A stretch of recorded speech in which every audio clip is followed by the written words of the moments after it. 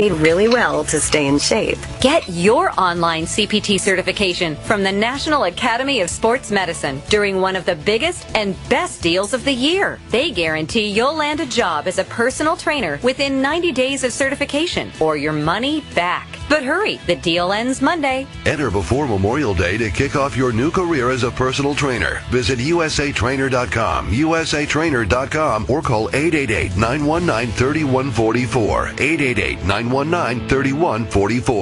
This is an urgent message for all individuals with extremely large credit card debt. No matter how much you owe on your credit cards, the company that has settled more debt than anyone in the U.S. could settle your debt too. While you make one low monthly program payment, you have the opportunity to hear how low your monthly program payment could be for free. This free information is available now simply by calling Freedom Debt Relief at 1-800-509-2877. I repeat, if you have extremely large credit card debt, you now have the ability to reduce your total debt and get one simple low monthly program payment. This could allow you to resolve your debt faster than you ever thought possible. But you should act quickly. Call Freedom Debt Relief now to learn how much you could save. 1-800-509-2877. Again, this life-changing information is available for free. To find out how much you may be able to save, call today. 1-800-509-2877. That's 1-800-509-2877. 1-800-509-2877. Hi, I'm Steve Nash.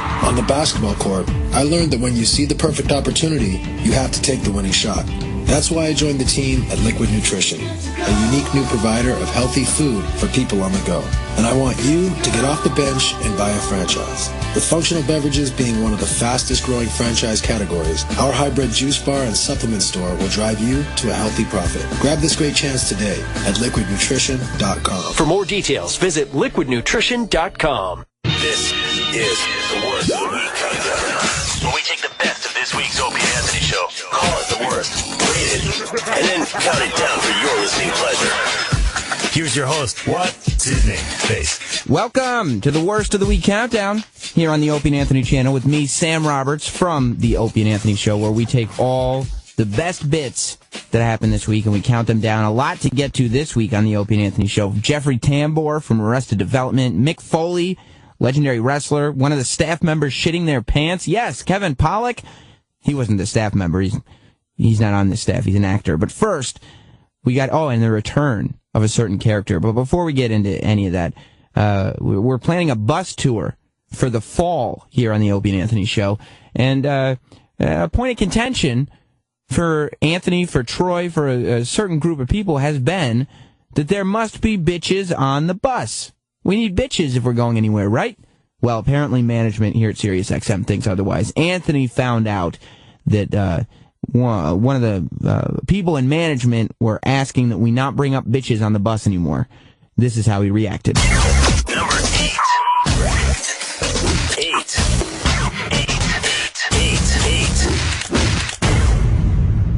Number 8. A little controversy. Is there? During the little break, huh? Well, I'm talking a little bit about the bus trip. The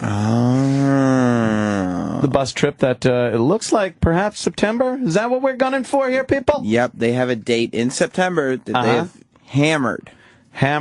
Saying this is the date. Our solid date. Of course, the Opie and Anthony program and all of its cronies, flunkies, and henchmen will be hopping on 2 luxury buses headed south for the destination of Austin, Texas. Mm-hmm.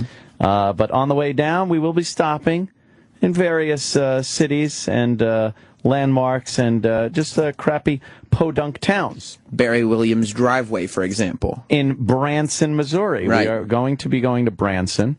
And we will be stopping along the way just every so often to do a show, to fucking hang out, meet some people, things like that. Kenny? Oh, no. Kenny? Anthony, please. Oh, there you Anthony, please don't put the cart before the horse. Whoa. What happened? I don't know. Let's see what happens now with this bus trip. Why? What do you mean? We can't put the cart before the horse. Is that what you're being told? Yes. What does that mean? It means I can have this trip done in a week, but you can't put the cart before the horse. Controversy. I hear you. I know. It's always There's a lot of controversy when we try to do something here at SiriusXM Satellite Radio. And Kenny is one of the best road managers ever. He dealt with the Andrew Dice Clay. He knows the ups and downs, ins and outs of a topsy-turvy world of hardcore rock and roll touring. Yeah, didn't Dice do a bus tour? We did several bus tours. Several bus tours. Private jets, everything. Private jets, everything. Yeah. And so Kenny, throwing in his vast knowledge of this, logistics and whatnot, he's made some suggestions, and I gather the response has been, don't put the cart before the horse. Yes. All right, so E-Rock, get behind the cart. See? You almost went the whole day. I know, it was very close. What seems to be one of the issues here? Are they getting it I'm together? low man on the totem pole. Perhaps you should consult somebody. They're very territorial, aren't they? Yeah.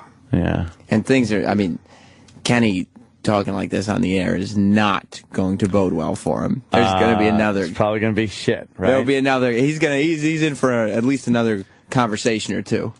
Oh no, I'm late. I'm waiting now. I'm laying back, and I'm just my assistance is offered when they're ready to offer it. Yeah. Accept it. They would accept you. Yeah. Yeah. Yeah. And well, they should. Like I said, a vast knowledge of being on the road with an actual touring celebrity, not More than one. Yeah, exactly. Let's not forget the infamous Jim Norton. Of course, bus tour, because that's all I can sell out is a bus. Oh, you're talking about the actual I perform bus. on them. 50 tickets to go on the bus. No, Jimmy. Fucking, I have a Captain America outfit with a Z on it for zilch. Captain Zilcho. Captain Zilch? With a hyphen. No Zilcho. Oh, no. Oh, Jimmy. Well, you're at the Stress Factor. Yeah, good. Good Get for down me. there.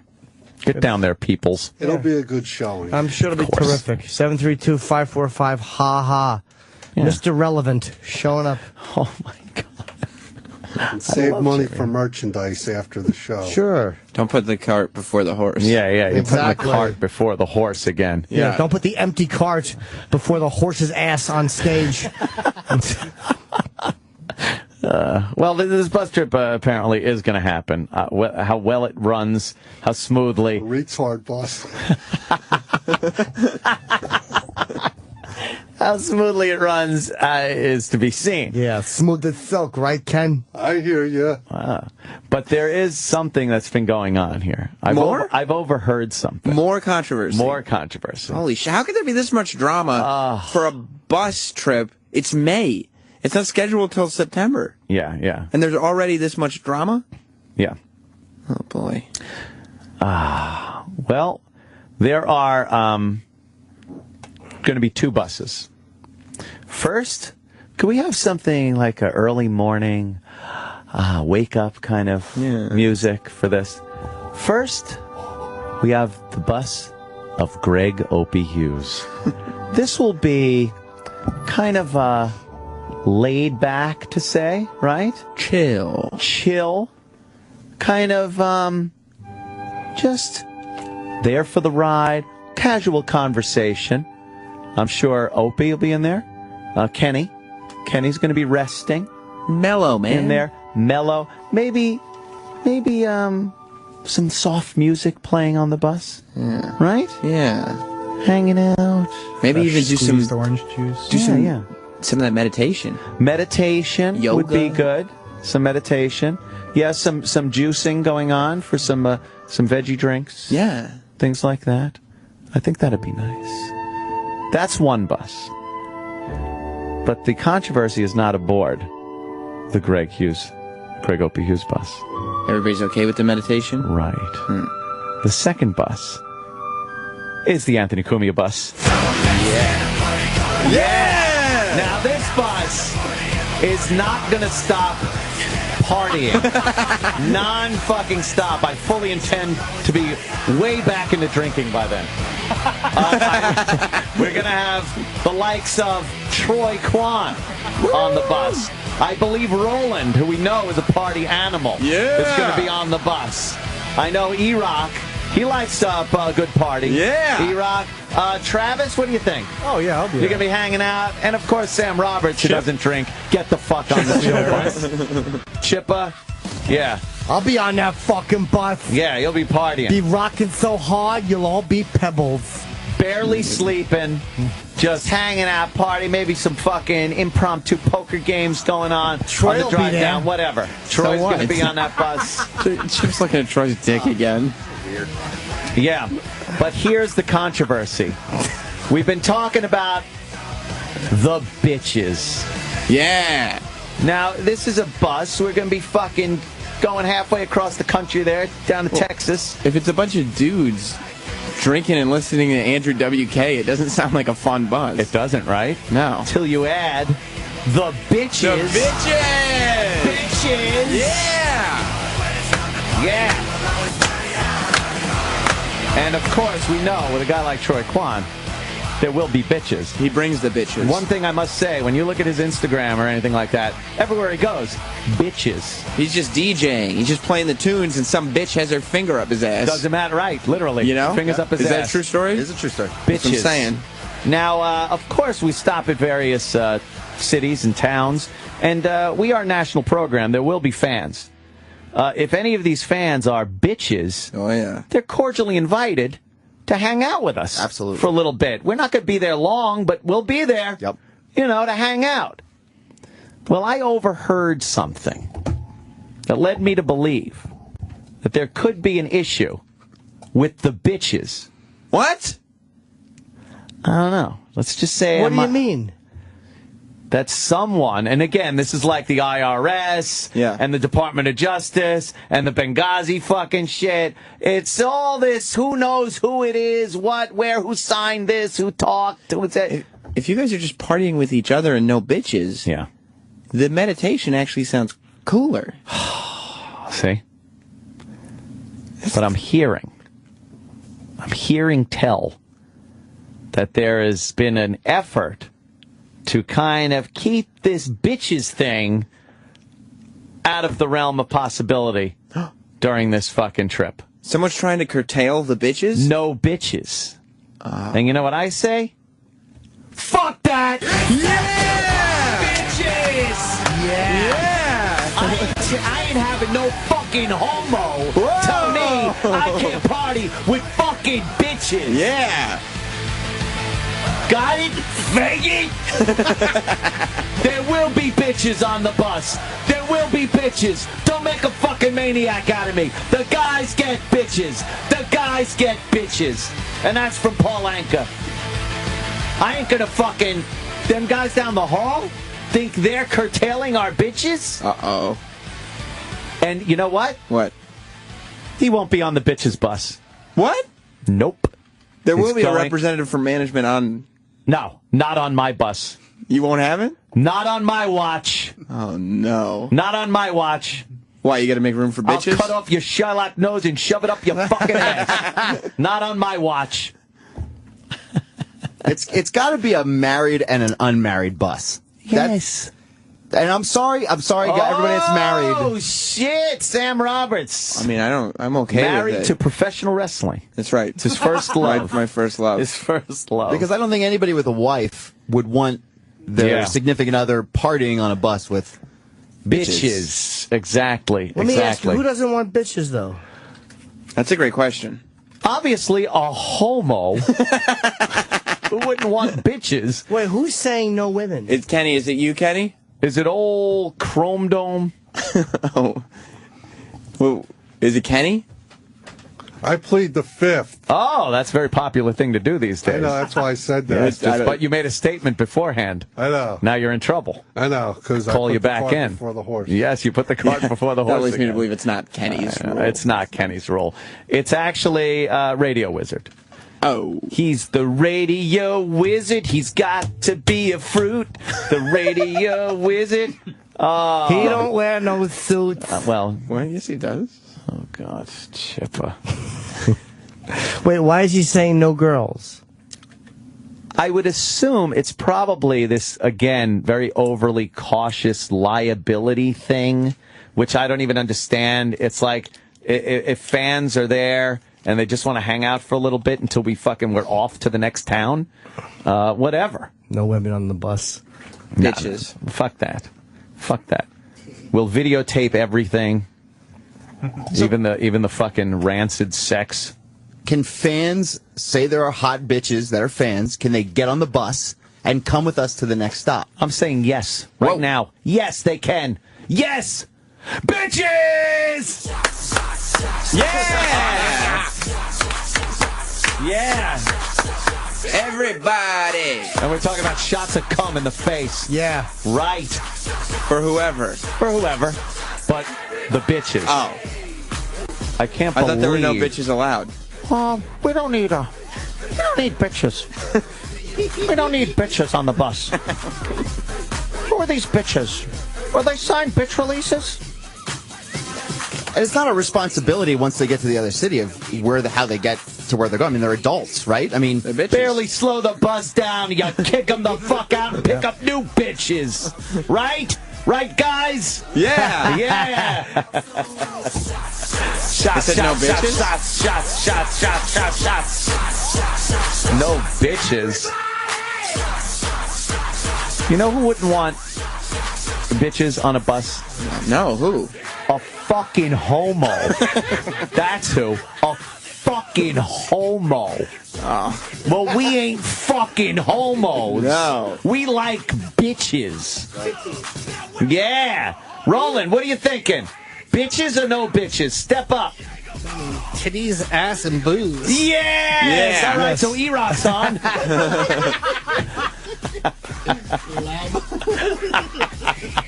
there's some controversy on which bus Roland will be. But see, if there's a married and unmarried bus, it's clear that he's on our bus. Right. Why? You would want to be like Mello? No, I'll bring booze. I get company send us booze and everything. He said, though, that he might prefer the quieter bus. But not. Yeah, you have. I'll go on the unmarried bus. I'll tell you one thing, also. booze, There ain't no snacks. fucking enjoying the party and then, I need to go crash out on the other bus. If you're fucking in for it, you're in for the long haul. But as it stands, only Troy and Roland can be on the bus with you guys. It's Troy, Roland, Ant, and Jim. That sounds like bitches! And the bitches! Yeah. Bitches! 4 guys and a bunch of things with cunts running up and down the aisle. That sounds fine to me. Exactly. I mean, why are you going to bring a married guy on the bus and ruin the fun for everybody? Absolutely. Me, Yep, Ant, and Roland can just watch Troy fuck all the hot girls. Jerk each other off on a cracker. I'd be in on that. We can watch all the girls. We can watch all the girls look over our shoulder as we're kissing their necks. What are you looking at? Nothing. And you know what? I'll lose out again. That's also checking for, wedding rings. Yeah. That's how you keep management off the bus. They're all married. Oh. Good call. That's a good little loophole. Married to the job, right? It's not to the bitches, I guess. If we had to get stuck with one person from management, though, who would it be? If you could choose. It's obvious. Yeah, it's Rob. I'd have to go with Rob, I don't definitely. think he's even going. Really? It's not so obvious then. Who would I want from management? Eric Logan? Yeah, that's a good choice right there. From Oprah's management? Yes. Who are the choices? Who's going? I mean, it would probably be Gary, possibly Steve. That might be it. Yeah. Maybe Ross. Ross has been at our other events. Yeah. He's probably the least stiff. Yeah. I think Gary would just curl up like a cat in the luggage rack and doze off. I can picture him just sleeping. Yeah, but it'd be great to get Gary on your bus and then make him party. He's not. It's just there's no party there. No. No? No. There would be this underlying I'm watching for any problems thing. We're I having don't a good need time, someone but- yeah, we're having some fun. We could have some fun, guys. We could let our hair down. Oh, well. But we could, have some fun. And then not that kind of fun. Something happens. Look, he glares out of the corner of his eye, just looking at you like. And you're like, oh, fuck. Oh, and listening to the bitches talk like fucking, who's that guy? He's creeping me out. God, he's looking at me. He's Whose fucking, dad's here? Yes. Yeah, right? Who's fucking this whole thing up? I've seen that guy in the movies. Isn't that Nosferatu or something? They'd get the vibe that he didn't want the bitches there in the first place. They pick up the vibe. He's cock blocking us just by being there. Yeah. So he's not invited, you guys are We saying? don't need that on our bus, right? Yeah. Be like hanging out with the fucking dog from Davy and Goliath. Yeah. Just poking his head in. What are you doing with the bitches? Yeah. Wait, so the one bus is Ant, Jim, Troy, and Roland. Yeah. And then the other bus is everyone else. Opie, Sam, Travis, Eric, Kenny, management, just everyone. Yes. Everyone. That's right. Yes. if what's they the don't want problem? to play the game, sorry. Yeah, and right. nobody fucking twisted your guys' arms to get married. Absolutely. Bunch of hot girls running around on our bus. Perhaps a couple of girls people aren't quite sure. Right. The price of admission on our bus? The ability to have fun. Right. And the ability to not fucking stop other people from having fun. So that gets you on the bus. If you can't do that, move it along. Get your Move it ass out the along. kitchen. Next bus down, my friend. Right. Right. There's a whole bunch of no fun going on down No there. fun over there. I think Lady Di should be on your bus. She likes to have Oh. fun. She's not married. Yeah, she's not married and she likes to have fun. And she's a bitch. Yeah. Fuck that. Yeah, just That throw is her in not the what back I of the. mean. We could charge admission to see her. See the we could put up a sign that says for 25 cents meet the talking slug lady. Not a slug lady. Yeah. Oh, of course you're not.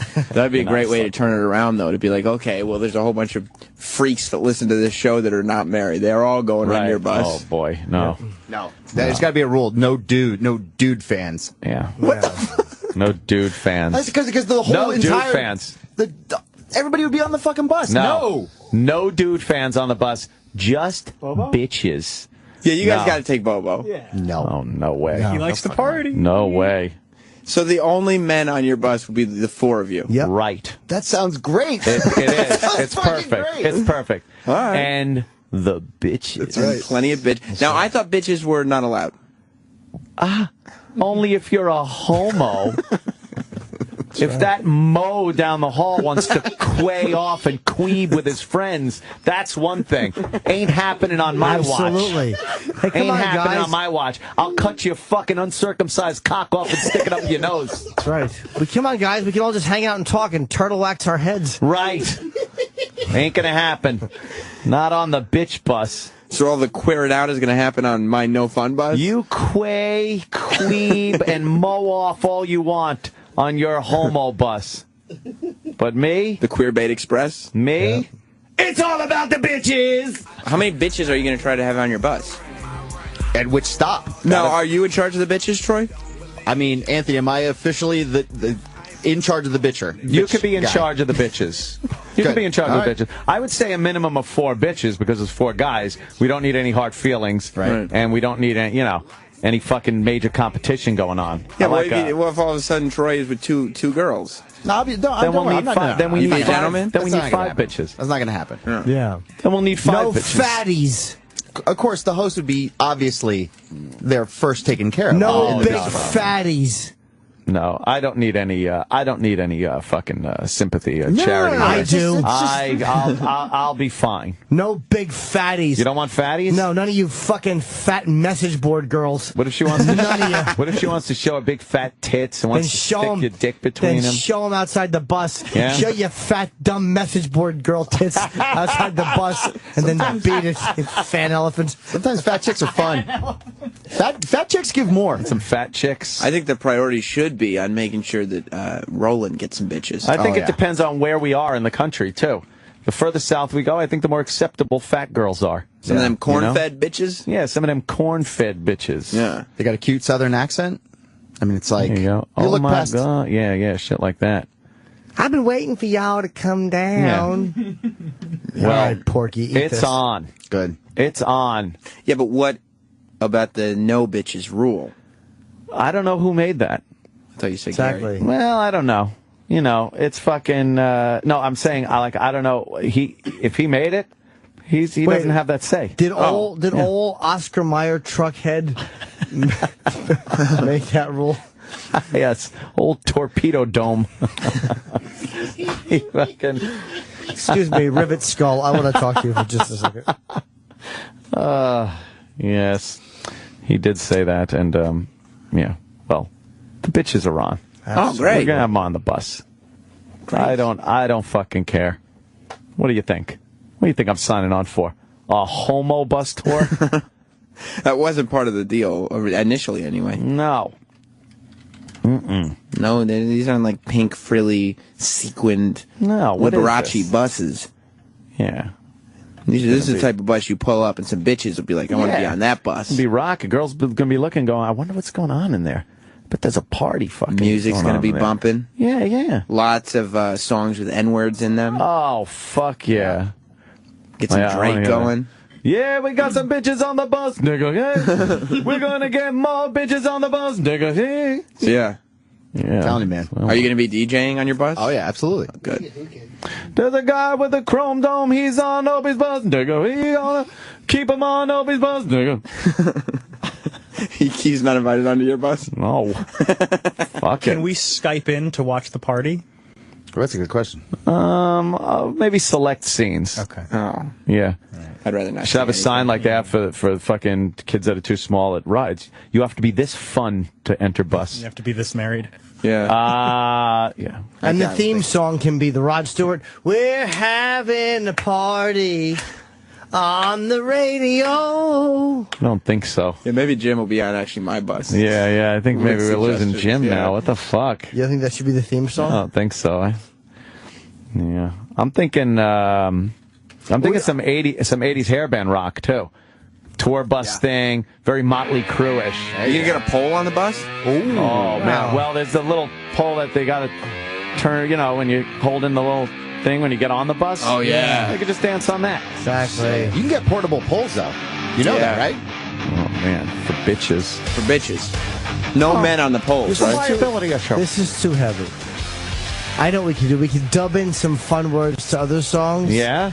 Like we could turn this. This is not appropriate. Oh, you don't? No. We could do something like we'll put in the word fun for cry. Or no, we could like laugh instead of cry. So like we play "It's My Party" and "I'll laugh if I want to." We just gonna. I don't know why you would. You don't think that's a good idea? We're trying to talk about Troy, the bus tour and Roland. Laugh Me a River? Oh, Jesus. It's gonna be a party song. Oh, excuse me. Yeah, you're ruining it. Exactly. Oh my God. Well, I'm glad you got to the bottom of that. so am I, because this is going to happen. It's our bus. It's our party bus. Wow. All the way. You think I'm going to fucking Austin, Texas with just a bunch of dudes? That's confirmed bitches then. The fuck is that about? Who would even think that? Fuck That single guys are going to go all the way to Austin on a bus. I never would have agreed to that shit unless there were bitches. Right. And then he wants to shut it down. No, none of these bitches. We can't have bitches. No, I don't. Why wouldn't he? What's the reason for no bitches? What would be the reason? What is the logical reason that he would come in and say, well, you've been talking about the bitches, but here's why we can't have bitches. I honestly know why. Because I can't fuck them. Yeah. And I don't want you to actually... Really? Well, he wants to break out. He's embarrassed. Oh. He has a brand new Herb Tarlick hairpiece. Oh. That he wants to show people. That'd be good. Looks like Herb Tarlick. I had nothing there. I love how scared everybody gets. They check their emails and phones every 2 seconds now. Everyone in here is going, oh, did I get a message from... Well, we're not there. bitches. We're not on this bus tour to play. I'm just super glad Yeah, we are. We're there to work. We play because the play makes the stories for the work. Yeah, but You we gotta can live find a other life. Story. We're out there to find America's story. America's story is called Bitches. That's right. Yes. I'm just psyched that he never told me no bitches. So I'm not. I mean, Never That's told true, me. You can have bitches. I'm not in trouble on this one. I will not be undermined for once by some homo telling me I can't fucking have bitches. Is that what you think it is? Yeah. Homo thing? Yeah. It's gotta be. It's gotta be, right? Why else would you not want to have bitches on a bus? Maybe you didn't want a distraction for you guys. Yeah, well, they'll be distracted by not having no bitches. Just fucking what? Big dick fest all the way down to Texas? Staring at our dicks in our hands? That's crazy. That's distracting. Don't need that. Can we hold each other's? Well, that's where we end up here today. Is bus trip happening in September. There will be bitches. Or not. Oh, there will be bitches. No, there will be bitches. To be TBD. Nope. Sorry. The worst of the week countdown. Countdown. Happy Memorial Day weekend here from the Opie and Anthony Show. It's the Worst of the Week Countdown, counting down the greatest moments on the show with me, from the show, Sam Roberts, professional broadcaster. Still a lot to come. Mick Foley, Jeffrey Tambor, Kevin Pollak, staff members shitting themselves, return of characters. First, you want to talk about characters, especially ones that people don't really like. In our last segment, we were just talking about the bus trip and the bitches. Bobo, you know Bobo by now. He called up the show wondering if he could join the bus trip. It really annoyed Jim, and it entertained the rest of us. It's Bobo asking to be on this bus trip, exhausting us all on the Worst of the Week Countdown.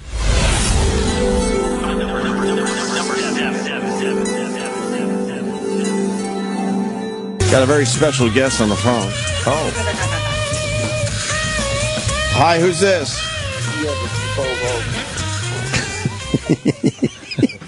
See, I did it for that reason. Yeah, I've been touching Kip. I did it for that reason. Jimmy's face is great. He backs away from the mic. He just shakes his head no and is like, no. That's the only reason I did it. It worked out perfectly. It's like Jimmy smelled a skunk. Yeah. Oh, my God. Jimmy basically said, no, I'm not doing it. I'm not doing this. Bobo, you got to stop tweeting. I blocked you again. Oh, boy. I don't care how many different accounts you make. I'm going to continue to block you. Your obsession is ridiculous. I know part of your brain's missing, but Jesus, stop it. Let's just watch this. Bobo, there, you're on the show. You've been talking about calling in. Go ahead. What do you got? Yeah, I've been campaigning to be a part of the bus trip, all right? I'm literally down for anything, to do just about anything to be part of that trip. But see, your whole thing is asking for things and begging to be on things. What do you do? What do you like? What, you call up, you say you're going to call, you're going to tell this story, you're going to do this, but then you just ask to be on the bus trip. What do you have? What are you calling in for? So I was calling in for it to say they'll do just about anything. Just about anything. Well, how about you name something? One thing that would be entertaining. All right, just about anything would be, how about you stop tweeting about us obsessively? Okay. See, this is the Bobo we get. Right. When Bobo calls up the after show, we get the energetic back and forth. He's laughing, he's singing songs, he's fucking doing. And here's the Bobo we get. Okay, I don't know. Well, I'll also be prank calling just about every one of my relatives at ridiculous hours at night. What? Why? Why would you do that to your family? The only ones that really give a fuck about you. For the show. Why would You do only that? know it's a prank call because they hang up on you. If they didn't hang up on you, you would just talk. Well, Bobo, great phone call. Appreciate it. Who loves you, baby? And I really will do anything to beat. I don't care. No one cares. This isn't. This isn't 2001, 2002. Oh, you'll no one cares. You'll even what? Eat Mr. Malunigan's dog shit. What? For what? So you do that, and then we have to deal with you for a week on a bus? Eat Mr. Malunigan's. Don't worry, I'll behave, all right? Mr. Malunigan's dog You'll eat Mr. Malunigan's dog shit? Yes, I will. Why would you do that? Just to be a part of that trip. Why do you want to be part of that trip? Be part of the trip so badly that you'd eat dog shit? Volunteer to eat dog shit. Kenny was telling me the other day that we're all going to be hating the bus trip 2 days in. Yeah. And we're all going to realize what a horrible idea it was. We're all going to be, Kenny, could you book a flight back from fucking this asshole of paradise here? Where are we at with the bus trip? No bitches. Yeah, I heard you guys talking about that. Yeah. We found out that Gary's trying to downplay the bitches. Gary said don't encourage them. He truly doesn't understand what we do, huh? No bitches. In his mind, what does he think is going to happen? I don't know. I don't know. Because he told Troy Kwan not to encourage us? Yes. As far as the bitches go? Mm-hmm. So in his dumb little mind, what does he think is going to happen? Well, Ant had some theories as to why he would have said that. Because he's a fucking homo. But why? but doesn't he understand that that just makes good radio? And, Of course. And the reality in the end is we're going to be pretty fucking sad and lonely on those on those buses in between fucking stops. Doesn't he understand that? Apparently not. Oh, what was that? Bobo, it was a terrific phone call today. Yeah. All right, I really want to be part of that. Good trip, appearance. It really What's sounded great, though- exciting when I heard about that bus trip. I want to be a part of it. Now that Lady Di is back, What the fuck? It drives me nuts, this shit. It's just fucking what I want. Fucking just listen to the radio show. What's wrong with you? Yeah, you should be proud of all the great bits you gave us over the years, and now I think you go back to just kind of being a listener. You're a pest. Stalker Patty went back to kind of just being a listener, but she had an amazing run. Good run. She had a great run, and we bring her back every once in a while, and we catch up with her.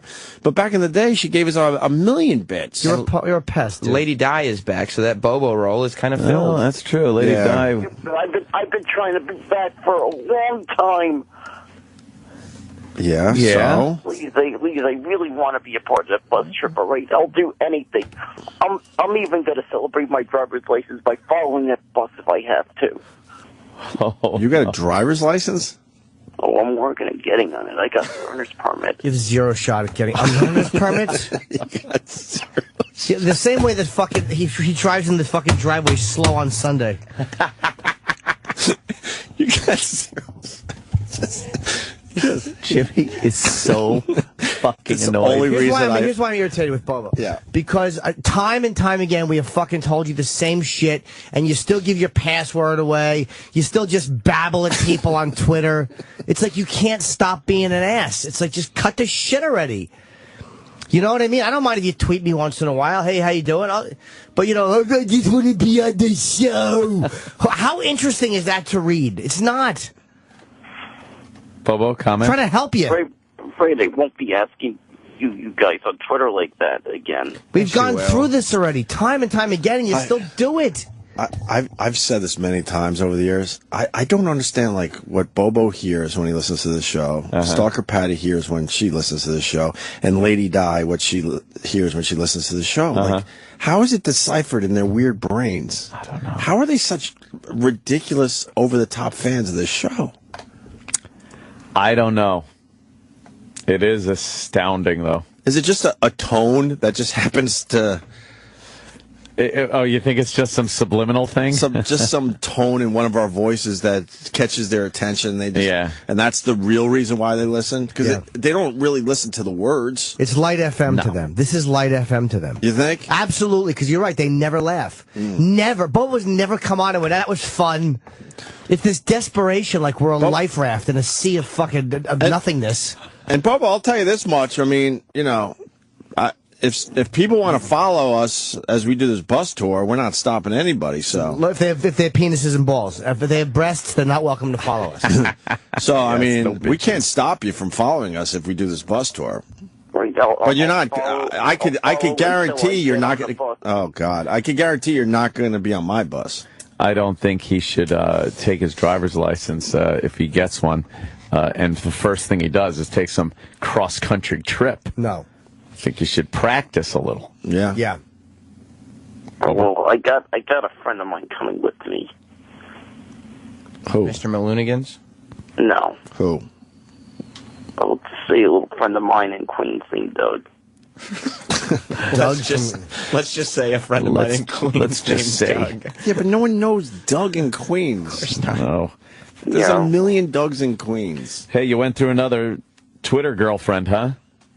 Just whatever, right? Right, I'm with that. Why are you incessantly hassling somebody else on Twitter? Hi, I love you. I'm just done. Bobo, I gotta ask you. You realize these girls don't like you at all, and they're just setting you up, and you fall for it every single fucking time, right? Yeah. That's Somewhere in your dumb little brain, do you understand that? Yeah, I do. That's why I'm done with that. Yeah, you're finally done with that. Done with it, huh? Cool. Yeah. All right. Thanks for the call. Right, but I'll do anything to be a part of the bus. We heard you the third time you said it. Repeat it again. I can get on at least. Yeah, no, yeah, exactly. You want to get on the bus? You'll do anything. She say that again because we didn't quite get it. Redundancy's good. At least for one stop to the other. At least. And then what happens? We could drop you off in the middle of nowhere? I got relatives that'll bail me out and get me back. I just want a piece of that bus. Well, it's up to Anthony. If he wants you on his bus, we can't say no. Anthony, throw it on me. Anthony. I already said he's not on my bus, so it's up to you. What was not married? And it was made clear there's a married and a not married bus. Oh, boy. Please, I'll behave all right. I won't be a burden, I promise. Oh, Jesus. Ugh. Unlike this phone call. Yeah, I really promise. I won't be a burden, all right? All right, take it easy, Bobo. Bobo. It was a great phone call. Good appearance. I guess you got your point across, I think. All right, we really consider it, Anthony, all right? Wait, consider what? Me now. Consider what? I don't even know. No, being a part of the bus. Oh, of course, that. Will you have him on the bus, Ant? What? The bus trip? Will you have Bobo on your bus? Well, things have to be looked at. Litigation is a problem. Yeah. Ex post facto. Yeah. Habeas corpus. Say no. You want to apologize to Jimmy? Because I think you kind of pissed him off today, Bobo. Oh, and I'm very sorry, Jimmy, all right? Right, really, guys.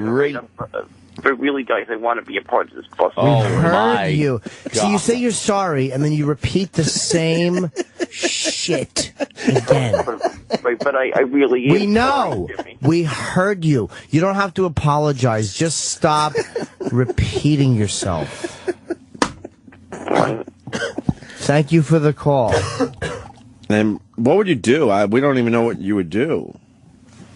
Well, for one thing, I'd probably be drinking. I'd probably be dancing on the bus. Drinking and dancing on the bus. On the bus. Yeah. And I'd be enjoying all the laughs. How does that help our trip? You're enjoying the laughs. And maybe yeah, we want people that are going to enhance the trip or help the trip. Maybe I'll even bring in a little character called Boston Bobo. We're not going to Boston. Oh my God! I'm sorry, Jimmy, in advance, but we have to ask. He's an alter ego. You have to. Oh, can we hear Boston Bobo?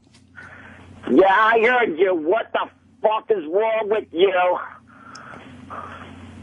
This guy just fucking wake me up.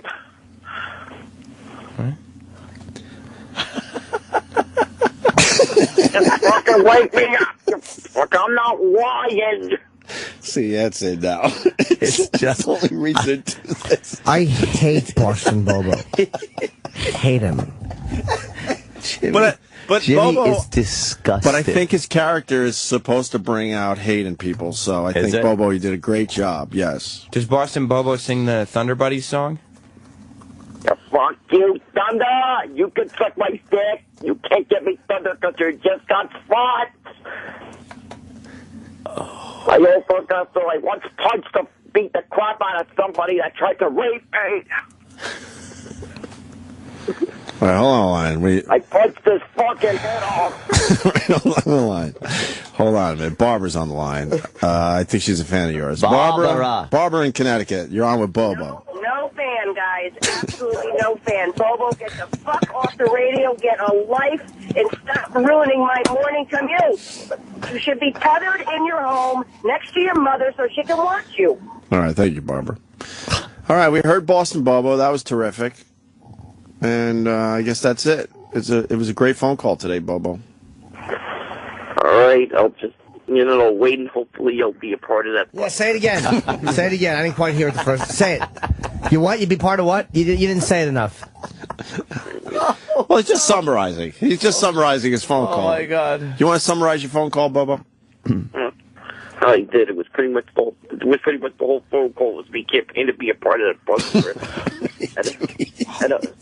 All right, and hopefully I'll be counting a day. I'm counting a days to it. Whenever it is. Will you shut up?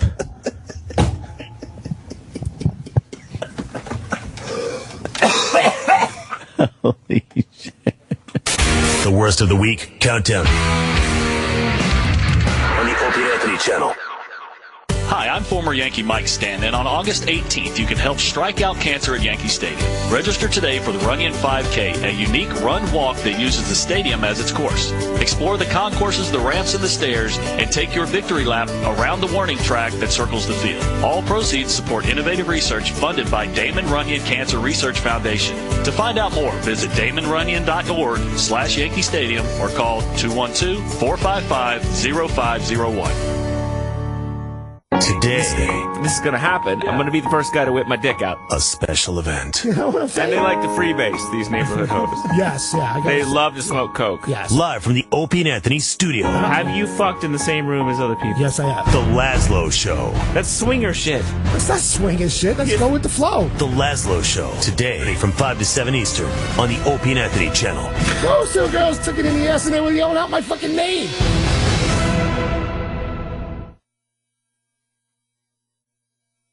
If you want to lose weight, please join our nationwide free bottle giveaway for a new weight loss breakthrough. We're conducting a free bottle giveaway, and we're looking for 50 participants from this listening area who want to lose weight. Garcinia HCA is a natural compound most known for its incredible fat-burning traits and touted by a prominent television doctor as the miracle weight loss solution, helping people drop pounds quickly. Simply take the Garcinia HCA drops and watch your waistline begin to shrink in just weeks. To participate in this free bottle giveaway, you'll need to lose at least 10 pounds and be 18 years of age. The first 50 eligible callers will receive a free bottle of this powerful weight loss breakthrough. Free product is limited, so call now to secure your spot and receive your supply of Garcinia HCA. Call 888-980-1519. That's 888-980-1519. 888-980-1519. Call now. 888-980-1519. These statements have not been evaluated by the FDA. This product is not intended to diagnose, treat, cure, or prevent any disease. Got a favorite photo you want to show off in your home or office? Now you can turn it into canvas wall art at canvasworld.com. Canvasworld.com will print your digital photographs on a handcrafted custom canvas any size you like. They combine the latest technology and environmentally friendly inks to produce canvas prints that are higher quality than ever available before. Brilliant in color and guaranteed for life. And they do it all at a fraction of the price you'll pay on other sites. Canvasworld.com makes it easy. Just upload your photo, choose a size, and you're done. They'll even digitally retouch your photo absolutely free. Place your order at canvasworld.com today and save 35% plus get free shipping when you enter promo code RADIO at checkout. Get big museum quality canvas prints plus big savings. Save 35% and get free shipping when you enter promo code RADIO at checkout. Order your canvas today at canvasworld.com. That's canvasworld.com. Now with the new Hopper from Dish, you can watch live TV on your laptop, tablet, or phone from anywhere. It's going to take more than that to impress these radio listeners. They've had radio anywhere forever. You can also access your DVR anywhere. Keep yapping. And Dish doesn't charge you more for it. Bingo! Only the Hopper lets you watch live and recorded TV anywhere without charging you more for it. Call Dish at 1-800-WATCH-TV today. Requires a broadband-connected Sling-enabled DVR. Monthly DVR and receiver fees and other restrictions apply. Call for details. Stopped out by a temporary market spike? Need more dynamic trading strategies? Think Nadex, a Chicago-based exchange, and gain exposure to Forex, stock indices, and commodities using innovative binary options. With Nadex binary options, your risk is always capped and your trade stays open, even if the market spikes against you. Learn more about how to benefit from binary options at nadex.com. That's NADEX.com. Futures, options, and swaps trading involves risk and may not be appropriate for all investors. I'm Pam McKissick, CEO of Williams & Williams. You know, selling your home can really be stressful. You're not sure when it will sell or even if you'll get an offer. Imagine having buyers compete to own your home. Auction creates that competition. With Auction, you'll know exactly what day your home will sell. So call us at 1-800-982-1385 or go to williamsauction.com/works and find out if Auction is right for you. The worst of the week countdown continues. Worst of the week countdown, counting down the worst, meaning best moments on the Opie and Anthony show this week. I'm Sam Roberts. I host this show because I'm on Opie and Anthony every day, and I host after Opie and Anthony Live. This Memorial Day weekend version of the show is great because Jeffrey Tambor is still coming up. Kevin Pollak is still coming up. Mick Foley is still coming up. Before we get to any of that, Opie and Anthony like to experiment with things on the air, like to push the boundaries of broadcasting, as it were. And this week they decided to push it by seeing how long they could maintain dead air on the radio show. Whatever gets them to 10 o'clock.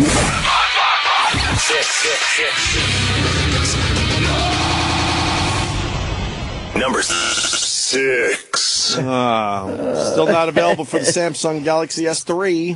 What? They're dumb.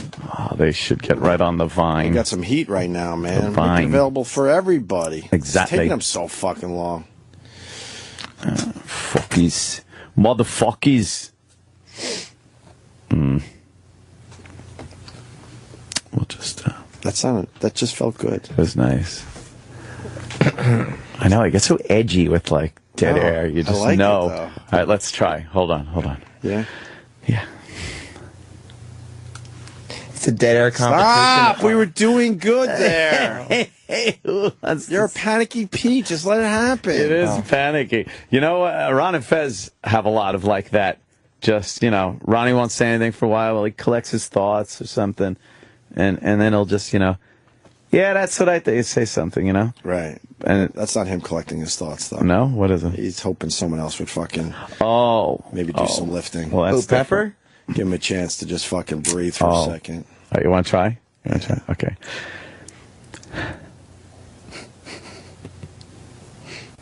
Wait, doesn't the channel shut off if it's quiet too long? Why are you laughing? It's weird.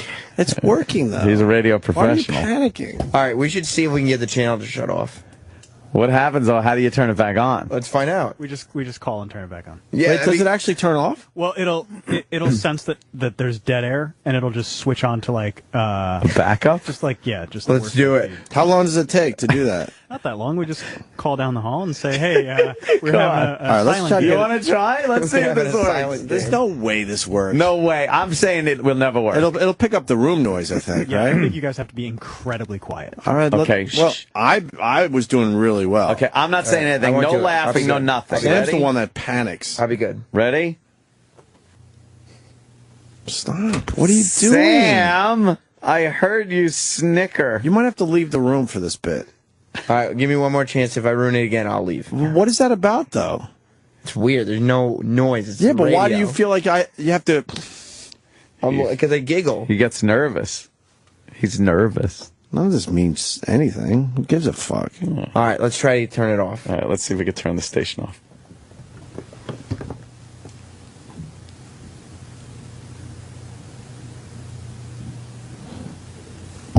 I still hear you, you idiot. He's snickering. I didn't make a sound that And time. you're crying. Why? Because I couldn't make a sound. I was He's laughing. crying. What's wrong with you? Because it's fucking funny. We don't get doesn't ratings like- anymore. This doesn't matter. I don't think we'd ever do this on regular radio.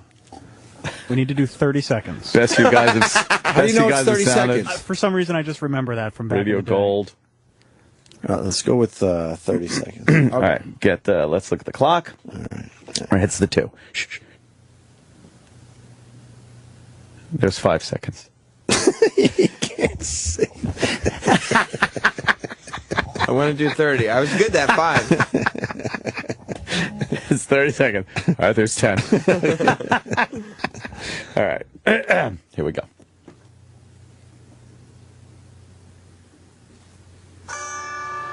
Oh. Sorry, I thought I could get a... That was you. I thought I could get around a Candy Crush. That's Candy Crush making that noise. Thought I could get a quick one in. You know what's really fucked up? What? I could hear the second hand on the clock No. when it's silent. Yes. Listen very closely and watch the second hand, and it goes... I'm not kidding. Watch. Okay, quiet. I do hear that. You hear it? Yeah. It's going... That's creepy. It's fucked up.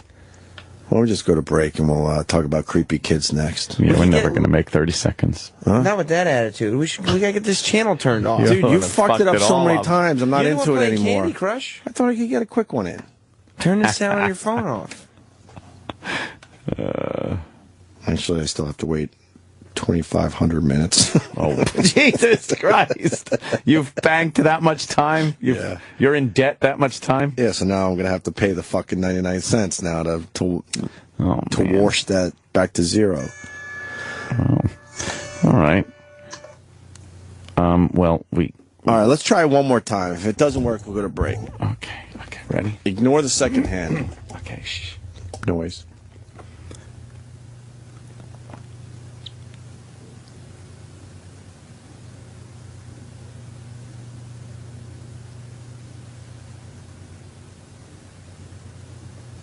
We're still here.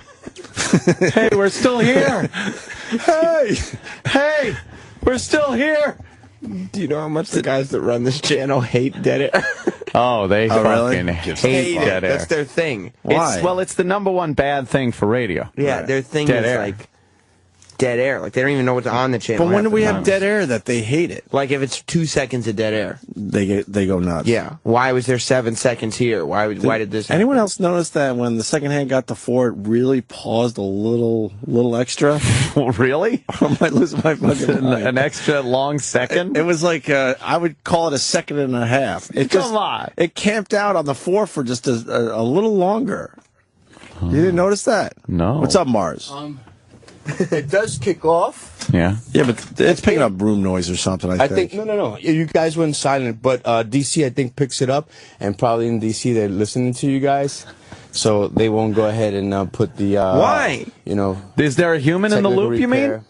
Yeah, down in DC. There's a person in the fucking... We got to take the human element out of the loop. Yeah, tell them we're a trying machine to like do War something. Games. You want me to call ECC and tell them not to? No, we it's don't not care. that important. We were just trying to. We're not gonna purposefully like call them and have it work. Right. Then we could just shut the fucking mics off. There, we did it. But I mean, we were hoping it would just automatically some machine. The worst of the week countdown on the Opie and Anthony channel. Unmasked. Extended, in-depth conversation with the greatest minds in comedy. Unmasked with Ron Bennington. This is Ron Bennington. Join us for the next Unmasked with filmmaker Zach Braff. From a waiter to having your own TV show. I mean, yeah, that's a pretty big switch. Yeah. Unmasked with Ron Bennington. Tomorrow at 10 a.m. Eastern, 7 Pacific. On the Opie and Anthony channel. Sirius XM. Adam and Eve is determined to help you spice things up in the bedroom, and they're backing up that promise. So check this out. Go to adamandeve.com, and you'll get 50% off almost any item when you enter offer code DOLL at checkout. Okay, that's a good deal in itself. But if you do it now, you'll also get a free Big O kit. Who doesn't love the Big O? Adam and Eve's Big O kit includes their exclusive Climax gel and a mini vibe. You'll also get your entire order sent to you for free. So hurry. Take advantage of this deal while it lasts. You can choose a new adult toy, a naughty movie, or almost anything else for 50% off. Then you'll also get free shipping, plus the Big O kit, including the Climax gel and mini vibe. Just use offer code DOLL at checkout. That's DOLL, DOLL, at adamandeve.com. Have you been thinking about buying or starting a business? Sport Clips Haircuts may be your answer. How strong a franchise is Sport Clips? We've been an Entrepreneur Magazine Top 500 franchise for 13 consecutive years with over 800 stores nationwide. What makes Sport Clips so successful? We've identified a huge market with an unmet need.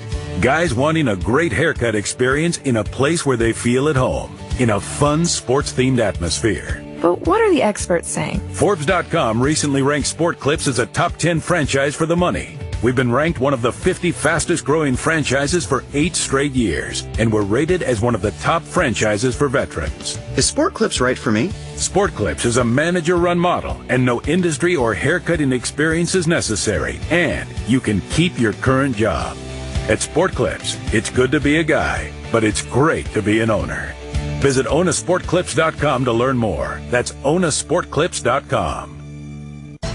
You'll remember this Memorial Day weekend for the rest of your life by launching your exciting new career as a certified personal trainer with the National Academy of Sports Medicine. Friday through Memorial Day, the National Academy of Sports Medicine is offering incredible deals on their online certified personal trainer course that you won't believe. I set my own schedule, I meet great people, I make a lot of money. I love working out, so being a trainer is kind of like getting paid really well to stay in shape. Get your online CPT certification from the National Academy of Sports Medicine during one of the biggest and best deals of the year. They guarantee you'll land a job as a personal trainer within 90 days of certification or your money back. But hurry, the deal ends Monday. Enter before Memorial Day to kick off your new career as a personal trainer. Visit usatrainer.com, usatrainer.com, or call 888-919-3144, 888-919-3144.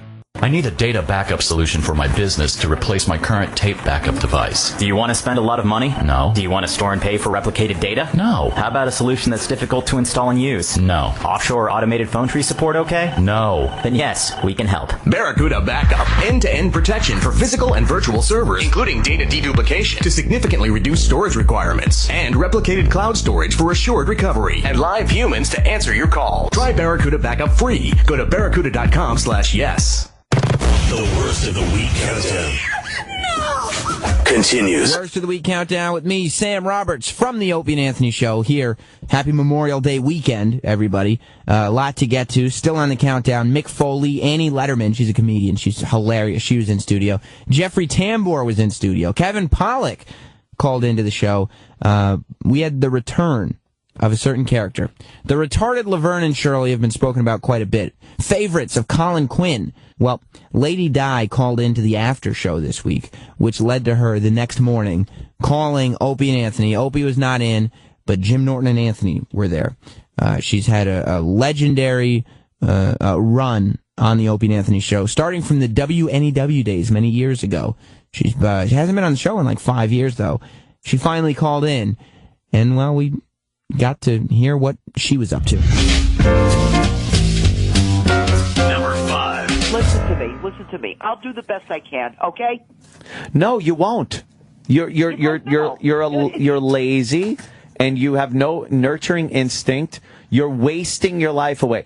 Every day that goes by, don't you go like, well, there's another day gone where I did nothing but watch TV and drink beer.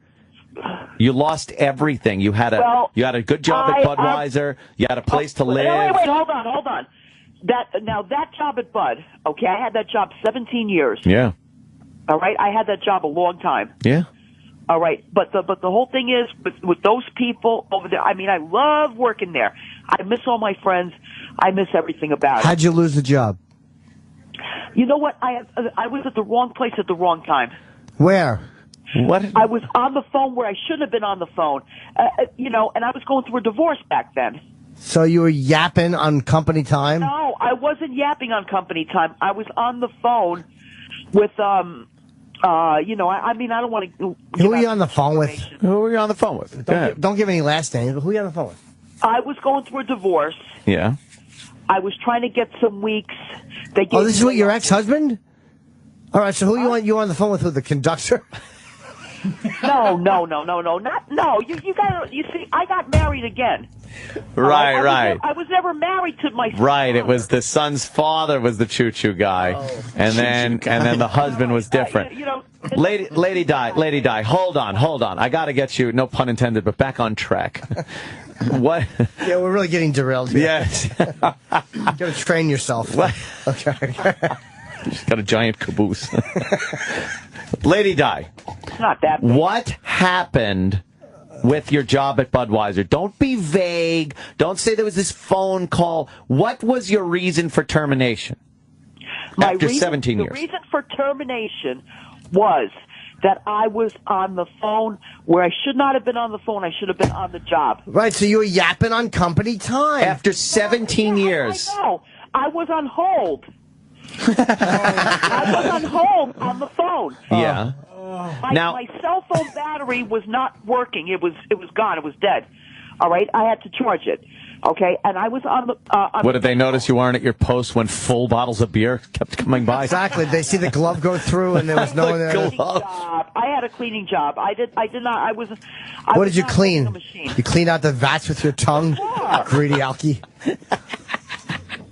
Lady Di, you're still not saying what you got fired for. You're there 17 years, and they... Wait.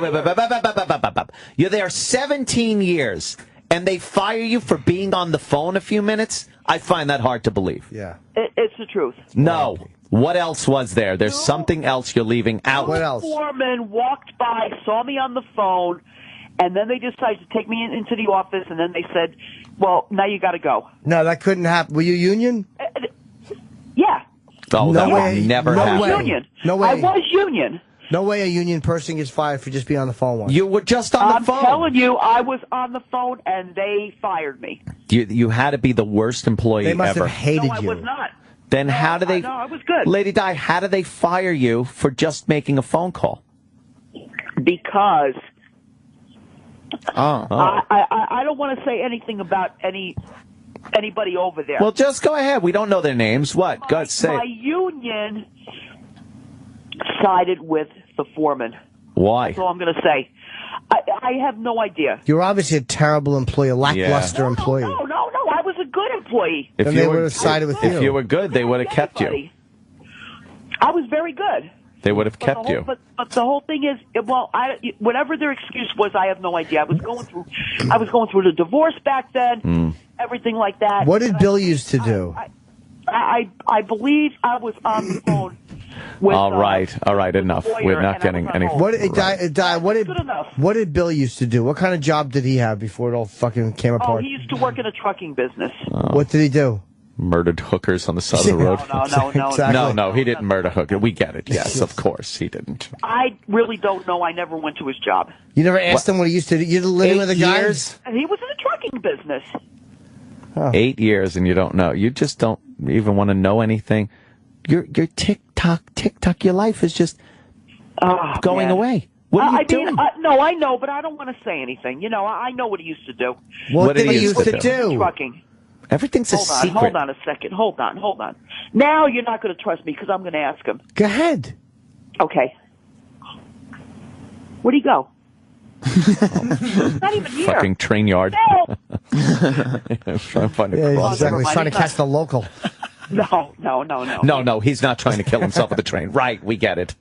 Holy Exactly. He's got his head up on upstairs in the Lionel trains. He's hoping to die like fucking Sharippa in The Sopranos. You know what? Yeah, what? Little comet. I helped him. Where'd he go? Okay. There's- I helped him find this place. Oh, yeah? I looked in the paper.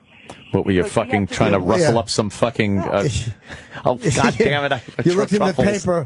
What were you, pulling the blanket over yourself and just read it? See, because you lived outside. I was doing the trucking business.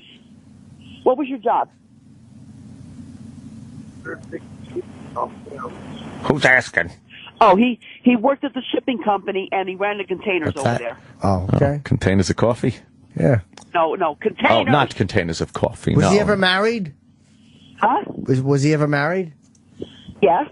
And is he divorced? Yeah. So what does he do to supplement his sexual frustration? You want to ask him? Yes. All right, hold on. Jim Norton wants to talk to you. Hold on. Yeah, what's up, Jim? Hi, Bill. You're on the air, just so you know. How are you, buddy? What's up? Well, we're just trying to get to the bottom because we want to see Lady Di do okay. Now, why is she not looking for work? We're trying to get her back on her feet here. Oh, yeah, she's all right. She ain't got no worry about. No, obviously you're taking, it's an excellent situation there, but I mean, is she looking for work?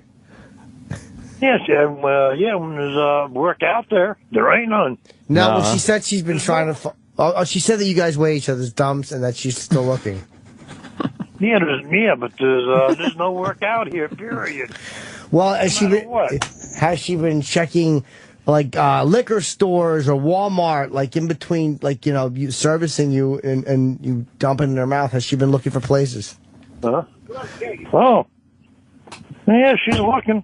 No, but I mean, is she? You don't mind taking care of her? Like, I mean, she's a nice woman, obviously a slob, but you don't mind taking care of her? No, I don't mind taking care of her.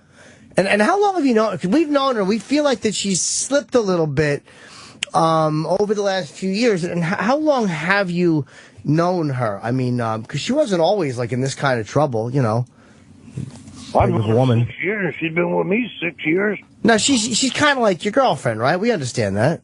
Yeah, something like that. Yeah, You're it's nothing wrong with that. I mean, we you know, you got to stick it somewhere. I mean, why not? right. No, not that way. No. I know what you're saying, but I mean, there was always the rumor that she was a 3-holer. We didn't know if that was true or not. She's doing all right. Why? Now, does she? Let me ask you, Bill. We're a little concerned about her drinking, not just your seeds, but does she drink more than she should? Oh, you can answer that question yourself. See, that's what we're concerned with. Like, you know, we don't mind the fact that, okay, she's going to lounge around and watch the monkeys and take unprotected, you know, load after load from you, but is she going to do anything to better herself? Oh, you have to ask her that.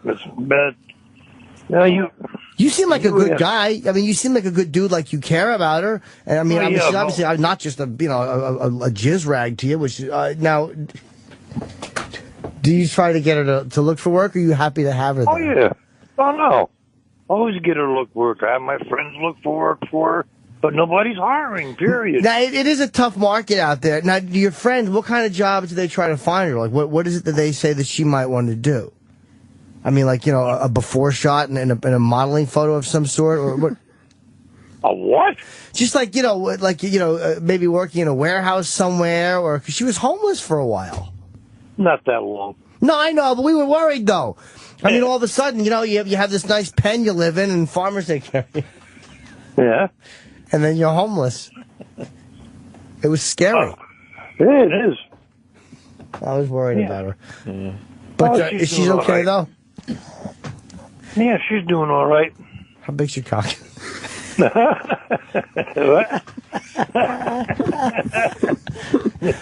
How big's your cock? Hey, Bob. What are the Bill? What are the sleeping arrangements there? Yeah. What's that? What are the sleeping arrangements there at the apartment? Yeah, big cock. Oh, it's nice. You got a big bedroom, living room, everything. And you guys share the bedroom. You share of the course. bed, right? Yeah, in the bedroom. Yeah. Oh, so you sleep in the same bed? Yeah. Like, you know. Yeah. Do you cuddle? Yeah. No. No. Oh, okay. Have you ever pulled it out soiled? She goes to sleep right away. Does she just kind of collapses and passes out with her shoes It's on? called passing Yeah, out. exactly. Does she ever fall asleep like wearing Umbro shorts and her fucking shoes or work boots? Chanting? Work boots, what? Now, do you wake up first or does she wake up? Yeah. I wake up first and I go to bed first. Oh, you do? All right, so what do you do when you get up? The first thing you do is you kind of walk outside, collect yourself, maybe throw down some hay for her. And what does she do? Get up a couple hours later?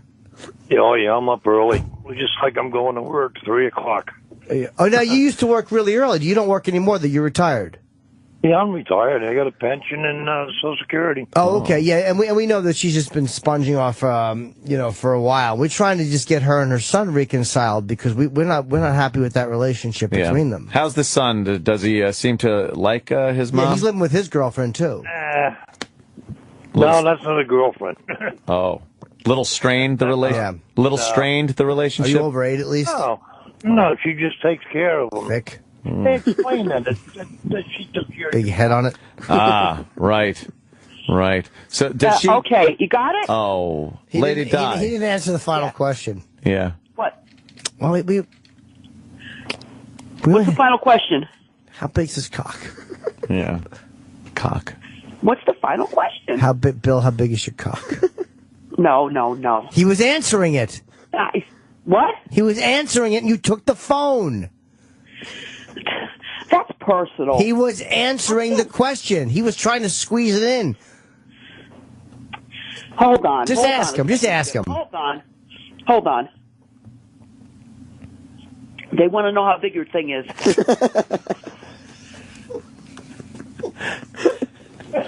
They want to know. Yeah. You want to tell him or not? No. All right. He said no. So that's it. Damn.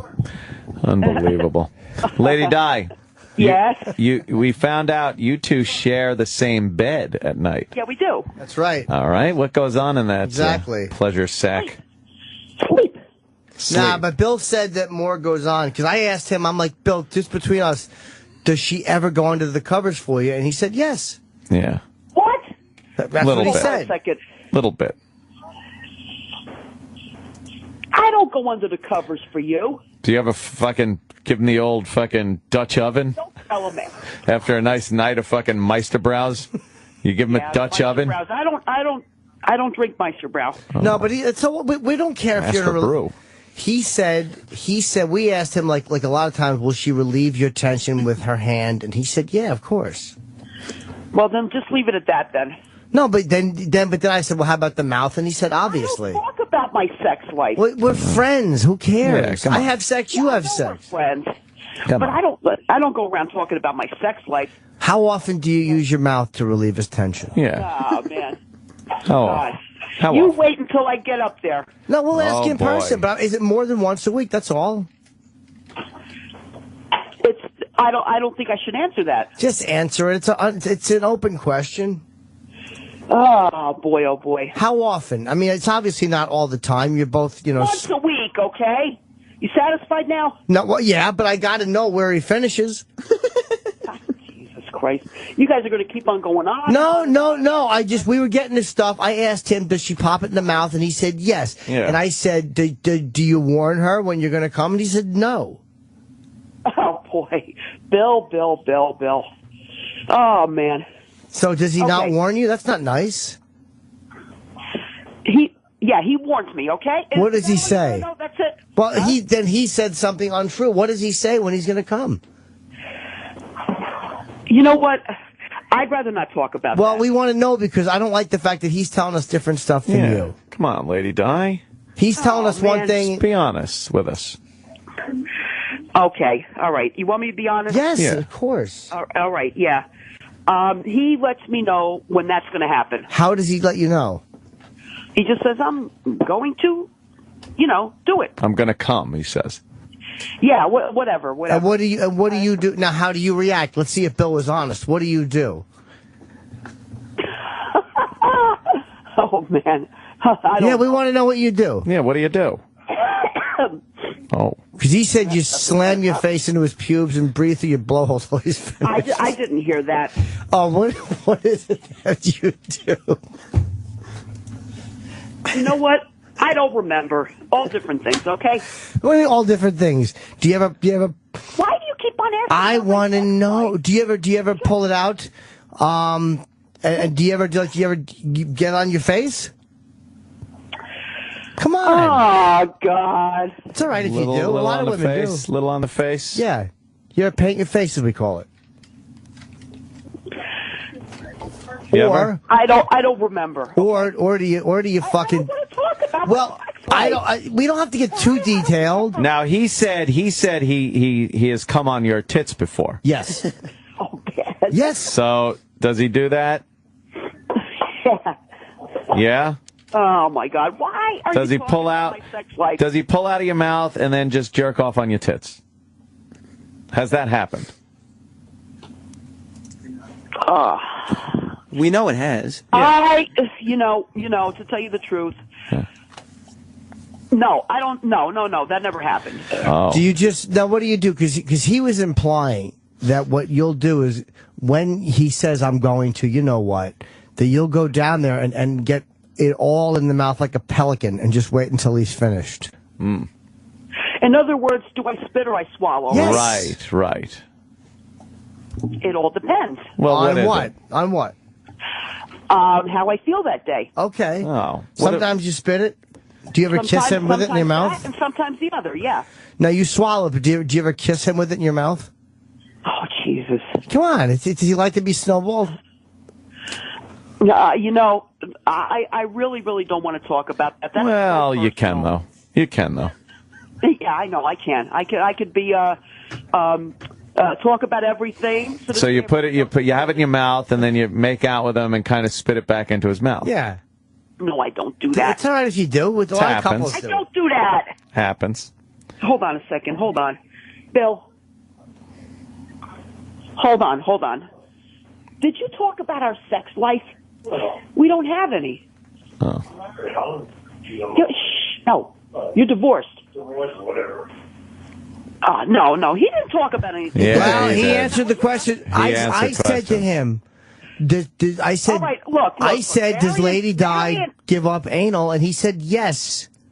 What? That's what he said. He said your asshole grabs it like an O-ring. Hold on a second. Yeah. You said we have anal sex?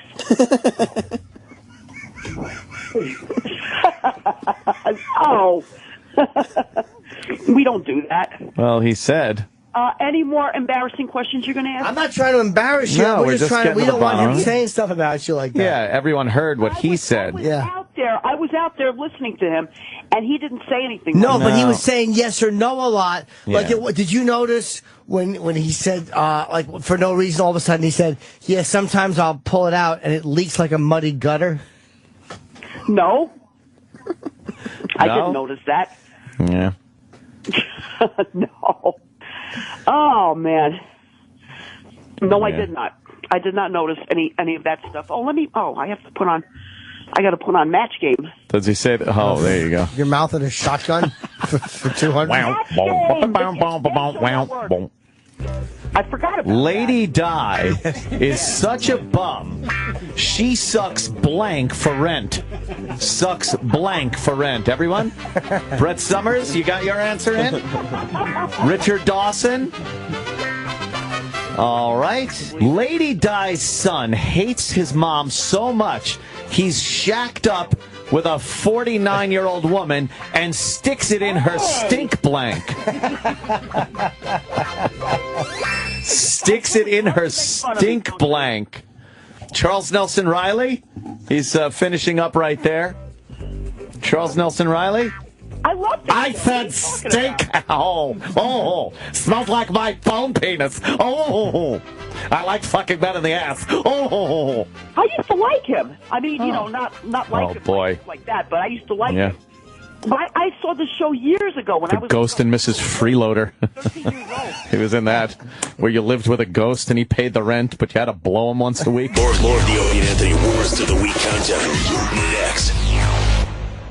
This Memorial Day weekend, SiriusXM has all your motorsports needs covered. Sunday, Formula One Racing's premier event, the Monaco Grand Prix. Sebastian Vettel, who comes on the final turn. 8 a.m. Eastern on Sirius 92, XM 208, Sports Zone on the SiriusXM app. Then it's the Indy 500 from Indianapolis Motor Speedway. Pre-race coverage with Jack Arute begins at 9 a.m. Eastern on SiriusXM 211. And the Coca-Cola 600 at 6 p.m. Eastern on SiriusXM NASCAR Radio Channel 90. On Memorial Day weekend, the biggest races in motorsports are on SiriusXM. I got a blowjob last night. What do you think of that? This shit is ridiculous. I'd like to say that. Unforgettable moments from friends we've lost. Whole lot of fucking going on here. I'm just here for the show.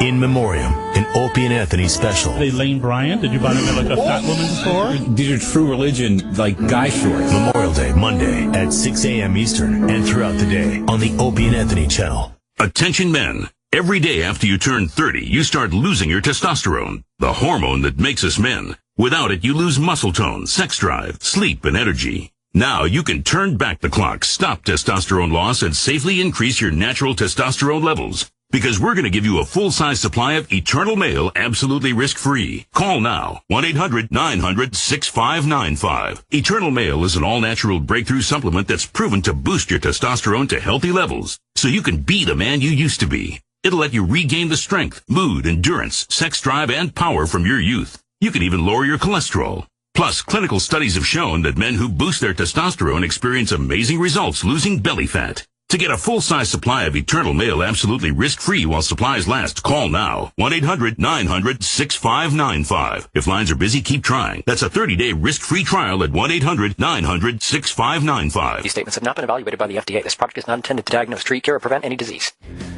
You know what? Your razor. Does it really need all that stuff? Does it need the vibrating handle? The back scratcher? The 10 blades? I submit to you. No! Notice the price you're paying for those razor blades. Very expensive. Even in pesos or yen or Deutschmarks in the old days or the euro. Hey, you're doing this every month for the rest of your born days, and Dollar Shave Club says that that's your Dollar Shave Club moment. Right there. Live it. All this time, you've been spending a lot of money. Now you just joined the Opie and Anthony listeners who've discovered DollarShaveClub.com. Here's what the buzz is about. It's like found money.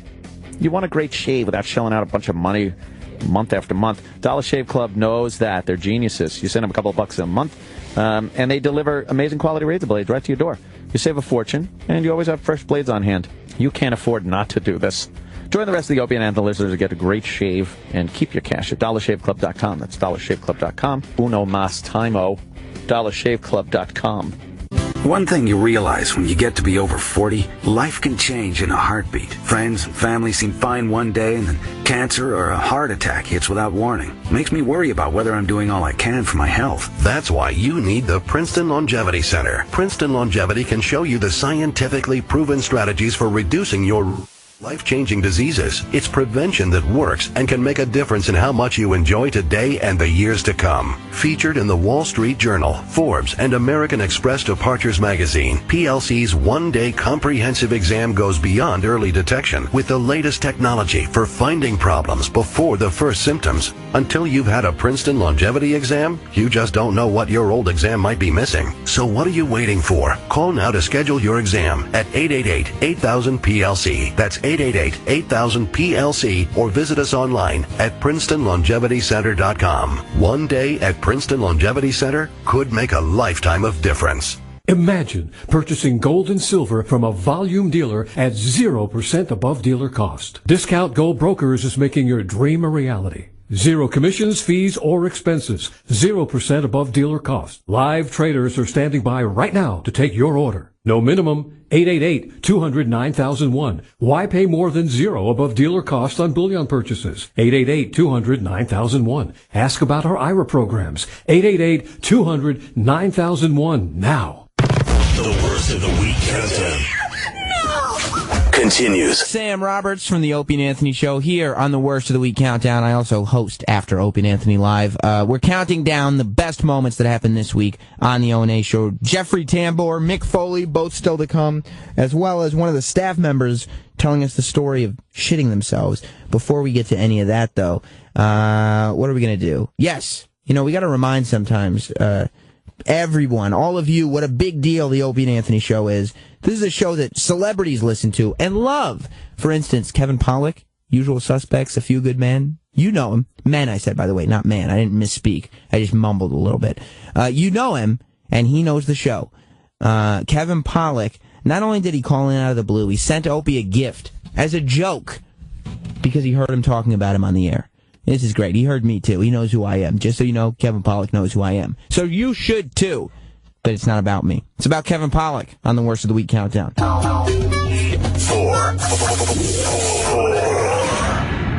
Well, I have to present a box. Oh, what's her name?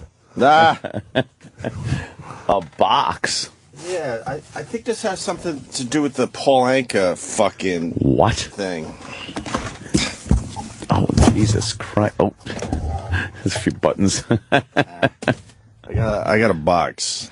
A box? Another gift. Another gift? Another gift. All right. I didn't actually, I only opened up like the card, and then I said I got to save it for the radio. That's a pretty large box. Remember the Paul Anka thing? Of course. Paul Anka, because he was on our show, he sent me a decanter, a crystal decanter in crystal glasses. Yes. And the note just says, "Can't believe Sam thought it was me. Enjoy your gift." Can't believe Sam thought you want to guess? Enjoy your gift. Oh wait, you weren't here that day, so you're not gonna be able to guess. No, I wasn't here that day. Wait, were you here for the opening of the Paul Anka gift though? That I wasn't here for either. Then you should be able to guess. Wow, it's a big square box. It's about... It's a huge Tiffany box. That's a big Tiffany box. So it's going to be more nonsense. It's, I got a lot of wedding gifts, man. Because I'm fucking wrapping all this shit. What is that, about 14 inches cubed? It could 12, fit. It's a box that could fit E-Rock's head easily. Oh, wow. Yeah. Right? That is a big box. Do you want to guess? A blue Tiffany box. Well, the note gives it away. Can't believe Sam thought it was me. Enjoy your gift. That's from the day I opened up the Paul Anka thing.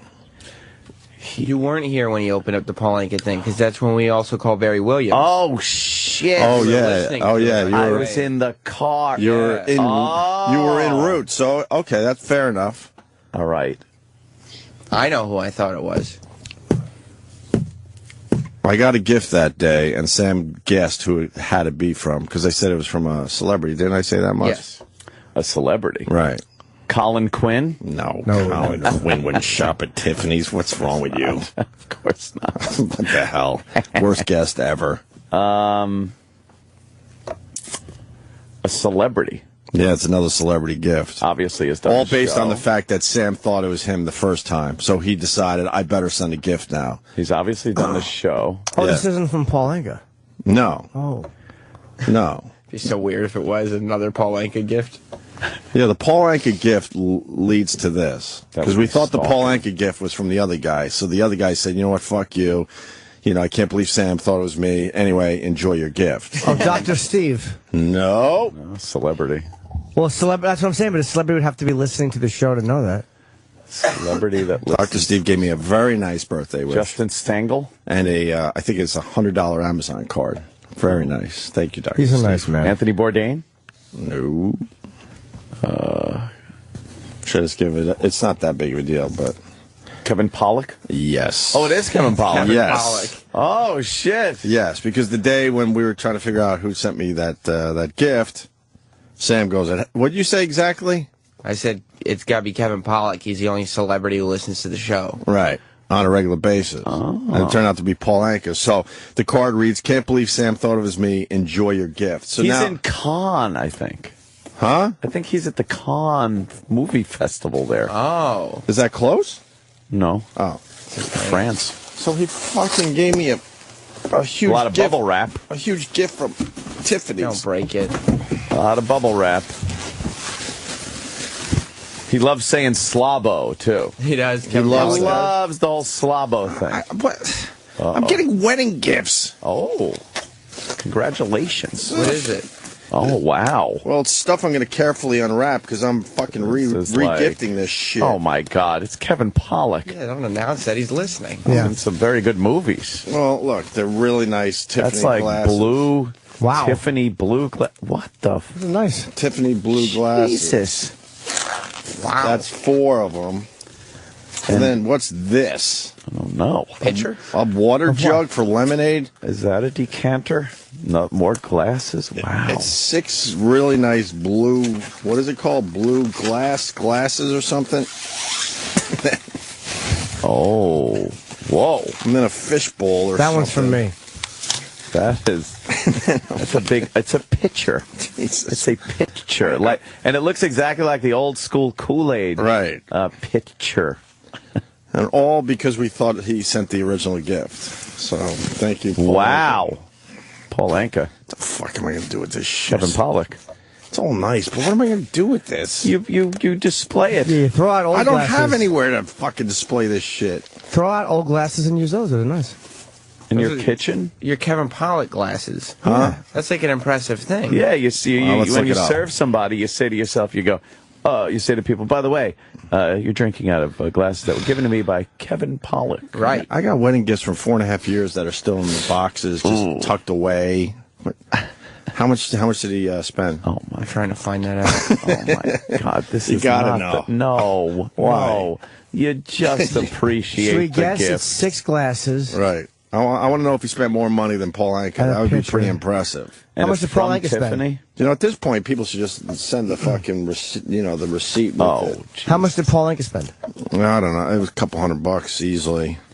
So I either 250 or like 600. If those depending. are from Tiffany, really from Tiffany. They are from Tiffany. Look at the I huge know. fucking Tiffany Yeah. box. That doesn't matter. He could just be smart and put fucking average stuff in a Tiffany box. Oh, It's wrapped in Tiffany bubble wrap. Tiffany bubble wrap with Tiffany little tape on it. Right. Yeah, but he Little knows someone who Tiffany works tape. there. Oh boy. And then here's the receipt from Tiffany. Oh, wow. Of course, they left the price out, so we're going to have to look it up ourselves. Oh, what a pain in the ass. No shit. Make it easy. Refresh. It's called officially. Oh. I got the item number and everything. All right. Can you put the item number Now in? you can get it. Refresh set pitcher with 6 glasses.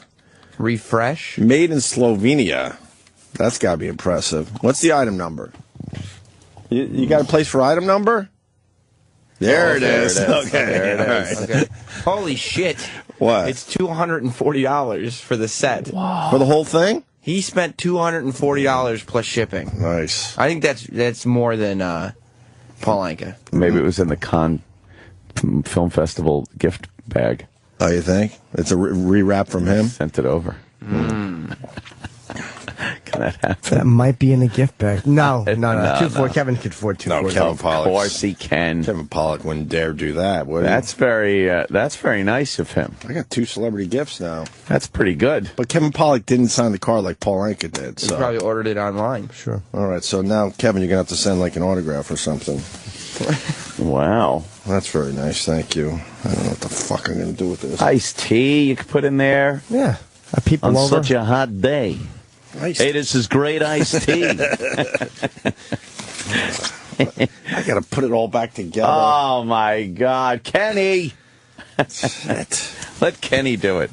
You could throw a party now and have like alcohol out of the Paul Anka glassware. Right, and then the soft drink. Right. The lemonade or iced tea. Throwing it back in No. No. Oh, thank God for bubble wrap. Bubble wrap. Oh, my goodness. Oh, my goodness.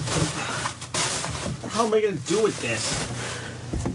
Entertain. You don't have... I like gifts I could use. But you can use that. How? Who fucking makes lemonade? It's, Ken, would you use this shit? Shit. He listens. Holy Christ. That'd be nice. You make some lemonade, and then you have all of your friends come over, and you still have 4 glasses left over. Well, thank you to Kevin Pollak. It's terrific. Well, now you just need something for milk around the back fudge is made. Right. You have for the lemonade. We got the lemonade. Now I just need the fudge maker. and the milk. Oh, boy. Great. That is a good gift there. That's very nice. Yeah, the decanter from Paul Anka cost $100. $100? I would have thought more. No, it was crystal. We looked it up. Oh, shit. It's $100. Now what? Really? There's a fucking... So I don't have to save price that. war. I'm just going to save the fucking note. I think probably Paul Anka probably spent all together just under $200. Mm-hmm. But Kevin Pollak is $240 before shipping and tax. Can we stop it right here? No more wedding gifts. These are like wedding gifts. Yeah. Yes. I don't know. What if these are old school wedding gifts? You know, nowadays we all just throw fucking money around, a little cash in an envelope. I don't know. This is old school wedding gifts I'm starting to get from people. Do you think I have no room in my house for this. A lot of thought went into this. I He appreciate sat that. there and was like, what could I get? A refresher set. Yeah, but he's annoyed. Look at his note. Can't believe Sam thought it was me. Enjoy your gift. Like he felt like he had to send something. Well, I feel when we like- realized it wasn't from him. What if maybe it's time for Stifler to send a gift now? Stifler? Yeah, he listens sometimes. Stifler.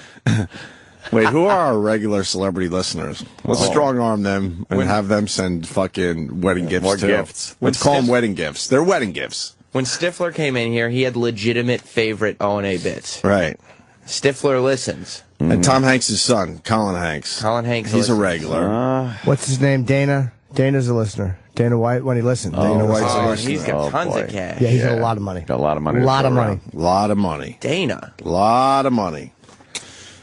Does Mick Foley listen on a regular basis? He's coming in today. He is, but he's not the most tech-savvy guy. But maybe Or he could generous. He's not generous. He's cheap. I know, but maybe he very could stop cheap. at a mall on the way. Just pick up a little something. Yeah, get me a platter or something. From a kiosk. Right, some dumb platter would be nice. Stop by one of these gift shop t-shirt stores on the way here.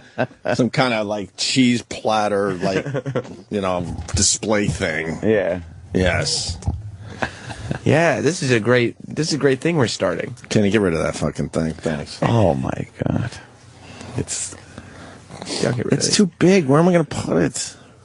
Is your dining room? Do you have anything? Dining like, room? Oh. What the fuck's wrong with you? I thought maybe that you had I'm like lucky a I have side. Do you got a sideboard in your dining room? I'm lucky I could push toys away and find a no. place to lay down and sleep at night. A dining room. Oh, my God. That What's is a wrong lot with of you? glass to have like out when you have kids around, too. Right.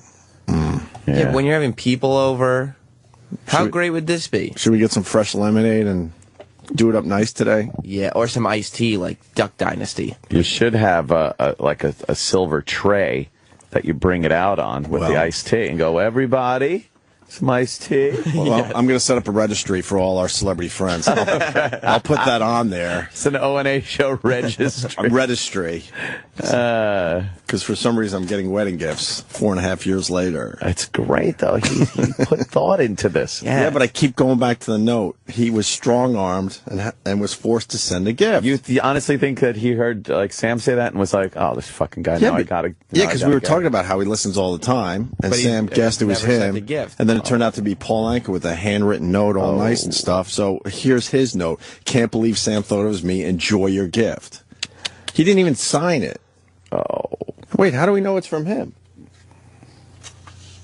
Oh, man. Well, that's who I thought it was. Oh my God! I just assumed there's no name on it at all. No, that's how annoyed he God. is. Whoa! So wait a minute. That's how annoyed he is. Oh, you're just guessing. You didn't imply that it was somebody else. But Sam only mentioned that one person. But nowhere on the gift does it say Kevin Pollak. Oh, I just think it's Kevin Pollak. Yeah. What if it is Dr. Steve? Nah, it's not Dr. Steve. Could be Dr. Steve. Yeah. Really? He's weird. But Sam, you said I did say Kevin Pollak. You might have said Dr. Steve in that moment, too. But I probably also said Dr. Steve. How did you say it? Did you go, "Oh, I bet it's from Kevin Pollak," or you went, "Oh, here's a gift from Kevin Pollak"? Opie said, "Who do you think it's from?" And he was giving hints. He said it's a celebrity, and I said, "I know, Kevin Pollak." And Opie goes, "Why would Kevin Pollak be sending something?" And I said, "He's the only celebrity that listens to the show." It's probably Kevin Pollak then. Return Department, Parsippany, New Jersey. But then there's that doesn't matter if you order it online. And then it says Astoria Boulevard, 3rd floor, East Elmhurst. Yeah, it's all online. Yeah, that's just the warehouse. But it doesn't say that it's from Kevin Pollak, now that I think about it. No fucking hint whatsoever. Maybe it's Penn Jillette. Penn Jillette? He listens to the show, right? I don't know if he does. I think his whole crew does. He's very busy. He is busy. Busy getting fucked out of Celebrity Apprentice. Exactly. Maybe. Uh-oh. Is this Kevin Pollak? Kevin Pollak calling. Hey, Kevin, how are you, buddy? Are you in France? I'm at the Cannes Film Festival, oui. Very cool. Oh, this is very cool indeed. Yeah, it is. What's going on? I saw pictures of you on the red carpet there. Did you now? Yes, I did. I follow your Twitter. Yeah, I'm here with the I'm here with the film starring Jerry Lewis. I play his estranged son, a little family dysfunctional drama. Yeah, I saw the picture of you and Jerry Lewis. Pretty cool. That is very cool. Definitely. Especially in France. Yeah. You know. Jerry Lewis. They do love him. They love him in France. He's royalty. Did you send the Tiffany gift? I don't know what you're talking about. Here we go. We're going to have to do this. I don't know what you're talking about. Well, there's no one. I got this wonderful gift, and I can't. Yes. We're assuming it's you because the card says, "Can't believe Sam thought it was me. Enjoy your gift." Right. So Sam mentioned me and something else? No, we got a gift from Paul Anka, but he didn't tell me who it was from. He said it was from a celebrity, and I predicted that maybe Kevin Pollak was the one who would send But you the gift. predicted it in a shitty way. Let's be honest. But it was You got more- the guy in the phone, so you should be honest. It was more shitty about this show than it You was were about hinting Kevin that he Pollak. might have been a little needy and that he sent a gift what or I- something. Jesus. I said Kevin Pollak is the only celebrity who listens to this show. Oh, That's what I wow. said. Okay. Fair enough. And that's sort of my answer to all this is how many fucking times do I have to say that I listen to this show? Not only did Sam suggest it was me, but put Opie on the spot, who thankfully said, "I love Kevin Pollak. I don't think this is from him, but no." He does listen. And then Opie, you went on to say, of course, now he has to send a gift because we've called him out on it. Oh, I didn't hear that All right, part. so- Okay. Well, that is backing him into a corner. Yeah. No, so I listened to it and I thought, well, this is a perfect opportunity to continue this, right? You Right. gotta send, and this, so then I'm thinking, well, now it has to be a classy Paul Anka kind of. Yeah. It was. I was thinking, I was sending that Entenmann things, and I fucked up the first time I was on or whatever, and then, then I thought I'll go the Paul Anka route. So I hope it worked and made you laugh. A, you made us laugh, and B, in the end, I absolutely appreciate it. I have to say dumb things on the radio, but in the end, I absolutely appreciate it. And you know the bottom that. line is, it's not a bad fucking gift. No, that's a great gift right there, Tiffany. You put your iced tea in there. You got 6 nice Tiffany with the blue and a Tiffany blue glasses. Great. I'll tell you. It's more for your wife ultimately, for the housewares, what have you. But in keeping with the joke, it just kind of seemed perfect. No, it's funny, and the card is so. I could tell you're just annoyed. Can't believe Sam thought it was me. Enjoy your gift. Yeah. Why didn't you fucking? I think I wrote "Enjoy your fucking gift," didn't I? Oh wow! Look at that. I guess Tiffany doesn't appreciate the blue language, so they left out the fucking part. Oh, they like the blue boxes. Yes. Yes. Is that it? Kevin, how did you mess up the Intamins, coffee cake? I went to 3 different stores before I came in that morning, and they didn't have the exact one that you wanted. And I said, "Fuck it, I can't go empty-handed." So I just grabbed one of them, and I believe the quote was, "Yeah, this isn't the one." This guy is in Cannes. He's in Cannes hanging out with Jerry Lewis, and he has to deal with our coffee cake demands. What a life! I gotta take a photo of the 47 200-foot yachts that I'm literally looking at right now. Wow, really? Because it is the perfect juxtapose to enjoy your fucking gift. Have you been there it's before? amazing. The Usual Suspects premiered here in '95, and that was ridiculous and spectacular. And it's a surreal sort of salesman hawking their wares when you boil it right down, but then it's set in this stunning, beautiful, ridiculous place in the south of France. So it's a Fellini movie. I mean, it's ridiculous. Right. It's absolutely ridiculous, every aspect of it. And what do you do when you're not doing the whole red carpet thing over there? Is there There's a lot of drinking. a lot of drinking? Okay, that's what I was getting at. It seems like it's a big party. One big party. No, I mean, it's a lot of parties and stuff with a lot of idiots who are very pleased with themselves, and everybody's in tuxedos thinking they're James Bond, and of course no one is. Of course. It is the bullshit capital for 2 weeks. It really is. There's nothing but horse shit going on. And you could smell it, right? Oh, God, does it reek. Yeah, they're not even hiding it over there. No. And it's a European smell, so it's that much greater. Oh, boy, yeah. Hey, were you close to that? What was it, a shooting? Or was that before you got there? Oh, it was right before I landed the Christoph Waltz press conference. Somebody shot off a fake gun, I think. Oh. Yeah. Yeah, he was just tackled, I guess. And then there was also a jewel heist over there. Well, there better be, because that's actual news. That'd be awesome. Yes. Yeah, there was an actual jewel heist. Well, but, there's, again, I'm going to send you this photo. There are 100-foot yachts that I'm looking at. Maybe only 50, but it's absurd. Amazing. That they're stacked up side by side. So there's got to be $500 million in jewelry in this small little town right now. Sure. Man. You know what if I were an international jewel thief, this is certainly where I would be. We all follow you, so take the picture. I'll just retweet it. Okay. You know? I'll do it right now. I'm serious. I'll do it right now. It really is absurd. That's why I would do it. Oh, that's funny. Disgusting display of wealth.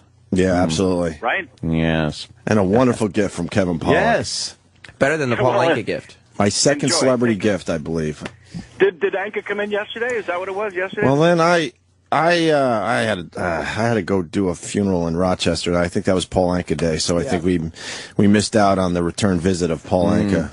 But he'll be back, as Sam Roberts has pointed out, because he doesn't have much else going on. I believe is what Sam said. I think he's fantastic and been great on the show, and it actually kind of annoyed the shit out of me when Sam was busting his balls, to be honest with you. He gave us a great hour. I didn't say he was really bad. did. Mm-hmm. And he's of a dying breed. I mean, him, Rickles, Jerry Lewis, these guys, there's not much of them left. Right. You know? They're true old school. Yeah, and so whether it's kind of hokey and whatnot to Sam, I can appreciate that, but maybe, have a career of your own first. Oh! Hey! Nice. Damn. You just got a fucking shot right there. That's right. I'll take it. From Kevin Pollak. Yeah, Yes. kind of an honor. Exactly. Yeah, We're I mean, playing a little game of tennis right now, that's all. yeah. No, I mean, if you hung with Sammy and Frank and Who else was in that one? I guess Dean. Yeah. I think when you write the song My Way, you want your balls busted by a Sam Roberts. That seems wholly appropriate. But thank you very much for the Tiffany gift, for real. Can't believe Sam thought it was me. Enjoy your gift. Yeah, that's great. Yeah. All right. You're very welcome. I'm thrilled to be a part of the show in any possible capacity. So I love Kevin Pollak. He's great. When are you coming through New York again, brother? the moment I know, you'll know. I can't wait to see you guys again. All right, good. All right, buddy. Take care. And don't worry about the crumb cake. We're good. Yeah. All right, cool. I'm going to take this photo and tweet it out. Yeah. Oh, great. yeah. We'll Have do fun, that. man. Kevin Pollak, Right, everyone. Thank you, sir. Same, man. Yeah, I really misunderstood him. What a good guy. He really he's does our Hollywood listen to the pal. show. Right. He's our Hollywood pal. Yeah. The worst is yet to come. More of the Opie and Anthony Worst of the Week countdown. Next. The Blend presents another SiriusXM Town Hall exclusive. Please welcome Rod Stewart. An hour of Q&A with rock icon Rod Stewart. Celebrate the release of Rod's latest album, Time, and the SiriusXM Sounds of Summer. Hosted by original MTV VJ and SiriusXM DJ Mark Goodman on The Blend, Channel 16, and on the SiriusXM app. For encore times throughout Memorial Day weekend, go to SiriusXM.com/TheBlend. Adam and Eve is determined to help you spice things up in the bedroom, and they're backing up that promise. So check this out. Go to adamandeve.com, and you'll get 50% off almost any item when you enter offer code DOLL at checkout. Okay, that's a good deal in itself. But if you do it now, you'll also get a free Big O kit.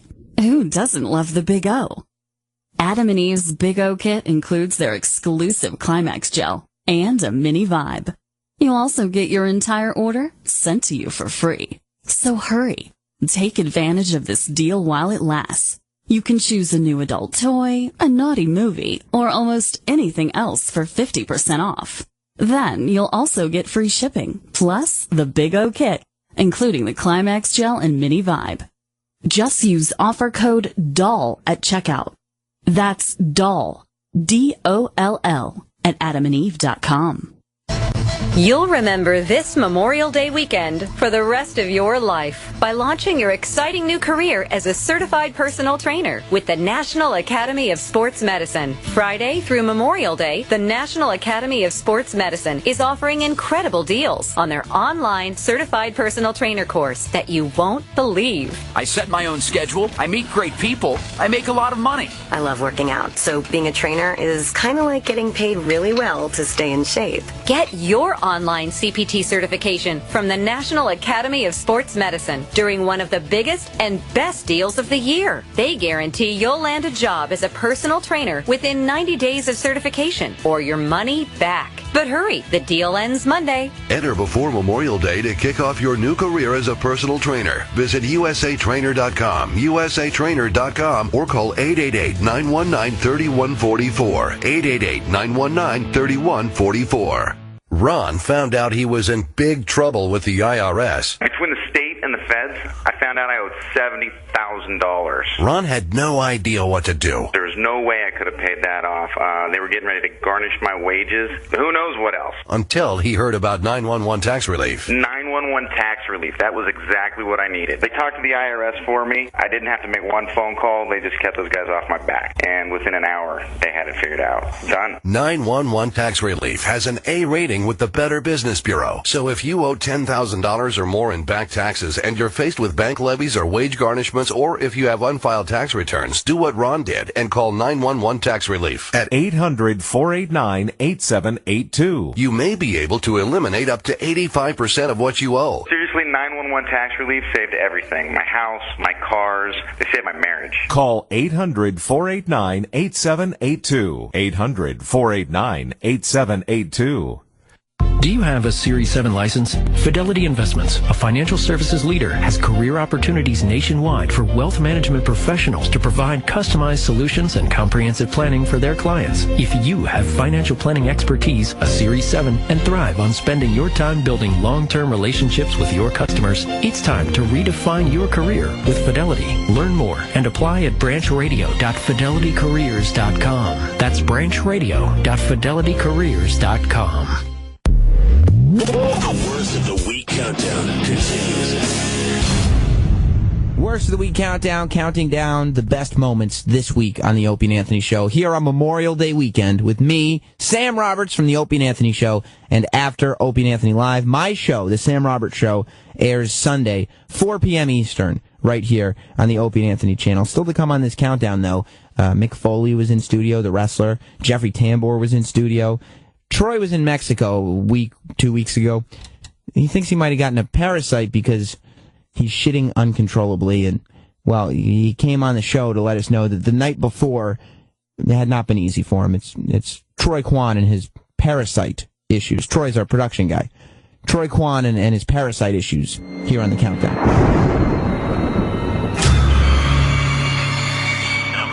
Didn't Troy shit the bed?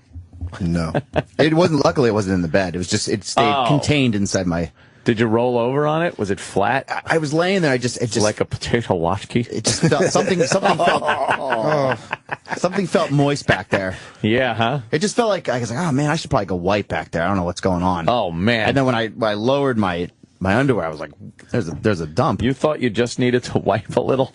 Well, I was kind of out of it. I was really tired. Oh wow! And then I had to take off my underwear and then wash them out in the sink. Yeah. You know what I mean? Were you in bed with your girlfriend? Yeah. Holy shit! Did it smell? No, it didn't smell. On. How does a lump of shit not stink? I mean, Shit if I would smells. put my nose up to it, it probably would have smelled. But luckily it didn't smell up the room, and we have an air purifier, so that probably helped. Did she notice? No, she's knocked the fuck out. She still doesn't know. No, she was texting me. She's like, "You feeling okay?" I'm like, "I didn't say anything." Oh, maybe she said you're feeling okay because she knew. Maybe, but I don't think she did. I think I pulled this one. I pulled the wool. And over you eyes on didn't this one. just throw your fucking underwear out. You washed that. What did you do with the? Walk me through this. Yeah. You wake up. There's shit in your pants. I want a fucking not minute, a second by second. You take the underwear and then you drop the load off into the toilet. What did you do? Did you? kind of go like this, and you push the load on its way, and it drops into the toilet. Like you're telling something to scurry off. Yeah, just a little like skedaddle, a slight scurry, like you kind of take and just bloop, get gravity going, and then that thing rolls out of the underpants into the toilet bowl.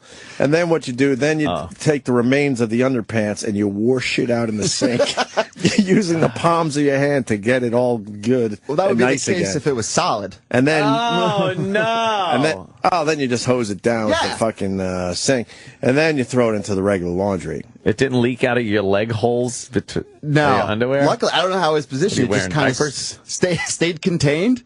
And then I just washed it out in the sink, and then I had to let it dry for a couple hours. And I'm the first one to get up. So like solid chunks of shit were falling in your sink and going down the drain? There was no crust to it? No, it's liquid, man. And there's like, it just seems like there's like fibers. Oh my God. You know what I mean? Like there's those nothing. Are worms. Yeah, nothing is staying solid. The fibers are probably worms. That's very unhealthy. It's not good. Did you drag your ass on the carpet like a chihuahua? Was it itchy? Oh my God. You got little worms. Oh my God. Yeah, so then it just washed out, and I let them dry out for a little bit. And then I positioned, they're in my closet right now. They're still drying, but I washed them out real good. And then that way, because I don't want to throw them in the laundry basket until they're completely dry. Your girlfriend wouldn't have opened your closet? No, she doesn't go in my shit. Wait, why can't you throw it in the laundry before they're completely dry? Because if it's still wet, you don't want her to know that you were washing your underpants out in the sink. Well, yeah, I wouldn't leave them out like that. Because she would wonder why my underwear are just sitting there like that. It gets all mildewy if you fucking put wet laundry under other laundry and it just kind of sits there. And you never know, there could be a little shit residue on there that you didn't notice until it dries out. Yeah, I'd just rather it just be completely dry. Yeah. I mean, that way it's just like flaky. It'll just flake off. Damn. Yeah. Yeah, it was that bad. crust I was talking about. Yeah. Oof. So yeah, there's something seriously going wrong in my guts. Are you going to go to the doctor? I'm debating whether I should or not. I should just kind of ride it out. You'll die of dehydration. Who's Dr. Fun? I'm staying hydrated. Dr. Fun. No, you're not. It's going right through you. I'm going to call Dr. Steve, see what's up. People are saying there's something alive in you. You want Dr. Steve on the line? Yeah, he can help that'd be you through this. There could be a parasite. Were you drinking parasitic, water? Yeah, I've been drinking water, Gatorade. No, in Mexico. I had ice. That was stupid. But see, the drinks that they give you, you need them. They're all like ice, baby. See, one goes din din din din din din, and his goes din din din din din din din. But didn't he buy the other version now too? Something. He's And I heard that was bullshit. He said that. Yeah, as the interview was passed, I believe he was lying to us when he said that. I think he was. He probably bought the rights to use it for that song. Yeah. Like he paid to use it for that song. Under pressure. Like all the money the song made, he probably paid in rights. Right. Yeah. He was lying when he said he bought the song. Old fucking Rip Van Winkle, whatever his name is. He was cool as shit. At this time? He was. Yeah, he was. Don't bring up shit right now. I loved Vanilla Ice on our show. He was great. I had some vanilla ice cream. Yes, you did. Great. And Troy had some shit. So Oh, that's Troy. I had one Come too. on. It's going to fuck me up. I know. Oh, that's are a you bad lactose idea. intolerant? No, but I'm worried about I'm what this is ethnic gonna do. intolerant. Very intolerant. He's got a parasite living in his body, though. Yeah, I got him using my tax money, so mine's a little more painful. Oh. Yeah, I figuratively shit the bed. Dr. Steve. Ah. Hey, Dr. Steve, you deal with death a lot, right? Yeah. Are you a toucher? Do you mean inappropriate toucher? or- No, man, like open casket. Do you give a little touch? No. Exactly. Thank you. Just a little touch. Opie likes fucking. Opie goes square dancing with the corpse. It's a curiosity thing. Like, I know I'm saying goodbye to my dear old friend here, but curiosity's getting the best of me, and I'm thinking, well, what is it? What does the skin feel like right now? Well, that's okay. You can do that. Dum ba da dum ba da dum bum. Dun, dun, dun, Dum dun, da da dum da da da Hey, bum Troy bum. Kwan apparently shit his panties Himself. in bed Last night. and it was watery. And he said he's been A mushy load. it was mushy, a lot of flood. Get his pants in bed? Yeah. Yes. He was, you shit in your sleep. In my sleep, yeah. Yeah. What's that about, Dr. Steve? I've been terrified of that because there's times when I'm asleep and I'm dreaming. Oh yeah. I know that I have to, and I'm taking a shit in my dream, and I'm terrified. Laying on some level nice that I'm rope. shitting in real life. I'm taking a shit in my sleep and I can't run fast. Oh, then I fly. Yeah. Why are you terrified of that? If it happens, it happens. Who cares? Terrifying. As long as you open up your eyes in the morning, who gives a fuck what's in the bed? Amen. Please. I disagree. Wake up like fucking Waltz from in The Godfather. Yeah. Big load of shit in your bed. Right.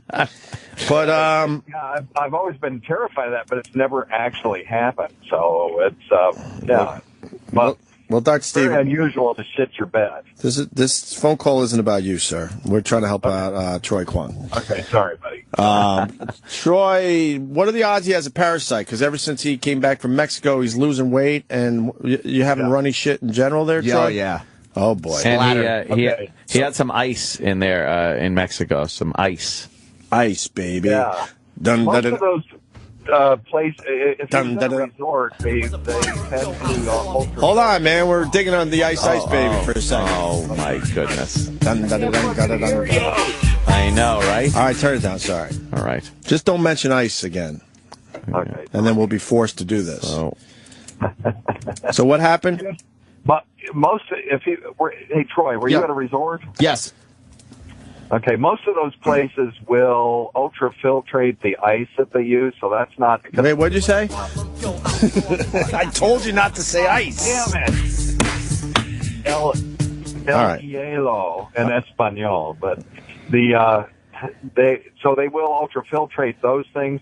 It's most of the time the fresh fruits and vegetables that you're eating at the resort that's going to give you the turista. So the turista.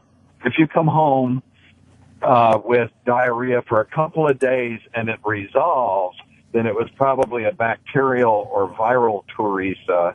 But if it persists more than about 5 days, it's most often is a parasite. Oh, my God. Fuck. How long has it been, Troy Kwan? I got back last Monday. Oh, geez, that would be a week. What kind of parasites are there, Dr. Steve? And describe what they do. You ghoul. Parasites being more than single-celled creature that can live in your GI tract and multiply and eat the food that you eat and eat your shit and give you inflammation of the intestine, which causes the loose stools and stuff. Loose stool. Yeah. Why is it called a stool, Dr. Steve?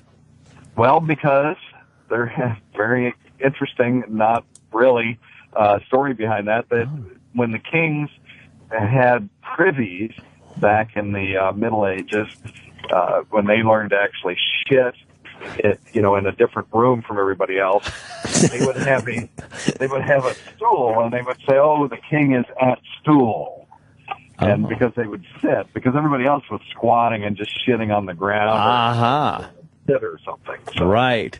So he would actually sit on a stool.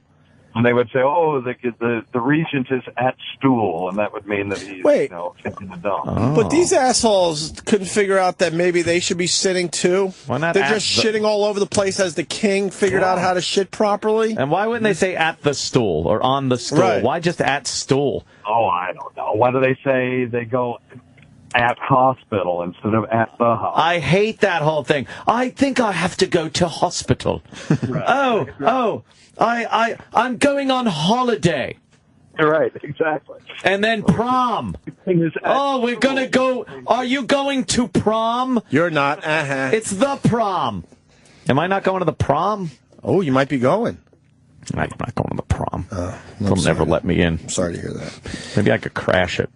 I told you. Make believe you're like the band. Just join the band for the night or something. I could do that if there is a band. I think they're going to be playing some of those fucking songs we heard earlier. Yeah. Yeah. What song was that again? We're at the prom, nigga. Here we are dancing at the prom. Dancing, nigga. Here we are. Because the 2 Chain going on. Yeah, motherfucking 2 Chain. 2 Chain. Yeah. That was Drake, Dr. That was Steve. Drake, yeah. You dork. Oh, hey. Dr. Dork. We love our dork. What can he do about these parasites? Oh, good question, Andy. Yeah. Jesus. Okay. Hey, is it true? First of all, let me think. Ask you a question about another parasite. Those tapeworms. A lot of rumors about tapeworms. If you put a bowl of milk next to your mouth, will they crawl out of your mouth? No. All right. No, they're in your small intestine, so they can't. Now, there are other worms that can crawl out of your mouth. Is Sam in front of the one-eyed wonder worm? Image? Have Sam look up the roundworm Ascaris, Ascaris, and then Google image that shit. Could you spell that again? Ascaris. Oh, he needs that. Ascaris, Ascaris. And these fucking things, they're roundworms. Put brown in front of it. Can live in your lungs and stuff, and then crawl out your nose at night. And then I don't ever want that. That's in Troy's body. No, it's not. Yeah, it is. No, it's not. I'm going to have spaghetti today for lunch. Shit out a big giant bolus of them. Oh, my God. Go down. Look at the big cluster of it. Oh, they look like lo mein. That's inside you. No, it's not, dude. You got that inside you, That's Troy? not a parasite. It's in your Holy ass. Fuck. It's going to crawl out your pee hole. You got that in your a lung body? worm in your asshole. Ew. You're going to have shit crawling out of that pee hole. Oh, worms are going to crawl out of your pee hole, Hey, dude. Dr. Steve, is that true that people go swimming in these polluted or nasty infected lakes and they take a piss, and when the piss stream is coming out, they swim up it and No. Yes. No? Yes. Right. No. I'm just going through all Why the not? The salmon parasite do that rumors. shit. Why yeah, can't they a swim parasite? upstream. Wait. Are you talking about if you're in the water and pissing? Yeah, you're in the water, you're taking a piss. Can they get in there? There's that little fish that does that, the Kandiru fish. The Kandiru. Let's look up the Oh, man. And it swims up your piss hole? Yep, and then what the problem is, you know how fish are. They're smooth if you rub them one way. Right. If you rub them the other way, well... Oh, yeah. That's why you never shove a fish up your ass tail first. Right. Little words of wisdom. Did you piss in a lake? No. Oh, my God. You got one of these fishes up your pee hole. You got a fish in your dick. I piss in the ocean. Oh, that's where they no. live. I always piss in the ocean. That's where they live. No, they don't. They live in lakes. No, you got one of these things up your pee You hole. got a fish in your dick. Kandiru live in the Amazon. What is it about piss holes that they like so much? Especially It's, Troy's. It could be the temperature gradient, or they may actually be following a chemical gradient of urea for whatever reason that they're attracted to that, and they'll just swim right up your cock. Urea heap. Remember them? This was urea heap. It used to be felt that this was a myth. Easy lemon. But in fact, that guy the River Monsters guy proved that it was actually true. So, Troy, do you have a warm piss hole? I do. Oh, you know what that means. Fish like it in there. Dr. Steve, what happens if I just ignore it and just go with the weight loss and enjoy it? Yeah, it's your body might be able to clear it over time because people live in these areas and they survive. But it would be a real impediment to your lifestyle over time, especially, like, I'm assuming you like girls. Girls don't like guys who shit in the bed. That's true. You know, you might want to take care of it. So, Might leak out your legs next time. Oh, God. And what they would do is you would shit in a cup, and they would look at it under the microscope. It's a thing called a stool for ova and parasites. And when they discover which parasite it is, then they would give you a medication designed to kill just that parasite. Wow. And then you'd be done. Now, could it still just be a bacteria? Yes. It's only been a week. So I'm saying, you know, if it goes longer than 5 to 7 days, then that's when you start. Yeah, but he's shitting himself at the tail end of what this is supposed to be. No It's the pun 8th intended. day. Right. It's the 8th day. And on the 8th day, Troy shit his pants. And he said it was good. Dr. Steve, what happens if I have Flagel or Flagel rock. E-Rock, comment? Flagel? Flagel will, yes, flagel. Flagel. Flagel. Well, that's where you have a box marked flagel and you don't shake it up too much. So stupid. That will kill a single parasite called Trichomonas. Oh. Trichomonas is a vaginal parasite, and it will also I might have that. Troy's got that. Yeah, how's your vag? He's got that on his face, right? The vag is Troy? okay. You've had a lot of sand in it lately. Yeah. Oh, shit. Punch him in the face, please. Oh, damn. What is that parasite, and how do girls get that? Oh, that's a horrendous parasite. It makes a yellowish, frothy custard discharge from the vagina. It's like a monster. Yeah, go ahead and Google image that one. That's a good one. Dr. Steve has the best Google image suggestions. Flagel. No, flagel is the drug. It's metronidazole. It's an antibiotic, and it kills anaerobic bacteria. But what's the thing we're looking for? Yeah. Trichomonas. Trichomonas. Or Trichomonas. Yeah, and just look for the discharge. Oh, Jesus. Vagina. What is it? Frothing. What is it? It looks like a watered-down McDonald's vanilla shake. Exactly. It's On a bubbling. vagina. It's bubbling, too. Oh, it's horrendous. Wow. Well, I don't think When you you look should at ever. them under the microscope, it'll scare you because you're not expecting to see a fucking monster under the microscope. This is horrendous looking. Do you see monsters under the microscope? Yeah, That's got to be cool as shit. legs and they're jerking around and stuff. It's really kind of creepy. Holy shit. Tiny monsters inside Troy. Oh, my God. Are you coming up soon? I'm hoping to come up in June sometime. So why don't you bring your microscope? I want to check out monsters under a microscope. That is so fucking I sick. can do that. I have a microscope. Bring it up. You know what that looked like? It looked like Fidel Castro was doing the part of Mia Wallace ODing in the when she was vomiting up her $5 shake. Troy, is your ass down for whatever? Is it ass? Apparently. What do you mean? Well, I'm Shitting wondering if in it the falls bed? into the category of down for whatever, that you're shit in the bed. If it means that there's going to be a penis going into it, no, it's not down for whatever. If Dr. Steve wants to examine something in my asshole. Yeah, Dr. Steve, you haven't shoved your fingers in anything in a while.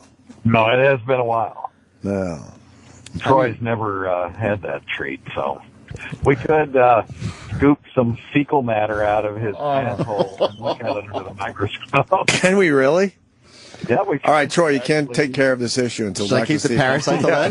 until Dr. Steve comes up. I'm just saying, theoretically, we could do that. He needs to take care of Well, you want Troy, he can mail you some of his feces. He could smear it on a little index card and mail it. I could send him my underwear. Or, yeah, you want to...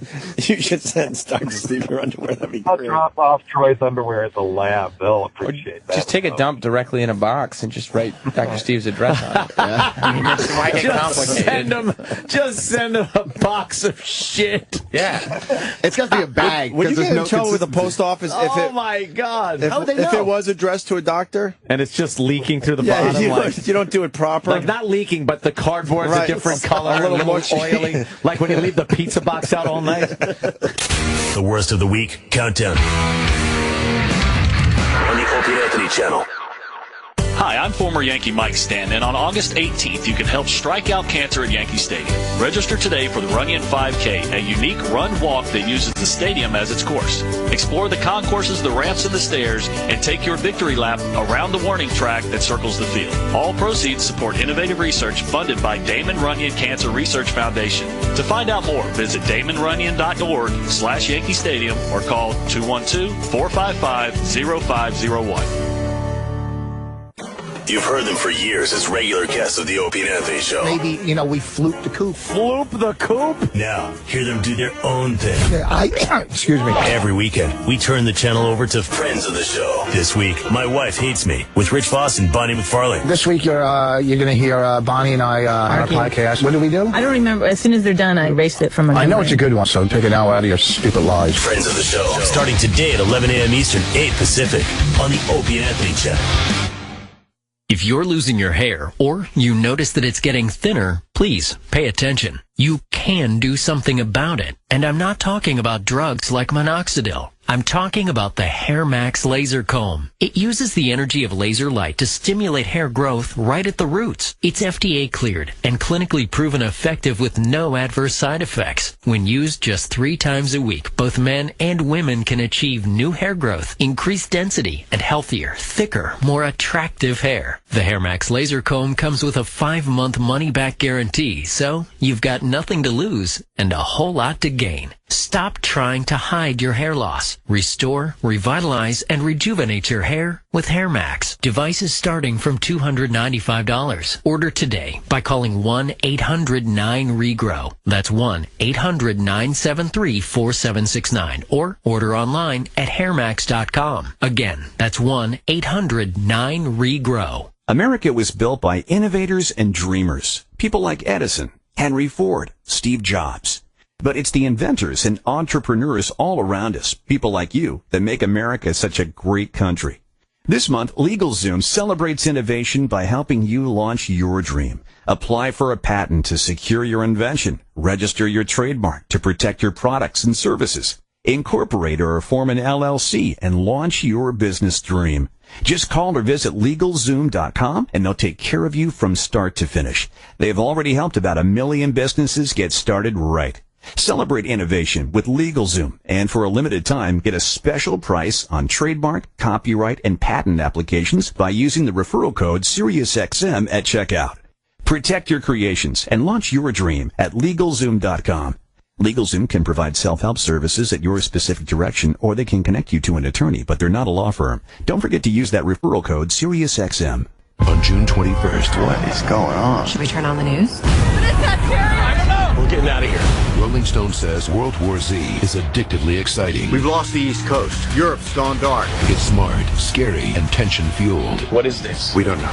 It's everything you want in a blockbuster. Go, go, go! Brad Pitt. I need you to help. You're asking me to leave my family. Don't pretend your family is exempt from the end of humanity. World War Z, rated PG-13, may be inappropriate for children under 13. Starts June 21st. I'm Chuck Woolery.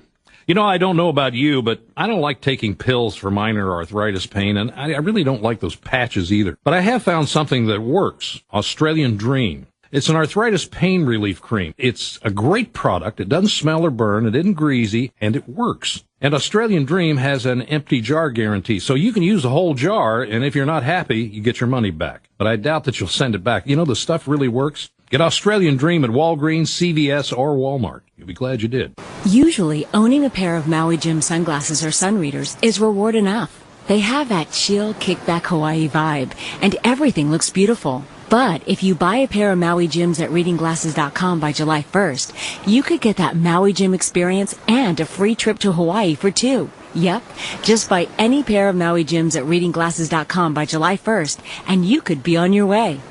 No purchase needed. See rules at readingglasses.com. U.S. residents 18 or older. End 7/113. The worst of the week countdown continues. Yes, sir. Hope you're enjoying your Memorial Day weekend. I know I am. Sam Roberts from the Opie and Anthony Show. And after O&A Live, twitter.com/notsam, here on the countdown, counting down the best moments this week on the Opie and Anthony Show. We're going to get to Jeffrey Tambor in a moment, but first, one of my favorite guests, Mick Foley, the hardcore legend, was in studio to promote. He's going to be at Caroline's Comedy Club next Sunday. So a week from right now, he'll be at Caroline's Comedy Club. Annie Letterman, very funny comedian, has no relation to David. Her name isn't even spelled the same. She was in studio along with us, and Opie, Jim, and Annie all try to make Mick Foley feel uncomfortable. So why wouldn't you listen? Number two. Can I show off one thing about my show? We've talked about the cursing issue before, right? Yeah. I've got it down to where I only swear. I drop one F-bomb, but it gets a standing ovation. Are you trying to hurt my feelings? No, I'm just saying different people work different. Here's the thing. I got it down to one word that's not the F word. All right, you want me to tell you why this is? Boy, I didn't see that comment. I'm going to drop an F-bomb for you guys, Setting okay? up his own bit. I very rarely do this. But it was that lady in Australia, the first time that our bodies became one. She just looked up at me and looked me right in the eyes, and she said, "Fuck." And I was hooked. Why are you gazing into my eyes while you're telling this? For unknown reasons. Too intimate. And then she later said she just kind of wanted to dangle it out there. She didn't want to overdo it. She wanted to see how I reacted. And I was hooked. I was like a guy with his first taste of some type of... See, if she wanted that reaction out of me, she would have to say, like, I wish your cock was black. And then I would just come on her leg like a dog.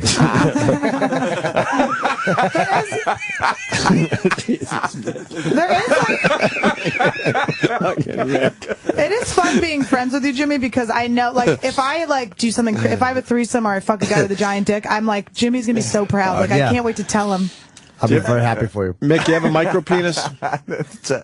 It's an Irish penis. You got an Irish penis. Was it drunk? You got an Irish penis. Redheaded? What? Annie, that's a callback, because Annie told a nice story about fucking a guy with a micro penis. Yeah. By the way, I got a text from a woman I know. She went twice. A woman I know, I'll just say she's from Atlantic City, and she's a cop. And she texted me, I was so rude to the guy in the micro penis store. She had a guy like that. She said, when I touched it with my hand, I actually looked at him and asked, what is this? And I said, really? And she goes, yeah, I was drunk and put my hand on his pants. He had been trying to sleep with me for a while, so I was literally surprised, like, really? This is what you brought? And it didn't end well.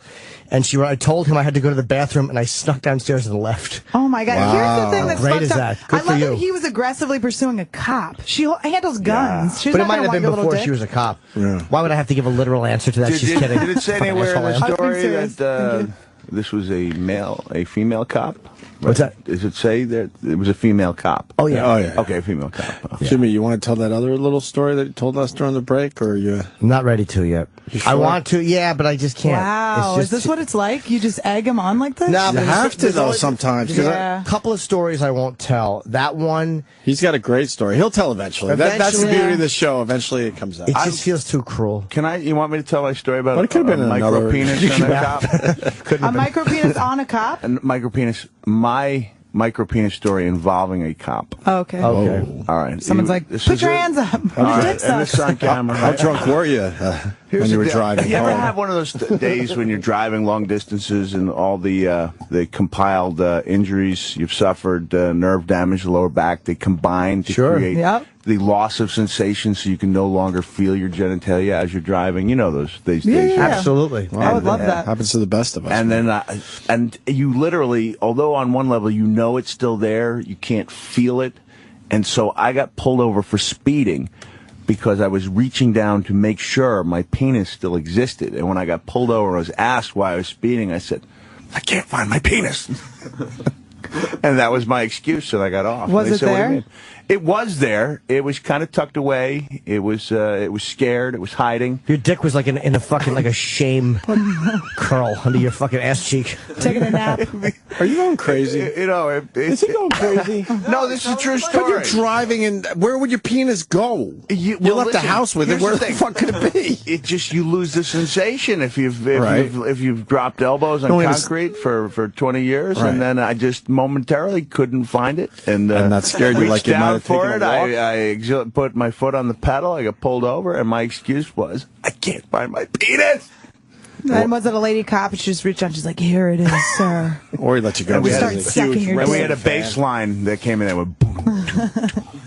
Do they still have bass lines in porn? Yeah, not so much. No. I always thought that I have a twin brother, and when I was a kid, I always thought I was going to grow a dick. It was like really confusing for me. I couldn't understand.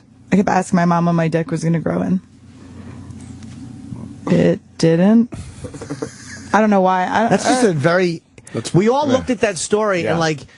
We know you're serious, and there's something really interesting about that. No one knew where to go with it. No, we were all trying actually fairly. We used to like bounce on the bed after we would take baths, and we had a song like it would be like you have a penis, I have a vagina, and we would just sing that. But I just never got it. That's a story that I could like hug you for, or I could just go home and jerk off to. Either option is acceptable. I think I was mulling over those options in my mind too, because I was realizing that I'm looking at a beautiful young lady who's using the word dick and grow in the same sentence, and I'm just feeling sad. Are you a dirty talk? I can't believe you think I'm young. Thank you. You are young.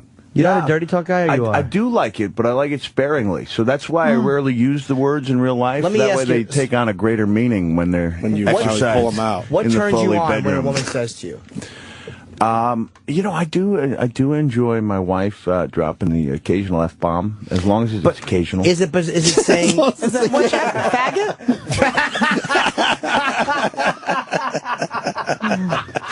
You fucking faggot. That would be me fucking someone. Fuck you. Is it tough room, Mick? Tough room today, huh? Yeah. But no, She's turning on me. No, I'm on your side. I'm on your side. Is it like, oh, fuck me, or I fucking, is it like an aggressive thing, or it's saying like, or any woman, it doesn't have to be a wife, but is it I want you to fuck me? Well, no, it would have to be my wife. But I mean, in general, I'm not trying to ask. I don't. You know what? It can't be used. It has to be used as a verb. You know, it can't. Like when I watch. Like you wouldn't turn you on if someone just said, Googling verb. Like the girl that just sits on the porn is, oh, F yeah, is using the word incorrectly. You know, it's got to be used, for me, your purposes. for my purposes. Gotcha. So I don't know if I feel comfortable getting this intimate with you guys about my intimacy. That's very interesting. But is it appropriate for Santa Claus to ever use the F word?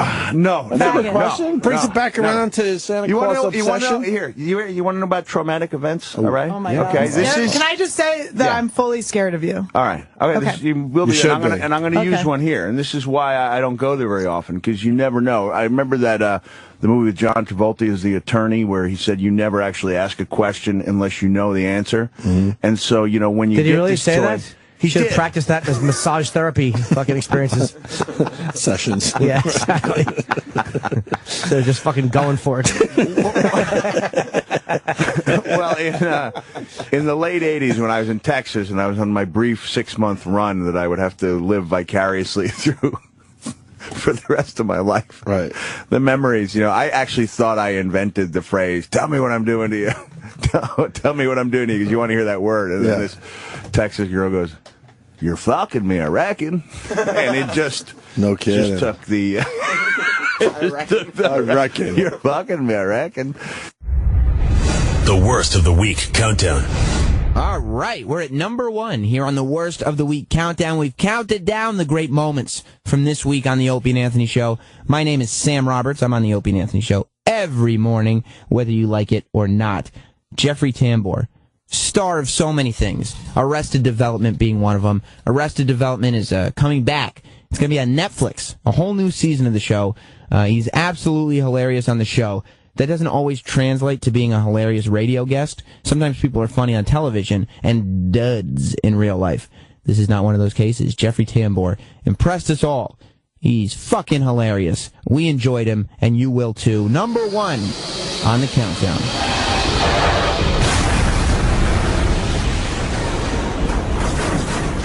Number 1. Jeffrey Tambor outside the studio. I'm so sorry.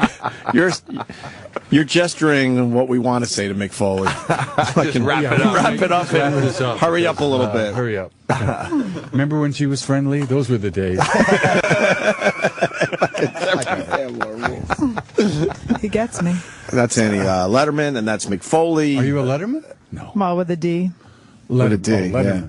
Nice to meet you. I'm Jeffrey, and I'm very sorry. But we can bank some afterwards if you want. It's okay. Whatever you want to do, man. We're all good. We're on the It's air. all good. Yeah. I like we an are? original, just coming in with an apology. That's how I start everything, too. That's my whole life. I'm sorry. That's my whole life. It's the way I live. Hello, I'm sorry. Good thing we didn't play his theme music when he walked in. What is my theme music? Oh, we have wonderful theme music for you. Are we on? We're on this the radio. as well? No cameras. Oh, no cameras. Can we No, get no. one? Thanks. Well, we got a sad one over here. Look at this sad camera we got. Sad camera guy. Yeah, it's just. Boy, I bet if you're Fox News, you got something to say this morning. Over what happened in London, you mean? Anyway, let's talk. I don't What you mean? What's going on? I'm trying to do an interview. Oh, I know, but I was just trying to spark something. I see something sparking. What? Yes. Where's his theme music? I don't. Yeah. What theme music? It's in the headphones. Is it the Arrested Development? No. Do you recognize this music, No. sir? It's the greatest music ever. Huh? Not bad, right? We're listening to it with the guy here. Is that my theme music? What is it? Oh my God! You don't recognize it? It's the Ropers. My uncle used to play this when he tickled me. Let's talk more about that. I think that's a whole hour right there. Oh, it is, and we got that Yeah, hour. you don't remember that Norman Felt dancing with the plunger? I love my Norman. We used to go to lunch the day of ratings on Tuesday. The ratings would come out, and there would be this sweat on his upper lip because I think the deal with Norman was after a certain number, he couldn't go back to Three's Company. Right. And that was Norman was an intellectual. Did you know that? No. Oh. Yeah. Did you, Mick? I did not know that. Wait, why couldn't he go back to Three's Company after a certain number of episodes? Contract. Oh, okay. Yeah. Those were different days. How long did you guys last? I think we did 2 seasons. I didn't think we would do 1 season. I just said, oh, I'll just do this. And I didn't know anything about television. I knew nothing, but I had so much fun. Get this. The same year I did The Ropers, I did And Justice for All. Oh, wow. Jeffrey. And so there it is. I mean, wow. The same actor does The Ropers. And No kidding. That's showing a little range, huh? Yeah. Which, by the way, as you were talking, as you were talking about the Ropers and Norman Fell, I was thinking of your monologue in Injustice for All. When you go to Pacino's house and you're drunk, and fucking Earl Soames did it again. I was so nervous. Such a great movie. It was the movie. first film. I didn't know what a mark was. I didn't know anything. I didn't know what there's a thing called an apple box. Yes. And if you go out of frame, I had my first shot, I had a valise, and I kept going out of frame, and the guy said, do you want to put that on an apple? Do you want an apple or a half apple? And yes, I said, no thank you, I'll wait for lunch. And that's when they knew they had an I'd never done a film. I didn't know what a mark was. That's unbelievable. That would have been that would have been a great joke, though. What? If you could have played it off like you meant it. Oh, your uncle called, by the way. What did he say? He said, just come on over tonight. He's dead. And that's I killed him self-defense. Really? Yeah. Because it was Fisted him really, to death. it was very, because it took him a long time to say that. What was your question? There's no question. I just think that would have been a good joke. You could have played it off as a joke. Which one? You said, I'm waiting for lunch. Oh, no, I was too nervous. My father told me always ask a question, and I was too nervous. Thank you, Jeff. What do you mean always ask a question? I adjusted Jeffrey's microphone and he If you didn't care have for a that. question, like you say, are we on TV or are we on? Ask a question, but I was always too nervous to. I was always too proud, Yeah. And you got to ask, I mean, I did not know that when you do a close-up that they measure it with a, I didn't know any of this stuff. Thank God for Al Pacino. He just took care of me. Yeah. Yeah. He knew it was your first film. Everybody. Everybody. Yeah. Have you done anything as fun in a movie as throwing those plates down the hall? How much fun was that? You know, in the Baltimore courthouse, there's still chipped marble. Oh, really? Yeah, because I threw real plates. No kidding. And I went there the day before, and I was a very different kind of actor than I am now. I rehearsed too much. I went to the theater 3 and 4 hours before the performance. I was not improvisational. I worried a lot. So I actually ruined that movie, which is a very, very fine movie, with worry. I can't watch it. Really? Yeah, don't worry. Ugh. That's a great movie. The only thing I didn't like about Injustice for All is the music. I thought the music choices were a little weird. Like, certain movies have weird music. Are we asking you for your No, not at all. criticism? I was literally weighing in. No, I was only segueing back into how good you are. Oh, okay. Well, what are some of your opinions? Have you read any good books lately? Tell us what you're thinking. It was coming back to how great you were, though. Yes, I was just using it as kind of a springboard. It was just a little bridge to get back to how great you are. I'm trying to remember who that was, because it was a very, very big composer. Yeah. Well, Jeffrey hated it too. I had a problem with the movie too, but I'm not sure I want to bring it up. What was your problem? Oh my God! Don't bring it up, Mick. It's seeing John Forsythe in bondage gear after knowing him. Remember that? How great was that? You know what I did not know? Charlie and Blake Carrington, and now he's in bondage Do you know gear. what I did not know? I didn't know what to do on your day off, because and I would just go to the set. I did not know. I did not know what to do with that energy. You know, it was just very weird. Can we look up? Was it weird for you to be on set? Can you what do go want me to look online and look up the composer of Injustice for All? How great! And then would you check? Why my was the email? music bad? It was just weird. It was weird music. Like Pacino's Is it because running, it doesn't hold up? No, it's just a or at the bizarre time choice. it was still like bad. you think? Pacino's running up the street in one scene. They Like, just didn't need it, right? Dominic Chianese was in that movie. He was played as he fucking. Oh, he was great. He was fantastic. He's a good friend of mine. Yeah, he was great in that. Forsythe was great. Hang a man for armed robbery. Arthur. How about Jack Warden? Amazing. I remember I was going to, he says, where are you going? I said, I'm going to Daly's. And he said, what are you doing that for? And I said, oh, because I want to check it. He goes, what if you don't like them? And I went, you're right. So I never went to Daly's. You ever see a Jack Warden movie called Used Cars where he played 2 roles? Goodness. Did you seen him in The Verdict? Have you seen him in The Verdict? I yes think or no? I don't remember. Then forget about it. He took your money. The Verdict is one of the great movies of all time. Did he play a judge? In The Verdict, no, he played Paul Newman's sort of a friend. I did see it then. I remember Newman in that movie. No, you're lying. No, I would just never haven't lie to seen you. it in a while, I would right? rather just be look up. Composer for and Justice for All. Yeah, it's dot And then and could you Justice. look up Merrill Lynch? I want to check my balance. I'd love to know what you're on. Mick Foley's here because he's a huge fan of Arrested Development, and I know that's why Jeffrey Tambor is here. In the end, but am I here for 4 hours? You could hang for 4. Was it? We're not going to be Dave here, Grusin or but enjoy yourself. Hey, Well, man. I don't understand. What am I doing? Promoting Arrested Development. I really don't know what you're doing. Do you know I did a series somewhat based? Do you know that? You know about this? What? Well, I don't know if I can talk about this. Can you keep that down? I mean, I can't. I'm so bad at this. It was what was it? Dave Grusin. Yeah, you said that. You did not. I did. I said Dave Grusin. Did I not? Yeah, he did say it. Dave Just Grusin. before you did. Who was that's like Danny Elfman now. Dave Grusin.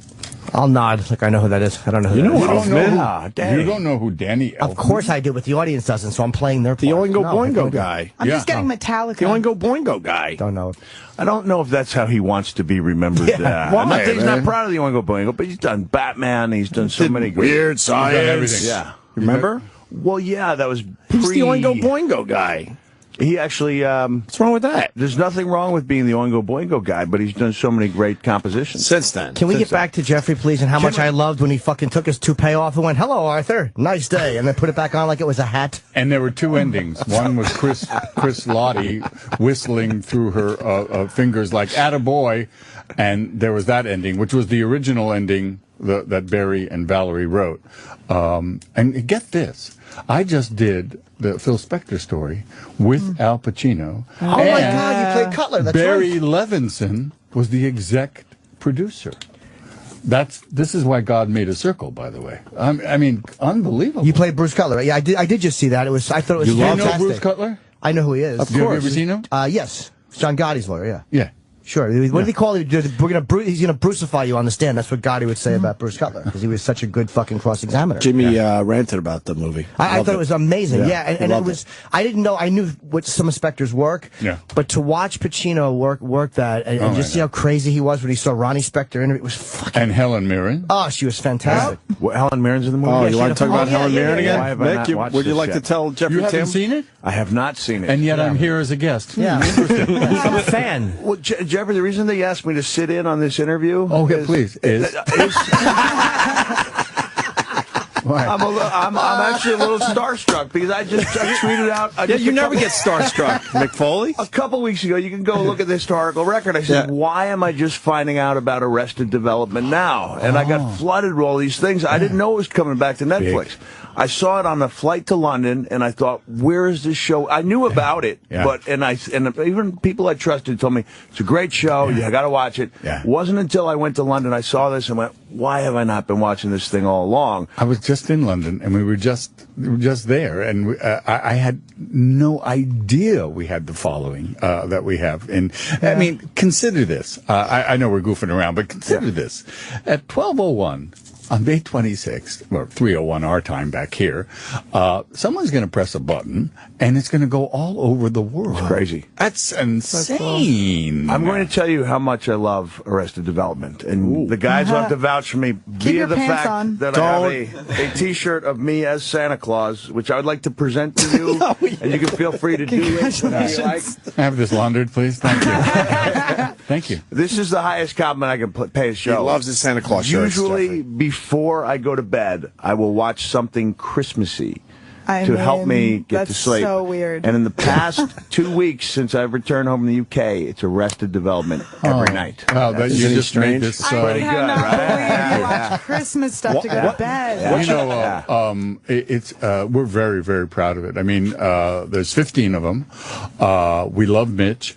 It almost approached Newtonian physics to get that 9 people together. Because thanks to the show, a lot of us have gone on, not Jason Bateman so much, he's had a tough time. But a lot of us have gone on.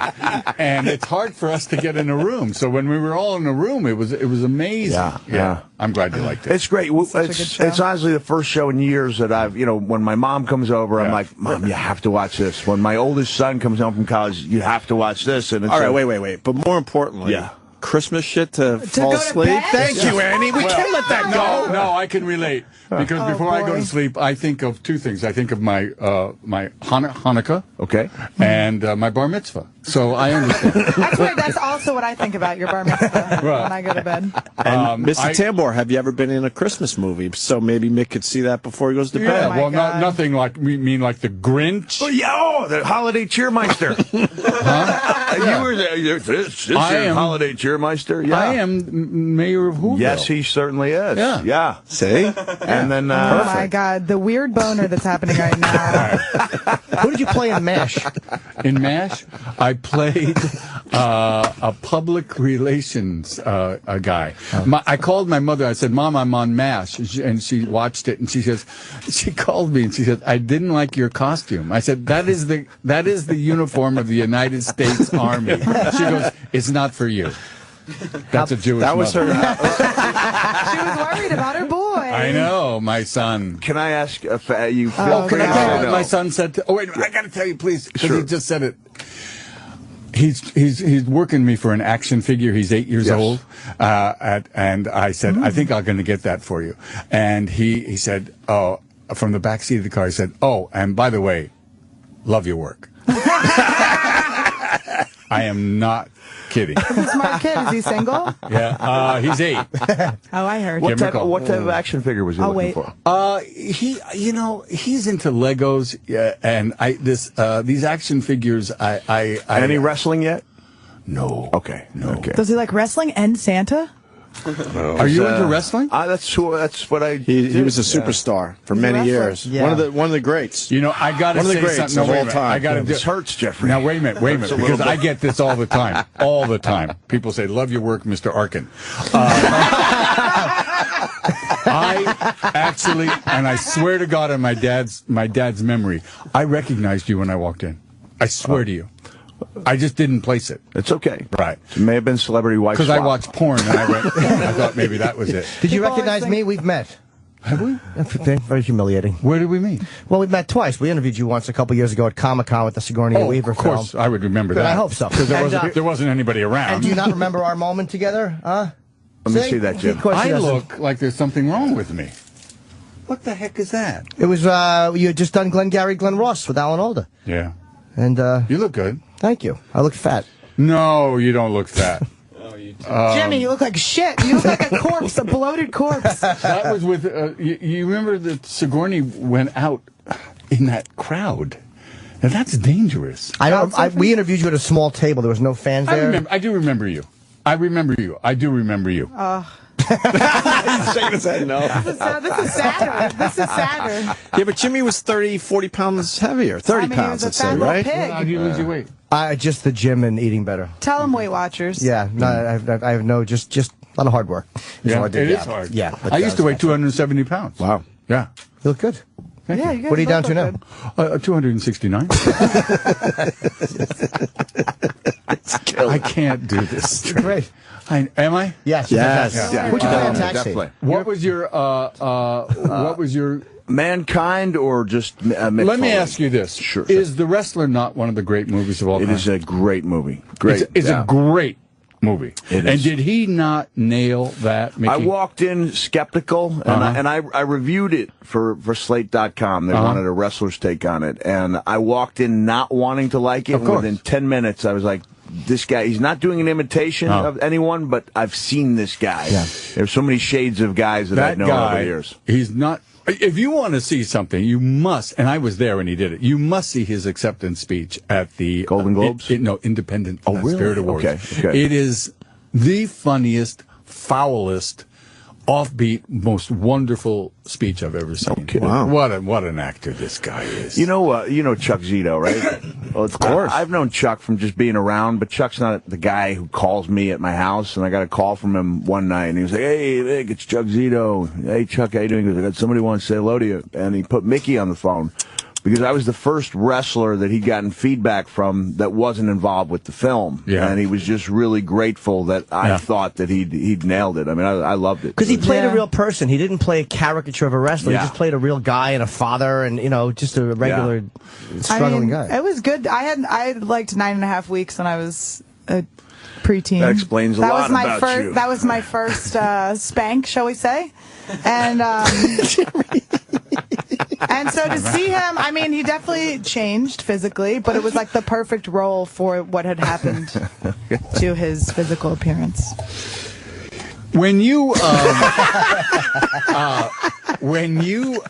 do you now have physical ailments because of wrestling? Oh, man, it's what do you bad, got? he's hurt. Bad, yeah. It's first time I called Deltas. I'm going to Columbus, Ohio, and it's first time I ever requested wheelchair assistance. Bad back day today. I got out of bed. I was like, this is not going to be a good day. I had a very physically punishing style that I chose when I was 19 that no longer seemed like such a good idea when I hit my 30s. Not Staples, I hope. Everything. Everything, yeah. He's missing an ear. Yeah. Are you? Yeah. Let me see. Whoa. Really? See, Jeffrey Tambor wants to see the missing ear? All right. Sure. That's pretty I got to cool. show you the good one first. There's the good one. Beautiful. Right. Yeah. Perfect ear. Why are you missing it? It was one of those moves that didn't work out like I'd hoped. Did it get snagged? You know what? I got caught up in the ropes.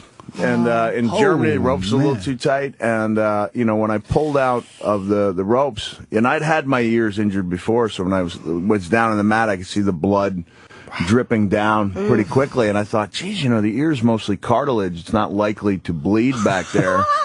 And we had this unique situation because our two English-speaking referees had been sent home, one because of knee injury, one due to a death in the family. We had a French referee who was unable to tell us that he had my ear. Oh! And so, He couldn't just show you?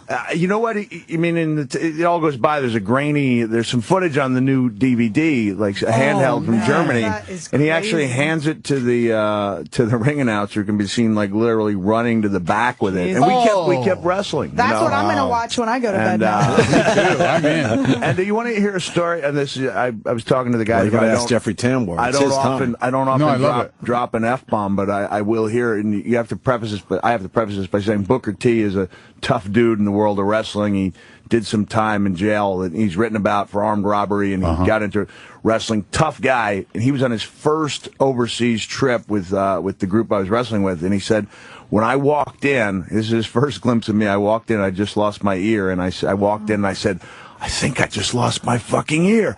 Bang, bang, which was the catchphrase. And Booker T said he was in the corner going, I'm not sure this business is for me, man. Yeah, because you're kind of on that like adrenaline rush. That's what happens after you've been injured. You come down after that. But you're a young man.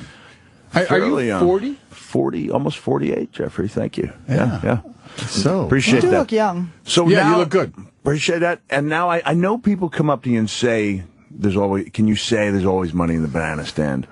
Young man came up to me in the airport the other day, and I said, you want a picture? He goes, I just want you to do something for me. Oh my gosh. Well dressed, handsome. He said, you have to say there's always money in the banana stand. I said, that's it? He went, yeah.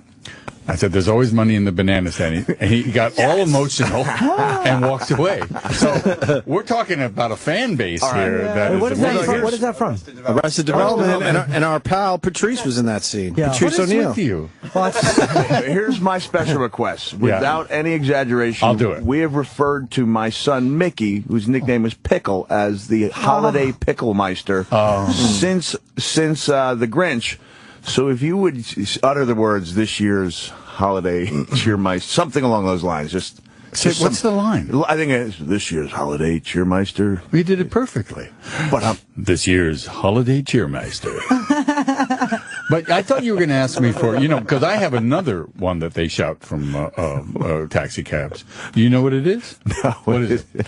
Mr. Soames did it again. They said they'd be fine. They'd be professional, but that's fine. Do you know what it is? We do not know. Hey Now. Oh, yeah. That's the one. Yeah. So I have Hey Now. I know. And I have There's Always Money in the Banana Stand. What's Hey Now from? Come on. I was just kidding. Larry Sanders Show. Sanders Show. And now my favorite Hank Kingsley related line was actually uttered by Henry Winkler on the Larry Sanders Show, where the Hank Kingsley porn tape had leaked out. Yes. Remember that? And then Henry Winkler, the Fonz, leans over to Larry. He goes, so Hank's got a tape out, and Larry says he's really upset about it. And the Fonz goes, I hear he's got a huge cock, though. So what's the problem? What's the problem? Henry is responsible for one of the biggest laughs I've ever heard. Well, we were at the DGA screening of Arrested Development.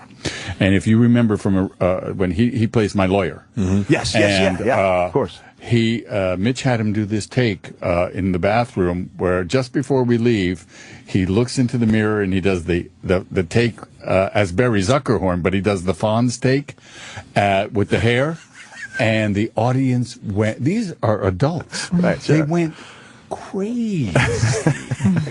That is, by the way, the nicest man. Yes, really. We say that all the time. Yeah. No, he's the real deal. And I keep looking for the wink, like he's an ass. Yeah. Right. But he's not. It doesn't happen, huh? No, he is nice. He's almost too nice. That's what we say. Yeah. He's been on the show a bunch, and we just feel like there's something that we just don't. I know. I do don't the same understand thing. about him. Yeah. I actually hurt his feelings. We were having lunch once, and I said, "You're bored, aren't you?" Because I can't believe. I'm looking at the publicist from Caroline's, where I'm doing a show on June 1st. Sorry. In the middle of a Jeffrey Tambor story? I just gave a thumbs up. In the middle of a Jeffrey Tambor story about Henry Winkler? He's a man who deserves an explanation, and that's why I gave the thumbs up. And the date, huh? Yeah. I ask about your ear, and you do the thumbs up for Caroline's. It's perfect. What are your roots? Where are you from? I don't. My Where mom, are your parents from? My mom was adopted, and my dad's mom was adopted. But people speak Russian to me. Yeah, And when if I'm in Greenpoint, frowning, they speak Polish. Polish, yeah. You have that. Sad Eastern Angry European. No. You have a beautiful Slavic face. Thank you. Yeah. Yeah. Oh, you're smiling. Perfect. Yeah. Oh, Annie's smiling. It's the first time I've ever smiled. This feels first time strange in and 2 new. hours. Jeez. I just shot in Greenpoint. Yeah. Oh, really? What'd you shoot? What's the business of it? I'm curious. It's where my heritage is. I love Greenpoint, the best bakeries in the world. Still laughing. Holy shit. So you guys basically, you can wear anything you want. You come to work. Obviously. That's got to set a Where do I sign up for this job? I got to get dressed up. Look at me. I look at an bar You're mitzvah. TV ready. You were doing some TV for Arrested Development, this is an season 4. embarrassment. Yeah, I was just on MSNBC. On Morning Joe. I love them. Yeah, he's a good guy. Yeah. He was my congressman when I lived in Florida. Was he congressman? Yeah, Was he Joe. Yeah. I was in Where'd the Florida Panhandle for a few years. I mean, you Yeah. look exactly like you lived in Florida. With What's that your shirt on. lowest moment in your life? In my entire life? Yeah, hit Whoa. it. Let's go low moment. You know what? I got to tell you, I wasn't feeling too good when I went on stage. Caroline's? Wounded Warrior. No, Caroline's going to be great. Okay. And I literally said, I went up there, Broadway, you get like 10 good comics. Amy Schumer was up there. Oh, Amy's and then great. Judah goes on and Judah kills. And I told the guys from Wounded Warriors, hey, I used to do some comedy if you guys want me to come up there. And they called me up. They go, okay, Mick Foley. And then I went up there and I tried to change my set because people were already using references. And at a certain point, I just said, if I was in a pool, I'd ask for a life preserver because I'm drowning up here. What did the audience do? You know, when I came back, Judah was there. He goes, dude, a few things. First of all, you never come out of a crowd when you're doing a set. Now, when I goes, he goes, also, man, don't take this the wrong way, but if most comics go up there and don't get a laugh for 4 minutes, they're dead. But they were at least listening to you. And then he said I might want to actually have some jokes in my set. But I remember that feeling, just that helpless feeling of being up there. And, I mean, I'm a guy that had been in front of 20,000 people many times, and you feel like you get them in the palm of your hand, and now you're in front of 200, and you're just dying. So you felt guilty, basically, that you had further depressed Wounded Warriors. My lowest moment. I've had lower, but that's the one. My that lowest springs to moment mind. was doing a Bounce commercial in New York. I'm a New Yorker, and I couldn't do. Hey, my socks don't clean correctly because my hands were shaking so badly. And the executive producer yelled from the back of the shooting studio, "How many fucking actors in this city?" That's a true story. And I cried for 2 days. I just got the image of Rocky Balboa doing that commercial in Rocky 2. He goes, when I go out with the guys, I like to smell like a jungle rat. It's cat rock. It's cat. And then he does I like to smell mainly. And they go, smell mainly. And they degrade And it. then I started sweating under my arms, and so they got two hair dryers under each arm. And the crew was looking like, what a locks. And I couldn't, as a young actor, my hands shook. I mean, and that's all I prayed for is, will this ever stop? Wow. Yeah. Well, We're being told he's got to leave. Yeah, he has we would press. we Where would do I keep have you. to They're panicking. Caroline's. I got to dig. First, I'll see you. I'm replacing this wrestler guy. No, they're panicking, saying you got to go. Hey, you guys, if I I'm can honored. this is a wonderful He was show. about to kiss I know, her ass. And I was Yeah, about he to was kiss just saying his nice He was stuff to about us. to kiss And her my ass. kiss- I was Jeffrey going to ask him to Tambor. sign my picture and everything. Go ahead, Oh, Jeffrey. that's good. Those are my Jeffrey, And then I were you will- about to kiss her ass and he interrupted? I just need to know. I was just going to mention this is an amazing show, and people Our need show? to watch it. Arrested Development. It's an amazing show. Yes. No, Your this show's show, fine. man. Mediocre. And where do I, At best. on this floor, where do I go to get my Sirius radio re-upped? I haven't paid my bills. Is this the right place? Yeah, this is it. Wouldn't that be funny? For you. You know Funny that if you you listen stopped to it. talking for about 20 minutes. Have I said something to hurt your feelings? I love you. No, I'm enjoying you tremendously. I'm Jimmy actually just loves listening. you. I didn't Now want to they're interrupt coming him. in the room to get me. Yeah. Yeah. Jeffrey, it certainly was a pleasure. Yeah. I Arrested can't imagine Development. that anybody would be. But do I have to go to another booth? Yeah. I don't know. They're telling us you really got to go. Look, that guy is the one with the glasses. By the way, you know what I thought he was? where's he have to go? This guy in the trunks, I thought he was like a homeless person. That's Roland. Yeah. He does his job great, though. I went, oh no, what am I going to say? He's a homeless person. Roland, he thinks you're Could you homeless. sign our photo? Thank you. He thinks you're homeless. You're so proud of it. That's how he dresses, Jeffrey. Wasn't he likes being that a comfortable. Zevon song? Do you Roland sleep in the that and then homeless. just get out of bed and come in it? Roland the homeless. It's particular washed. Can I borrow $20? You can have $20. I don't want it I'm a little back. short. I'll be happy to. Jimmy, can I have $20? You certainly can. Can I come back? I live here now. We would love to have you back. Because I want to start pushing the porn stuff. That's the best we got from last week. I mean, that's the best we have from the past week. The Opie and Anthony Worst of the Week countdown is available whenever you want it. SiriusXM.com/on-demand for details. This is the Opie and Anthony channel on SiriusXM. There's 1,000 diet products out there. But what about people who want to gain weight? Introducing CB1 Weight Gainer, the fast, easy, natural way to add the weight you want. Guys, are you tired of being skinny? Get the size you want in just weeks. Ladies, want to add those sexy curves? This is the curve maker you've been dreaming of. Revolutionary CB1 is a daily tablet that increases your appetite so you take in more calories and slows your metabolism so you burn fewer calories. More calories in and fewer calories burned means you gain the weight you want. Use CB1 Weight Gainer for 30 days. And if you don't see amazing results, just send it back and we'll refund your full product price. Order now and get a second bottle free. Plus, we'll include our weight gain guidebook with tips on how to gain weight fast. Go from skinny to shapely or bony to built. To get CB1 Weight Gainer, call 800-344-8885. That's 800-344-8885. 800-344-8885. These statements have not been evaluated by the FDA. This product is not intended to diagnose, treat, cure, or prevent any disease. Louis Palafudis, president of Morgan Gold. If you've got money in an IRA or 401k, this is your wake-up call. While you're sleeping, Washington is printing money day and night, and your savings are losing buying power. Avoid the bubble. Protect your retirement by adding physical gold to your IRA or 401k. Not stocks, not bonds, physical gold you can hold in your hand. Now more than ever, physical gold is portfolio protection. Morgan Gold's team of experts includes Ed Moy, who served in both Bush administrations, created Homeland Security, was the last director of the United States Mint, and is the current go-to gold expert for all the major news organizations. No other investment firm can say this. Protect your retirement the way I did by adding gold to your IRA or 401k. For your free IRA analysis and investor's guide, call Morgan Gold at 800-844-GOLD. 800-844-GOLD. That's 800-844-GOLD. Or visit morgangold.com.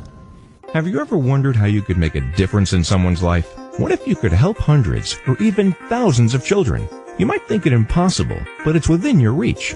Right now, today, students in the U.S. rank 32nd in world math skills. It's time for our children to catch up.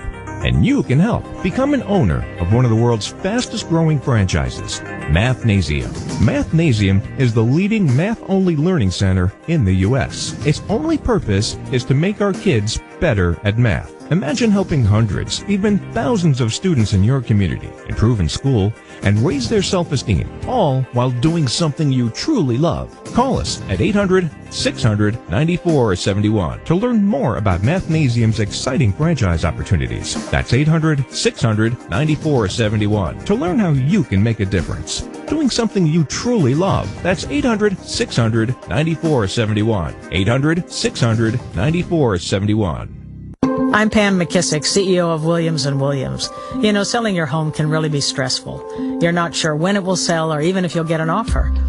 Imagine having buyers compete to own your home. Auction creates that competition. With Auction, you'll know exactly what day your home will sell.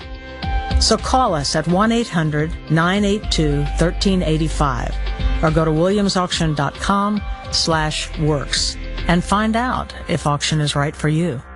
Feel like telling someone to fuck off. Fuck yeah. I like where this is going. Call the Opie and Anthony FU line. You can do anything. You can literally do anything you want. Say something. Do what you gotta do.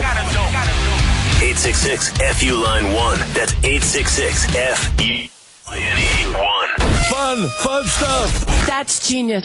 Amazing. I love it. It's the Opie and Anthony FU line. And if your call doesn't suck, it just might make it on the air. Fuck yeah. This This is Friends of the Show. Friends of the Show. Audio entertainment courtesy of the people you hear and hear about on the Opie and Anthony Show. This week, Rich Voss and Bonnie McFarlane's podcast, My Wife Hates Me. We've been playing not a lot of tennis. We've been playing some extra tennis, trying to get active and do things together. That's what we do now. We try to do things together. And do we? Bonnie, I think do Bonnie's we try to sneaking do off. things together? Bonnie's sneaking off, taking lessons on the side. I just started getting better. I'm placing the ball. Makes all the difference. Stepping it up in tennis.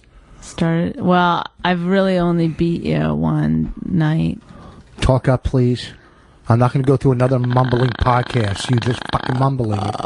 It really aggravates me. I really only beat you one game. Yeah. I mean, one, whatever you call it. The night I was sick, you beat me. Oh, really? Yeah. Don't you On remember? the podcast, you're like, oh, I said I only beat you because I'm sick. No, it has nothing to do with that. But now on the podcast, you're like, oh, I was sick. What are you talking about? The day you won is the day I was sick, but you played well. I mean, it was hard for me to move around. I was really sick. Here we go. No, Here we go. I conceded. I was like, it's not fun. You're sick. You're like, nope, it has nothing to do with that. Nothing to do with it. No, you didn't concede. Now, you're conceded, but you didn't concede. You're very conceited. Do you think that's spelled similarly? What, concede and conceited? Mm-hmm. I really don't know. I didn't know that I was going to be doing a spelling bee today on the podcast. I think you think it's like, I don't know. Okay, never mind. It's just a play on words. Concede, conceded. Okay. Sounds the same.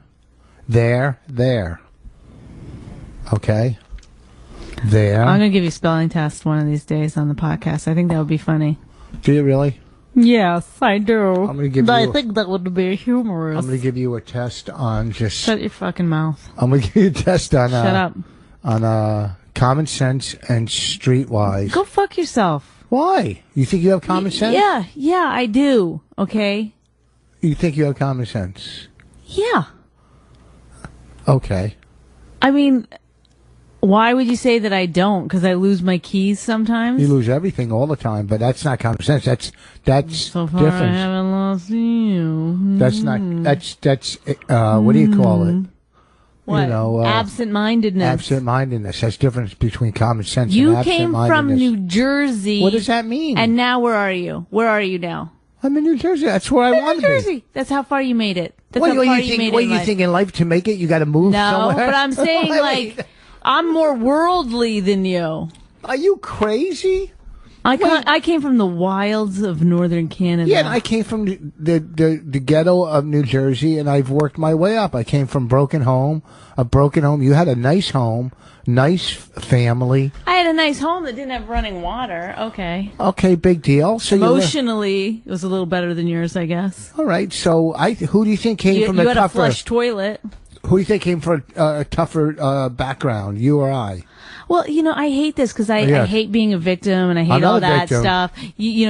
People loved, I had really rough. But the truth of the matter is that when all is said and done, I had a lot tougher childhood. Are you kidding me? Yes. No, not at all. Really? You didn't have to work like I did. You didn't have the mental anguish I did. There's physical anguish and mental anguish. Okay?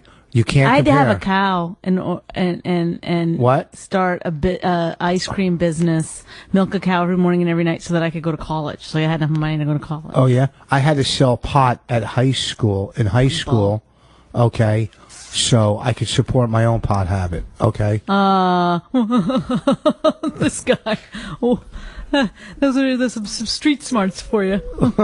Wow. I had to milk a cow. I had to be able to determine who was and who was not a cop. That's my street smarts. Do you know what's so funny? Bonnie's funny? Bonnie's making faces like she's on stage acting. Like I sit here, I talk, and that's what I do. I talk. I don't make faces. Bonnie makes faces when we do the podcast. She just made 5 faces.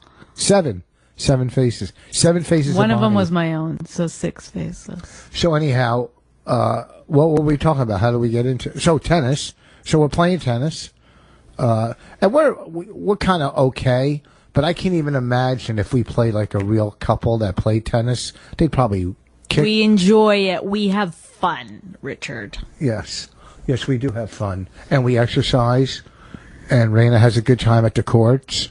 Do you really? I mean, when you start talking like this, honestly, I'm like, are people just like riveted to this? We're breaking into the pot. You don't open up with. Yeah, you do. No. You ever hear "hit the ground running"? You never heard that term before? That's I think about it business. Boom. I'm thinking about it every day. Grab them the minute you get on that. No, they don't say like, "Oh, do you think HBO with you guys are starting too interesting? This is just way too. We need to just make people almost turn it off right before we get good." Are you kidding No, me? they start an episode, boom. Have you ever listened to any talk radio? They don't just... This is not talk radio, this is a podcast. Is it basically the same? You break into... No, radio is different because people are just held captive with whatever they got to listen to in their car. People can fucking listen to anything they want. Yeah, they can listen to podcasts in their car, too. Why does your hair look like Lily Munster's hair? What's it up in the air? Did you just say, yeah, they can listen to a podcast in the car too? You missed my point entirely. You missed my point. My point is you start off and you build. No. Yes, you build.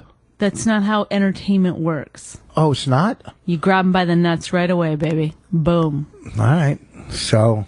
Off and running. You want to spend 15 minutes talking about, well, I do need work on my backhand, although I'm getting much better. My serve's a little weak. I can't serve that. I can't serve.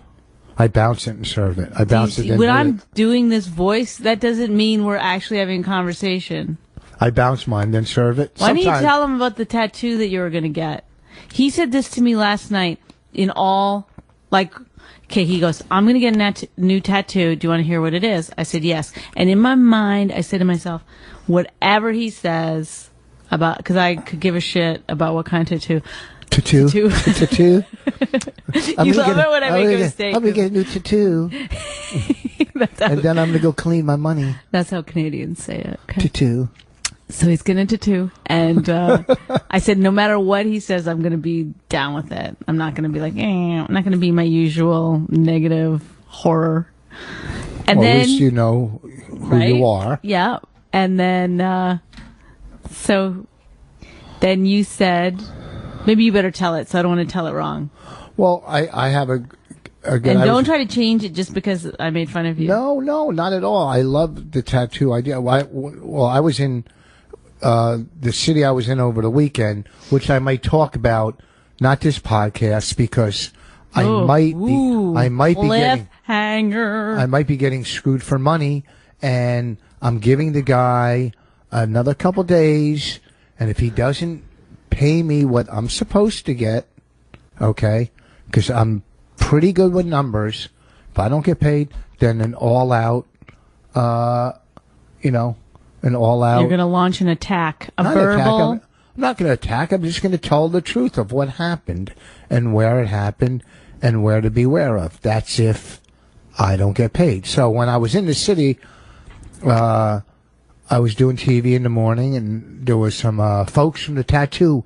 They had a tattoo show there. I was doing morning TV. What do you mean, like a televised tattoo show? Or oh no, you're talking about convention. Yeah, but let me get to where I know, but you just said tattoo show, so then people are conjuring up. I was going to tell you. Okay. I'm doing morning TV, like Good Morning St. Louis. That part we get, yeah.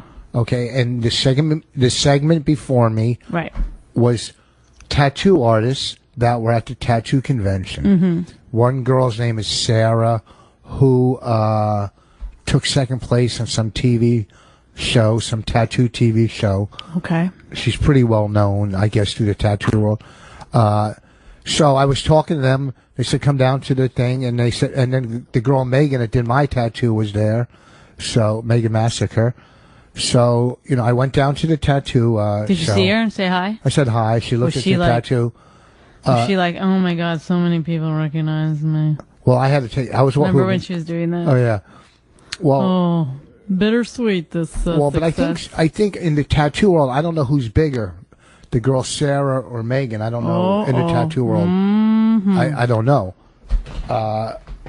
anyhow, she looked at my tattoo and said, "Oh, it needs a little touch up here and there," which it does. And then I was talking to these tattoo artists from Chicago. A lot of people recognize. You know how many people have seen that tattoo show? It's insane. It's insane. They played it again over the weekend. So I'm walking around the tattoo, and the main reason, that's one of the reasons I went. Okay, Raina, go. Give me a kiss. Give me a kiss. Come here. You look so pretty lately. Give me a kiss. I mean, you always look pretty, but you almost walked into a plant. Ha ha. You're gonna hit me because you almost walked into a plant. Ha ha. Okay, see you later. All right. See you later. Alligators in the news. All right. Bruise. Your hair looks Booze, unbelievably cool. Booze, booze. I don't know who she looks like. I think I know her. Lose. Goodbye. Go, go. I'm telling a story. Scram. Go. What? What'd she say? I think she said about love. What's about love? I don't know. The story that they're telling. Oh, my story's about love? All right, go. I'm looking at her. I think I know who her dad is. Looking at her face. Who? Huh? Who? He was a club If you owner. get it right, I'll tell you. If you get it right now, I'll tell you. From Florida? This guy again. Why do you keep? I couldn't even pick that guy out of a lineup. I have no idea why you think anything went on. Because she looks like him, kind of. She's already taller than him. Okay, so if you couldn't pick him out of the lineup, how do you know how tall he is? because you keep calling him the short guy from Florida. I never said short guy one time. How did you know? I didn't say short guy one time. So because he is short. yeah, so you can pick him out of a lineup. I don't know what his face looks like. First of all, What? back down. Go right. check yourself right now. Go check myself. Yeah, because if you want to start a fight I'm about not your starting daughter's paternity, You're yelling on the podcast. what kind of fucking horrible person are you? Well, we'll see. And then you after I later talk you'll be about like, this I tattoo. was joking, but you're not. No, I look at it. I'm looking at. Stop it. So I go to. Do you really want people to know what a fucking disgusting, horrible person you are? I'm Because not it's coming out disgusting or right now. horrible. It's coming out right now. I'm What not I have to disgusting deal or with. horrible. What you have to deal with? Why do you get so mad all the time? You're I like get so mad because it's a gross thing to say. Yeah. It's so It's so disgusting. And then to say, and then to get mad at me. You brought that to me. I didn't bring it to you. You did too. You just said, I know who her dad is. I made a joke, and then you made a joke. Exactly. Then you said if you guess. Stop. Right now. Don't point at me. Don't. You're going to hit me? Stop. Go ahead. Go on, punch me. No, like you were going to hit me in the car today. I would You wanna never bring hit that you. up? I wasn't going to hit As we're you. going to pick up Raina, you almost hit me. I didn't know. See, I never hit you. Who's hit who in And this then you match? said you were joking, but you yelled angrily and went like that to the No, back I of didn't the wait like seat. that. I raised my hand like. But who's hit who ever? Who cares? Oh, now you. Who I'm a cares? girl. You're allowed to hit me. You've hit me about 2 or 3 times, and You hard. hit me about 2 or 3 times. Shut up, you fucking pussy. Listen to Pussy. me right now. Okay, Listen what? to me right now. You started off, I know who her dad is, and then I knew you were going to frame it as I was joking. So I joked back a little bit, right? Yeah. Then you said, how did you know? And you know, let's play that back. If you knew how to fucking work that computer, we'd play that back right now and you'd hear your voice and the anger that you had in it. I didn't have anger. Yes, you did. You know No, what I he looks didn't. like because you really think it in No, your I don't head. think it. And quit pointing at me. Because you make me so angry. I All can't. right. I'm not having this conversation. All right, go stop. She's I'm going to sorry. be 6 this summer. Really? 6 years? Why don't you just take the fucking test and put it to rest? You know why you won't do it? Why? Because you don't want to be proven wrong. No, what are you trying to sound like? What's his name that said that? I was the one who first said it, and then Oh. he picked up on it. But it's the truth. All right, relax. I No, would don't never tell take me to this. relax. Don't bring this shit All right, to all the right, I'm sorry. podcast and then say, "Oh, relax." All right, I'm sorry. I made a mistake. You never Well, made everybody, a mistake. write down what day is it today. What day? Oh, What day is it today? May 20th. yeah. Let it be noted that at 4:26 on May 20th, What? Richard Voss said he's sorry. Yeah. Now say you're now. No, I will not apologize. But you've hit me more. I've never hit you once in my life. I've never hit a girl, and you've hit me how many times? Hard. One time I almost cried. Shut up. I almost cried. Remember when you punched me in the Well, jaw? then that would have been good. We would have all been assured that you're a real person. Oh, I'm not a real person. I don't have feelings. I don't think so. You think I'm like a robot? Well, unless you make fun of your being Jew, then your emotions come out. If I say something about your sexual prowess, then your emotions. What word? My prowess. What did you just say? Your sexual prowess. Do you think anybody has any idea what you're talking about? You come up with words. Care. You come up with words. I didn't make it up. Anybody who's read 2 fucking books in their life. I've read a lot of books. I've never read that word. Really? You've read a lot? Yes. Let's determine what a lot is. At least probably 40 books. Okay. I don't know if 40, that's 50. considered a Remember lot. all the books I used to have? No, I don't. When you first moved in, okay, all the books on that bookshelf, what happened to them? We didn't throw them away after the fire, did we? I believe so. Oh no, not all my books, not the Sammy Davis you had a book. couple acting books, a Sammy Davis G book. Every book that I had that I read from in there, you said I never finished it. I've read so many books, so many gangster books, Hot House, prison books. Yeah, anything with what? Boy on boy sex in it. Mm-mm. So I go to the tattoo convention, and I think one of the reasons I went, and this could be self-centered. I'm already done with this podcast. All right, no. Let's rejuvenate. I'm sorry. Shake my hand. No. Shake my hand. I don't feel like it. Shake my hand. And why don't you tell them why I wasn't going to hit you in the car, but why you thought I was? What you did. Why don't you tell them? I was rubbing my nose.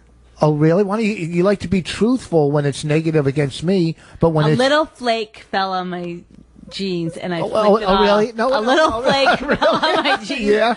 And really? I flicked it off on the floor. Okay, first of all, then you yelled at the top of your lungs. First of all, she's in her nose. I go, can you please stop? I wasn't in my nose. I go, I was going like this. I go, can you please stop picking your nose in my new car? And then she goes, there was nothing. Nothing. I was just touching it. Then all of a sudden she shows me this big ginder. No, it wasn't. Okay. Ginder? Nobody knows what you're talking. Where did you come up with this stuff, Ginder? You're making it up. So you gotta make faces. It was a tiny flake. It wasn't a tiny flake. It was very visible, sitting on her pants. It was like the size of a goldfish scale. Listen to me. Whatever. I could see it from the drive. Whatever. And then she took it and took it and threw it on the. You grew up in the ghetto, folks. We gotta live a little slack there on the English. And threw it on the floor. Anyhow, I flicked it on the floor. Big deal. Why not pick it up and throw it out the window? I couldn't pick it up. It was too small. It wasn't too small. Then how could you flick it? It's like picking up a piece of dandruff. The ugliest. So I think one of the reasons I went to the tattoo convention. Do you think this could be true? To see if I would get recognized. Do you think people do that kind of stuff? Do I think you do it? Yes. And from being on a tattoo. First of all, I know for a fact because we walked into Dunkin' Donuts earlier, about an hour ago, and a man who was pretty heavily tattooed opened the door for us, and Rich immediately started talking about the guy's tattoos, so the guy would talk to him about his tattoos. No. And I heard Rich say within literally, I'm going to say 40 seconds of their conversation, I got mine done on TV, and the guy goes, on TV? Wow! Okay, so yeah, I'm pretty sure you went there to... No. I mean, is that what your career has come to? That you're like, I was on a tattoo show. No, I just... Like a regular person. No, we were introduced as comics. Everywhere I go, people go, let me see your tattoo. How many people watch that dumb show? I watched 2 or 3 episodes. Do you know what my mom said last time I talked to her on the phone? Yeah, because she told me 7 times, but tell the people your mom said. No, I'm not going to. No, you got to tell them. This is what your mom said. It's kind of mean. She goes, oh, my neighbor saw Rich on that tattoo show. I go, oh, I was on it too. She goes, they did say something about that. Yeah, like that. Why won't they give you any accolades? I don't know what accolades are. Accolades? Yeah. I don't know why they won't. They refuse. But they have a hard time giving it to you also, to be fair. I only realized that later. So it makes me feel better that we're both in the same boat with them. So I'm at the tattoo show, and I come up, my tattoo idea, and I was talking to these tattoo artists from Chicago that were pretty cool. They were pretty fucking done up. And I have a great idea for a tattoo. And they loved it. And the idea is like on stage is a microphone. It's a microphone, and the arms are coming out of the microphone, strangling like a girl in the front row, that won't shut her mouth, and then you write on, little writing, "It's not about you, bitch," and the microphone is strangling the girl in the front row. Which right, is, and I said to you, as soon as you said it, idea. I tried to determine if you were joking or not. No, you were like, no, I'm serious. I'm like, how many people did you tell? Well, and you said only one, which few. Well, here's you go, it was a tattoo guy, and he loved it. He loved the idea. Well, I love that you take though people's things. Like when people are face to face, it's easier to say yes than to say no. Like, oh yeah, it's good. Well, but you don't know. Like on Facebook, here's Ray Wagner whipped something up real quick. He drew something up. No, so you did tell somebody else. Who did I tell? I told Ray. Obviously, Ray Wagner. Well, I put it on Facebook. I said I didn't. No, I didn't say that. No, I didn't. I had say to get a divorce. Well, I might have said I didn't say for a tattoo. I just need a picture. But this is what he drew up real quick. But that's not. That's the mic choking the girl with the mic cord. It is so horrendous. After we put this up, you have to like tweet this so people know. It is. Well, I'm not going to. This isn't the one I would use. I know, but it is even worse than I thought it in my mind's eye. What a microphone. I saw it as a little more artistic than that, I guess. Okay, look. It's so crazy. I can't even explain. It's like so that when you have a heckler, you just pull up your sleeve and show them. No. Why don't you just put the hours of the club on it too? Oh, keep your cell phone. Remember to turn your cell phones off. Put that on your other shoulder. Just anything people. You can put a thing of your CD. Buy my CD. You won't. If you do this right, you won't ever have to talk on stage again. No, I wouldn't show it to the people. Like people do. It's the worst tattoo idea ever. No, I guarantee. If people could see this tattoo, I'm gonna put a tattoo of a dog pooping and then the owner not picking it up and just be like, it's your job, bitch. No, you don't. When people get tattoos, they're personal. They're what they like. Yeah, but who would, like, you're saying, the fact that you're saying it's not about you, bitch. Yeah, you're putting that on your arm. You're making it about them permanently on your arm. No. Yes. No. Yes. Oh, I might not even put that writing. I might just have the microphone. Could you not see how ridiculous it is? Are you crazy? And then he goes to me, why? It's not hacky. No, because nobody would ever do that. Are you kidding me? Nobody would ask ever a million do that. people. No, a million would say that is a horrendous idea for a microphone choking someone in the front row. Oh my God. God. And yes, because you know how like it shows these girls don't shut up. They want all the attention, this and that. Okay. I'm going to get a tattoo that says, must be over 18 to enjoy the show. No. It's not to show the audience. It's my own personal I thing. understand, but it's a ridiculous it's first of all, it's negative.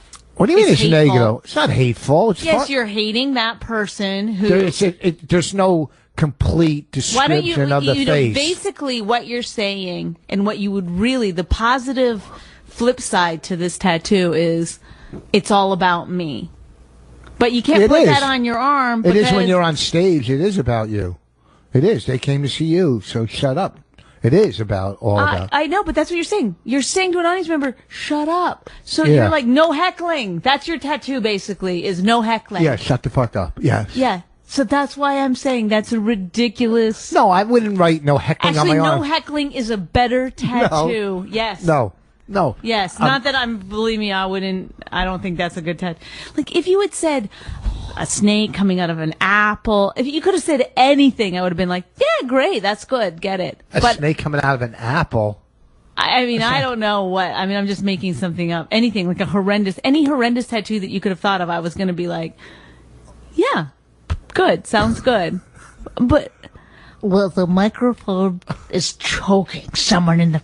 By the way, this is what I love to do, is stand up. I'm going to have the microphone choking someone in the... I wish I had more fans. I really do. But what I'm going to get on my arm is a microphone choking one of those people that's come to see me. And then it's not about you, bitch. That's what I don't know why I don't have more Twitter followers, but I'm gonna.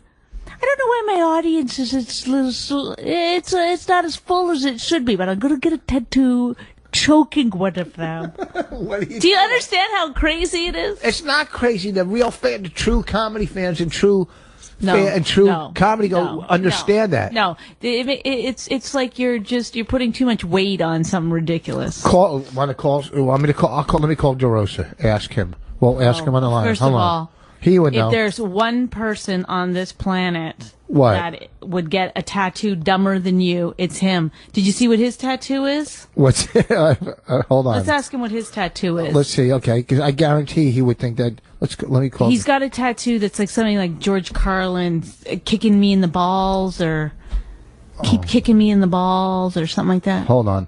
I think it's a good idea. If it's and he's got a nice, horrifying tattoo, and now he's gonna approve your horrifying tattoo, so you can both have horrifying tattoo. He'll say yes to yours just so that people will stop making fun of his tattoo. You think so? Yeah. Oh, he's not going to answer. Oh, I want to. Oh. No. This is. This I'll is a call really I'll good call Colin. podcast. Look, you don't need to call I'm people. gonna call- Defend it let me call- yourself. No, I'm Defend it defending me yourself. because I just want one opinion. But you're right. Like lately, you've been obsessed with that tattoos. There was No, a I'm gonna little finish while my- ago. You were obsessed with getting a juicer.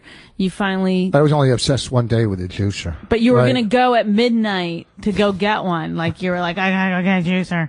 I gotta start my No, diet. I'm my gonna juice diet. finish my I'm arm. gonna do.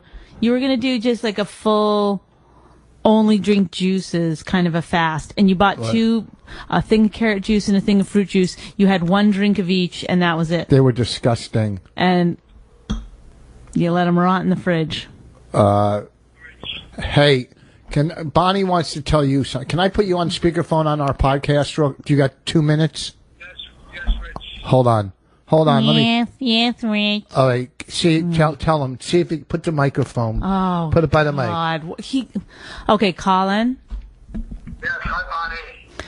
Okay, Rich wants to get a tattoo of someone of a microphone strangling a person in the front row, and then on the bottom it says, "It's not about you, bitch."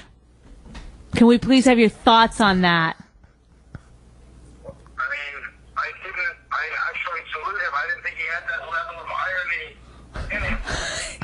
But that's the thing. There's no irony. He really just wants. It's like he thinks it's just a fancy way of having no heckling on his arm. No. First of all, it's got to be irony. There's no way anybody of that age comes up with an ignorant idea. No, it's not irony. Rich has no irony in him. He doesn't even understand it. Just the fact that he thinks that's like a good tattoo. I don't even know what to say. Honestly, if you want to know what my answer is, whether you should get that or not. Yes. That's what you want my answer? Yeah. My answer is leave him. I know. I almost did. I was like, "Are you kidding me?" Because I don't think like. You have to leave him because anybody that actually thinks that's either rebellious or funny or edgy needs to be left. Yes. Thank you. It actually ruined my day. Thank you. It ruined my whole week. I don't have that image in my head. I don't even get it. I don't get it either. I said it's like putting the hours of the club on your arm, or like. Which really stinks. No, the microphone is like it's like a big microphone with arms coming out of the microphone. So it's even worse. Okay, with arms coming out of the microphone. And you know how like girls don't shut the fuck up like a pretty girl, and the microphone is kind of like leaning over and just either choking her or doing it with the mic cord. You know what I'm saying? Yeah, it's horrible. It's visually horrible too. It's even worse. It's a pretty tattoo that an asshole would get. It's an ugly tattoo and it's jackass of the highest order. Colin, he was like, "Why? You think it's hacky?" I was like, "That's what you're worried about? Hacky?" I'll give credit for one thing. It's the most original thing I've ever heard. Yes, exactly. Nobody would ever do that. It's the most distinctively moronic thing I've ever heard. So it's not hacky. Colin, I'm going to get a tattoo of a dog owner not picking up his dog's poop and put, "It's your job, bitch." Rich, why don't you just get somebody flipping burgers and on one arm and knocking the dick out of somebody?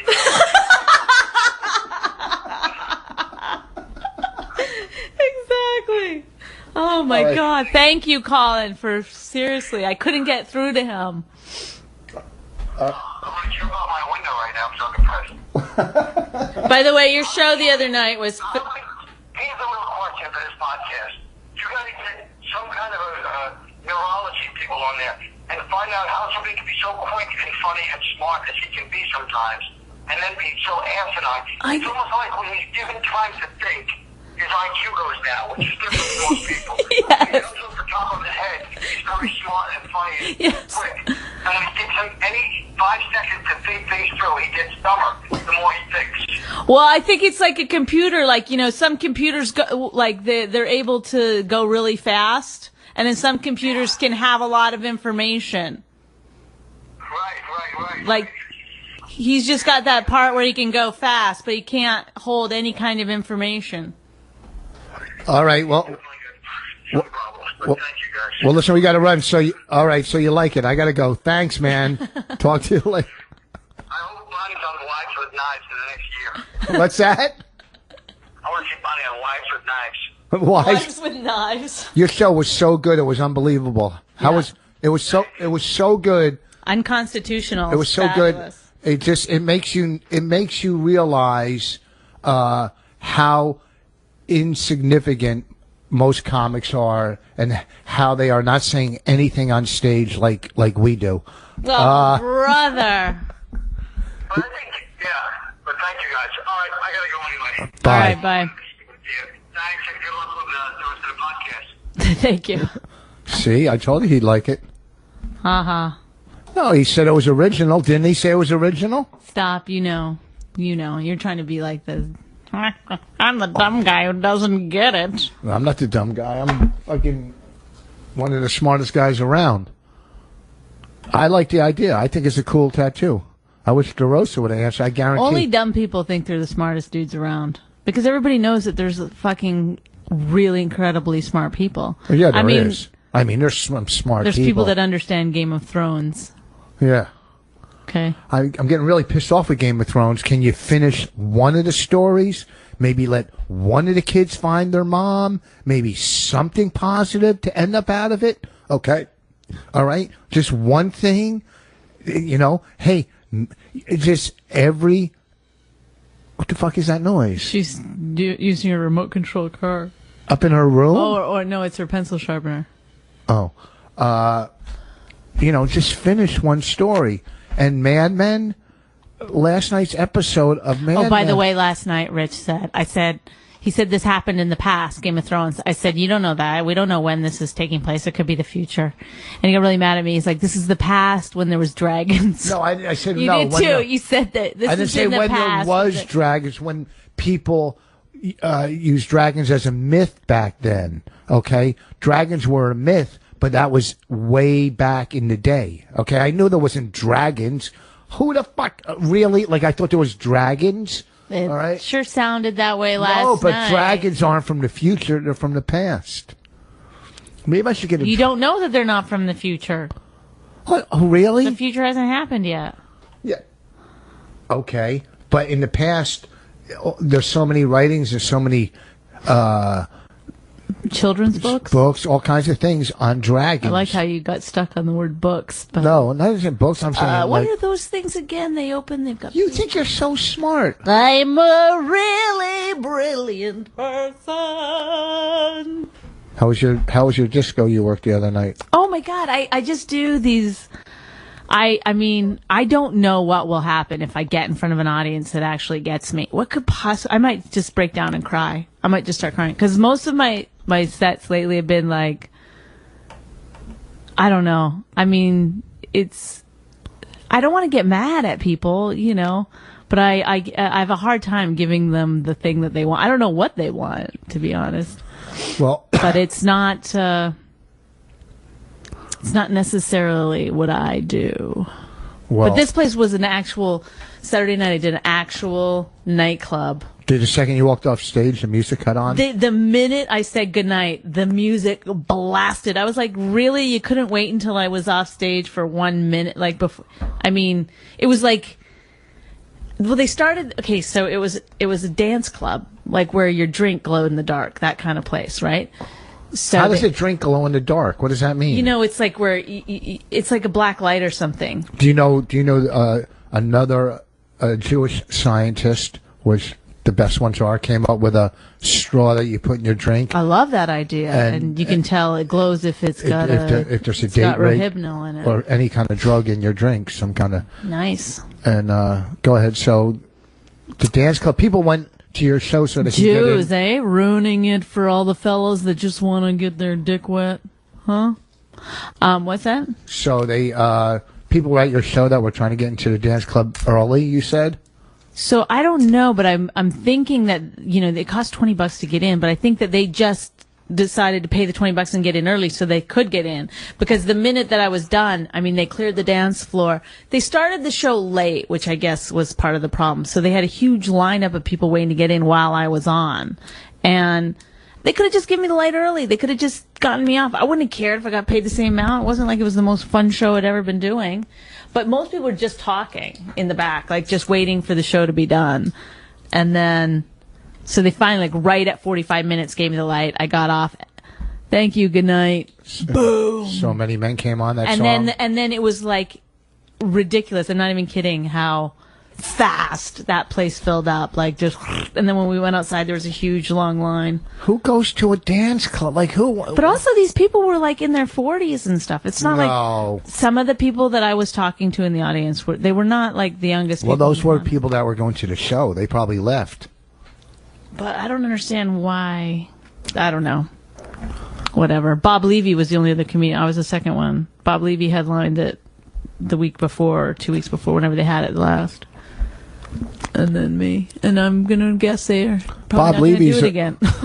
Let's give a shout out to her. We didn't give our comic shout Bob Levy. Let's do a shout out to Bob Levy. We'll give a shout out to Bob Levy this week. Bob Levy. Bob Levy. Bob Levy, who... Can you believe we're on the same circuit now?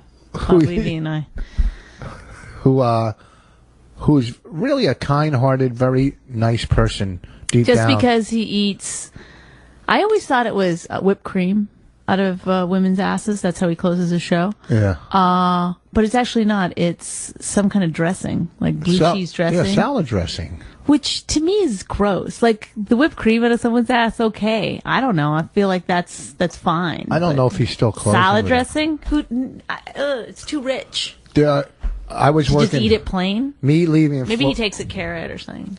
Me leaving Florentine, we're working together in Florida, so we didn't know the lineup, and I was going to either close or host, and what did Levy say? Oh, the first night Levy said, "Let me middle."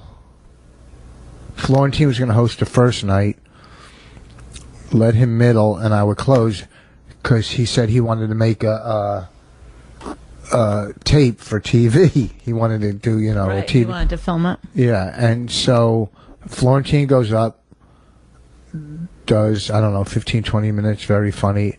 And then Levy goes up to make his TV tape, and I think the first bit was out of his mouth, how many guys like to come?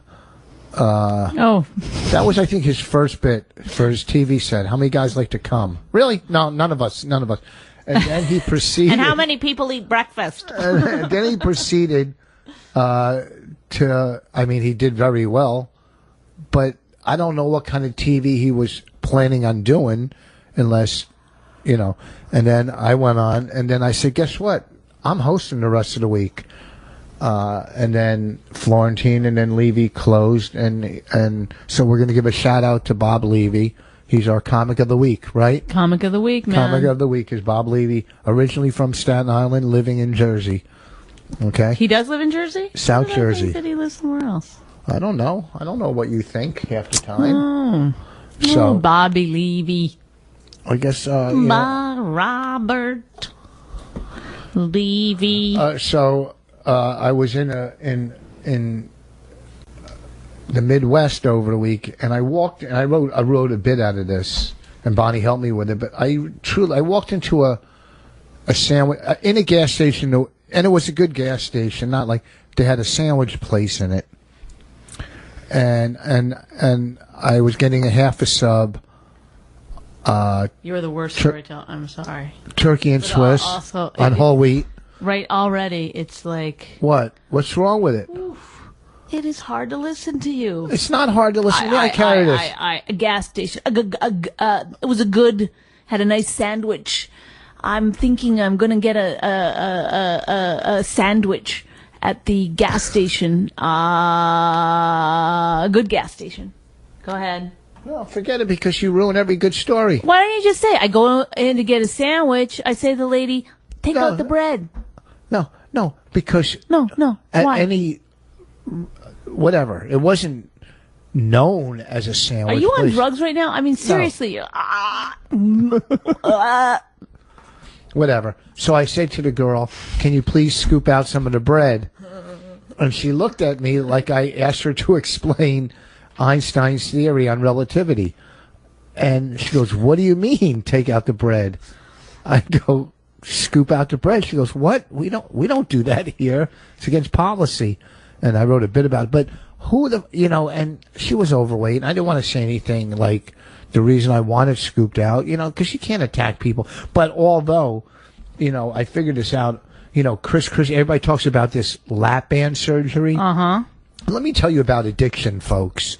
Addiction, after you get through the physical part, when you stop or whatever you quit, it's about the mental addiction. Well, Bill Maher said it's a weird way to solve your addiction problems. It's like... Well, no, but let me say what I'm saying before I hear what Bill Maher said.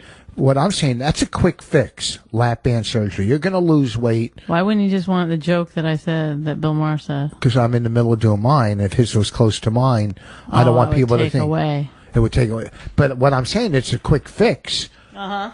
Because no one gets... Like, when you're a drug addict or an alcoholic, there's no really pill to make you stop. They might have come up with something, but that's not going to make you stop. That's just going to... Whatever. And what's going to happen is he's going to lose weight, but he's going to be at a party and he's going to take a bite of an eclair or something and back out to the races. That's what's going to happen. An eclair, yeah. An eclair. That usually is what triggers, the relapse. You know that? Okay. The relapse. So I'm just saying it's a quick fix. And I don't attack people that are overweight because it's an addiction. But this girl had no clue what I was talking about when I said take the bread out. What did Bill Maher say? Where was your joke that I might have stepped on? Should I have told the Bill Maher joke? I didn't tell the joke. I gave the premise. Well, why wouldn't... I don't understand that. I'm not doing my bits from stage on the podcast. I do bits on stage. Well, then why wouldn't you let me tell the Bill Maher thing? Well, I gave the setup, the premise, out to the races. We're just doing setups. Welcome to our show, Just Setups. If you want to hear the punchlines, you're going to have to come see a live show. Rich Voss. Getting a new tattoo? Just Setups. Welcome to our podcast, Just Setups. Oh my God. You're crazy. You're really out of your mind. You spend an hour, I will not tell you the funny part. I do this on stage. Sandwich. I mean, you took an hour setting it up. And if you want to hear the rest of the story, where are you playing this weekend? I'm at the Stand. Nope. Friday night. And we're at the Count Basie Theater. Count Basie Theater, Saturday night. Get your tickets. Bonnie McFarlane, Rich Voss, Jim Florentine. That's a hell of a show. That's a hell of a... Chris Covert, my boy Chris Covert's going to be on it. Chris Covert throws me a lot of work, that guy. He's supposed to bring food from his restaurant.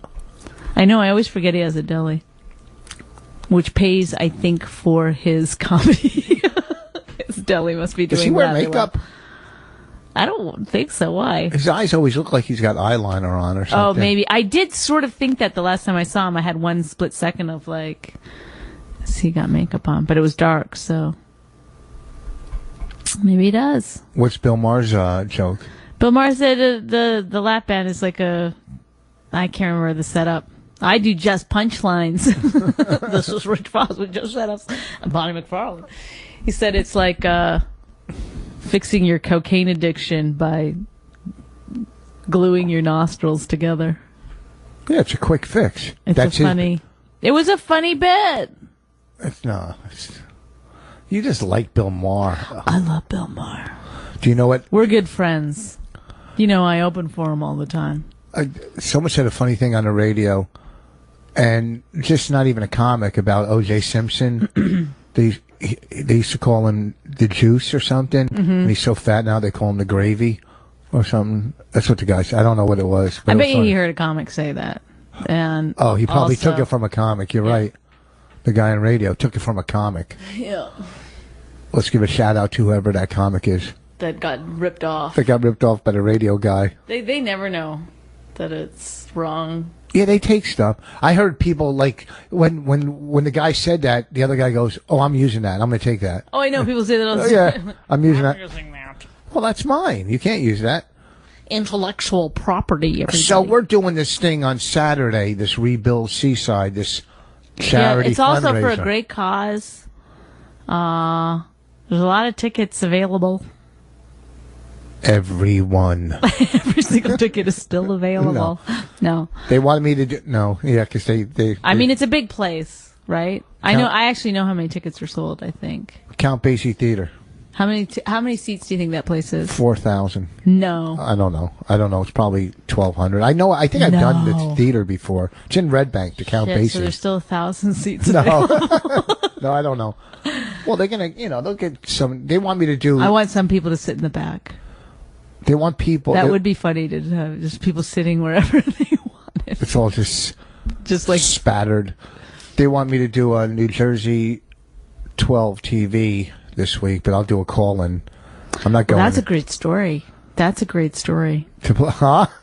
Well, I was just bringing that up with you. That they asked me I've to been do. asked to do a podcast this week. I said, no, thank you.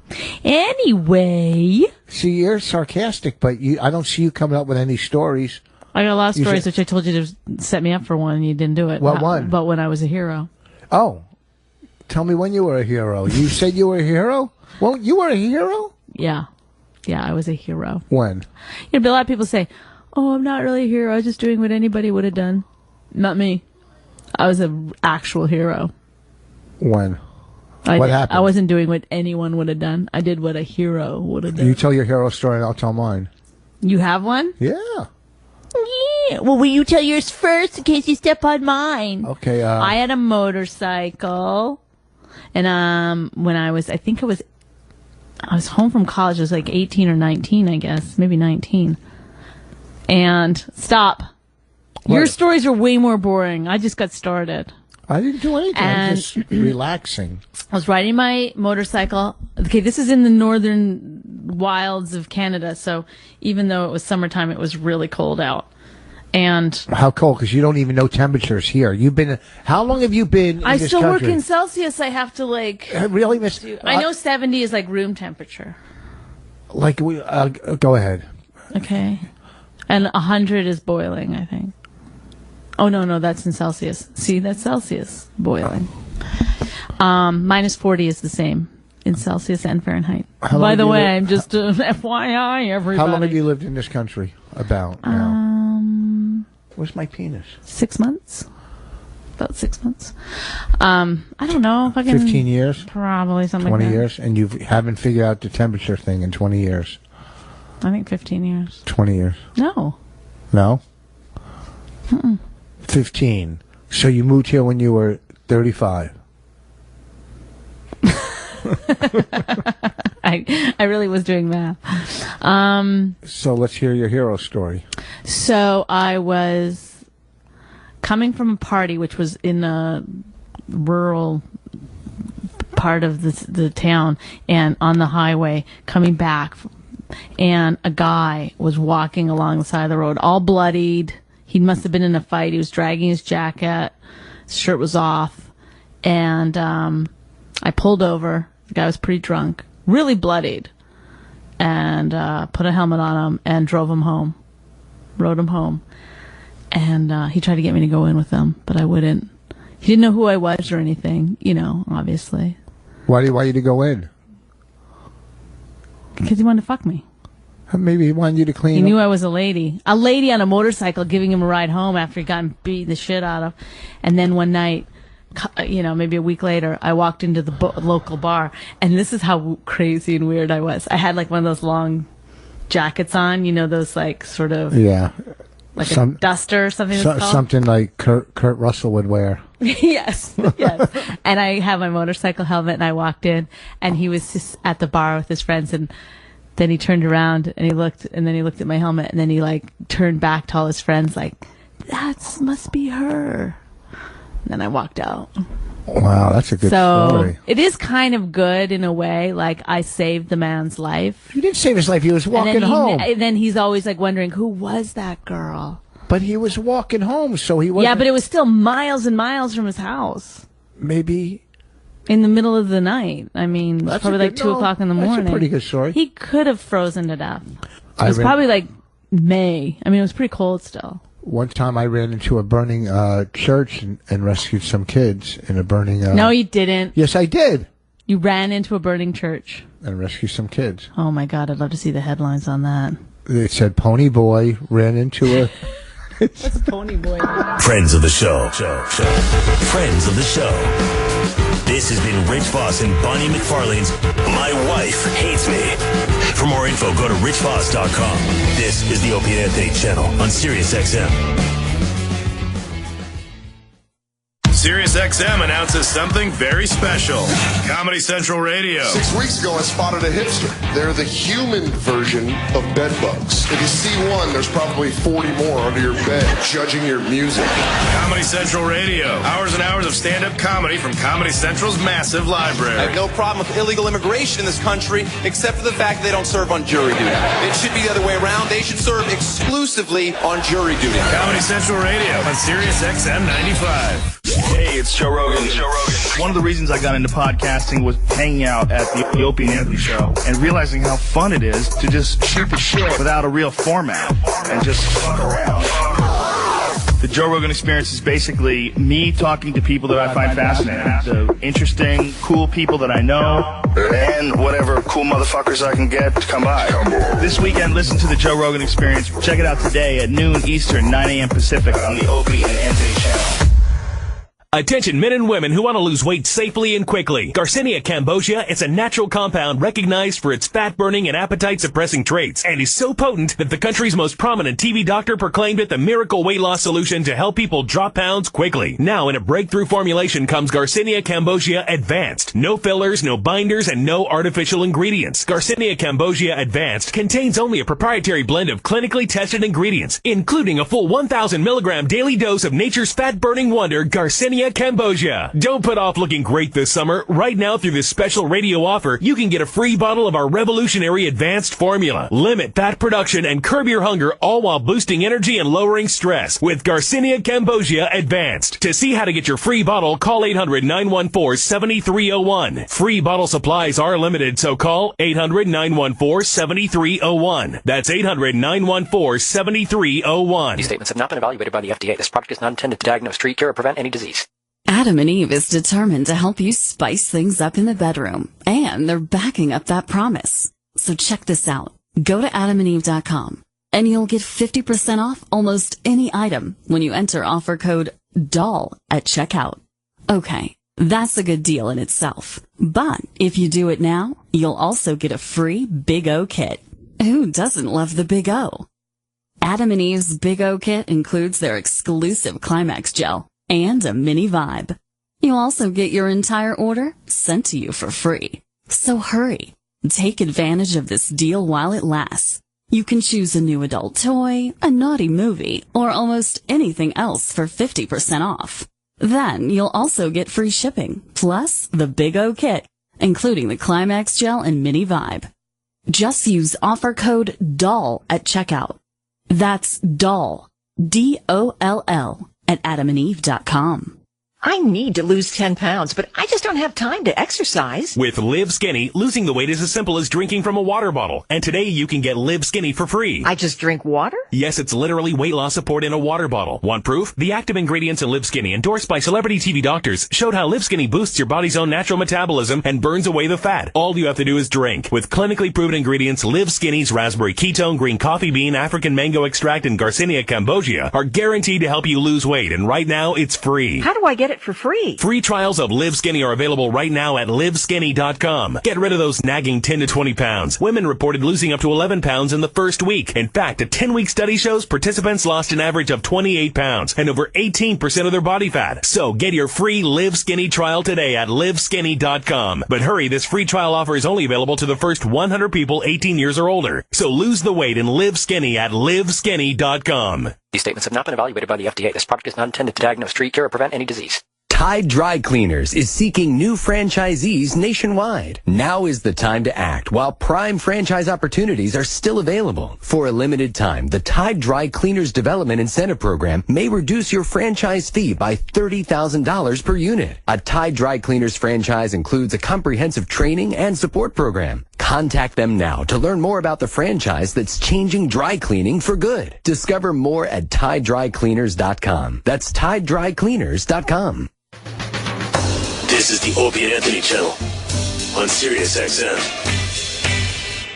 Today, this is gonna happen. I'm gonna be the first guy to whip my dick out. a special event. You know what I'm And saying? they like to freebase, these neighborhood hosts. Yes, yeah. They love to smoke coke. Yes. Live from the Opie and Anthony studio. Have you fucked in the same room as other people? Yes, I have. The Laszlo Show. That's swinger shit. That's not swinging shit. Let's go with the flow. The Laszlo Show. Today from 5 to 7 Eastern on the Opie and Anthony channel.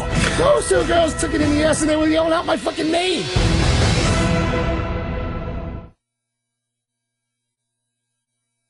Ladies, have you lost your passion? Are you uninterested in sex with your partner? Do you put off romance for more important things? Is it difficult to get excited in the bedroom? If you answered yes, you may be suffering from a low libido. Get your desire back with FemMed Libido's daily supplement. Remember the first time he kissed the nape of your neck or your racing heart when he traced his hand along your thigh? With FemMed Libido's proven formula, designed by doctors and herbalists, you can feel that excitement all over again. I just wasn't in the mood ever. I confessed my frustration to my best friend, and she told me about a natural supplement called FemMed Libido. She said it was amazing. She was right. I tried it. I can't believe the difference it made. Experience all the sensations and thrills of sexual desire again with FemMed Libido. For a 30-day risk-free trial of FemMed Libido, visit FemMed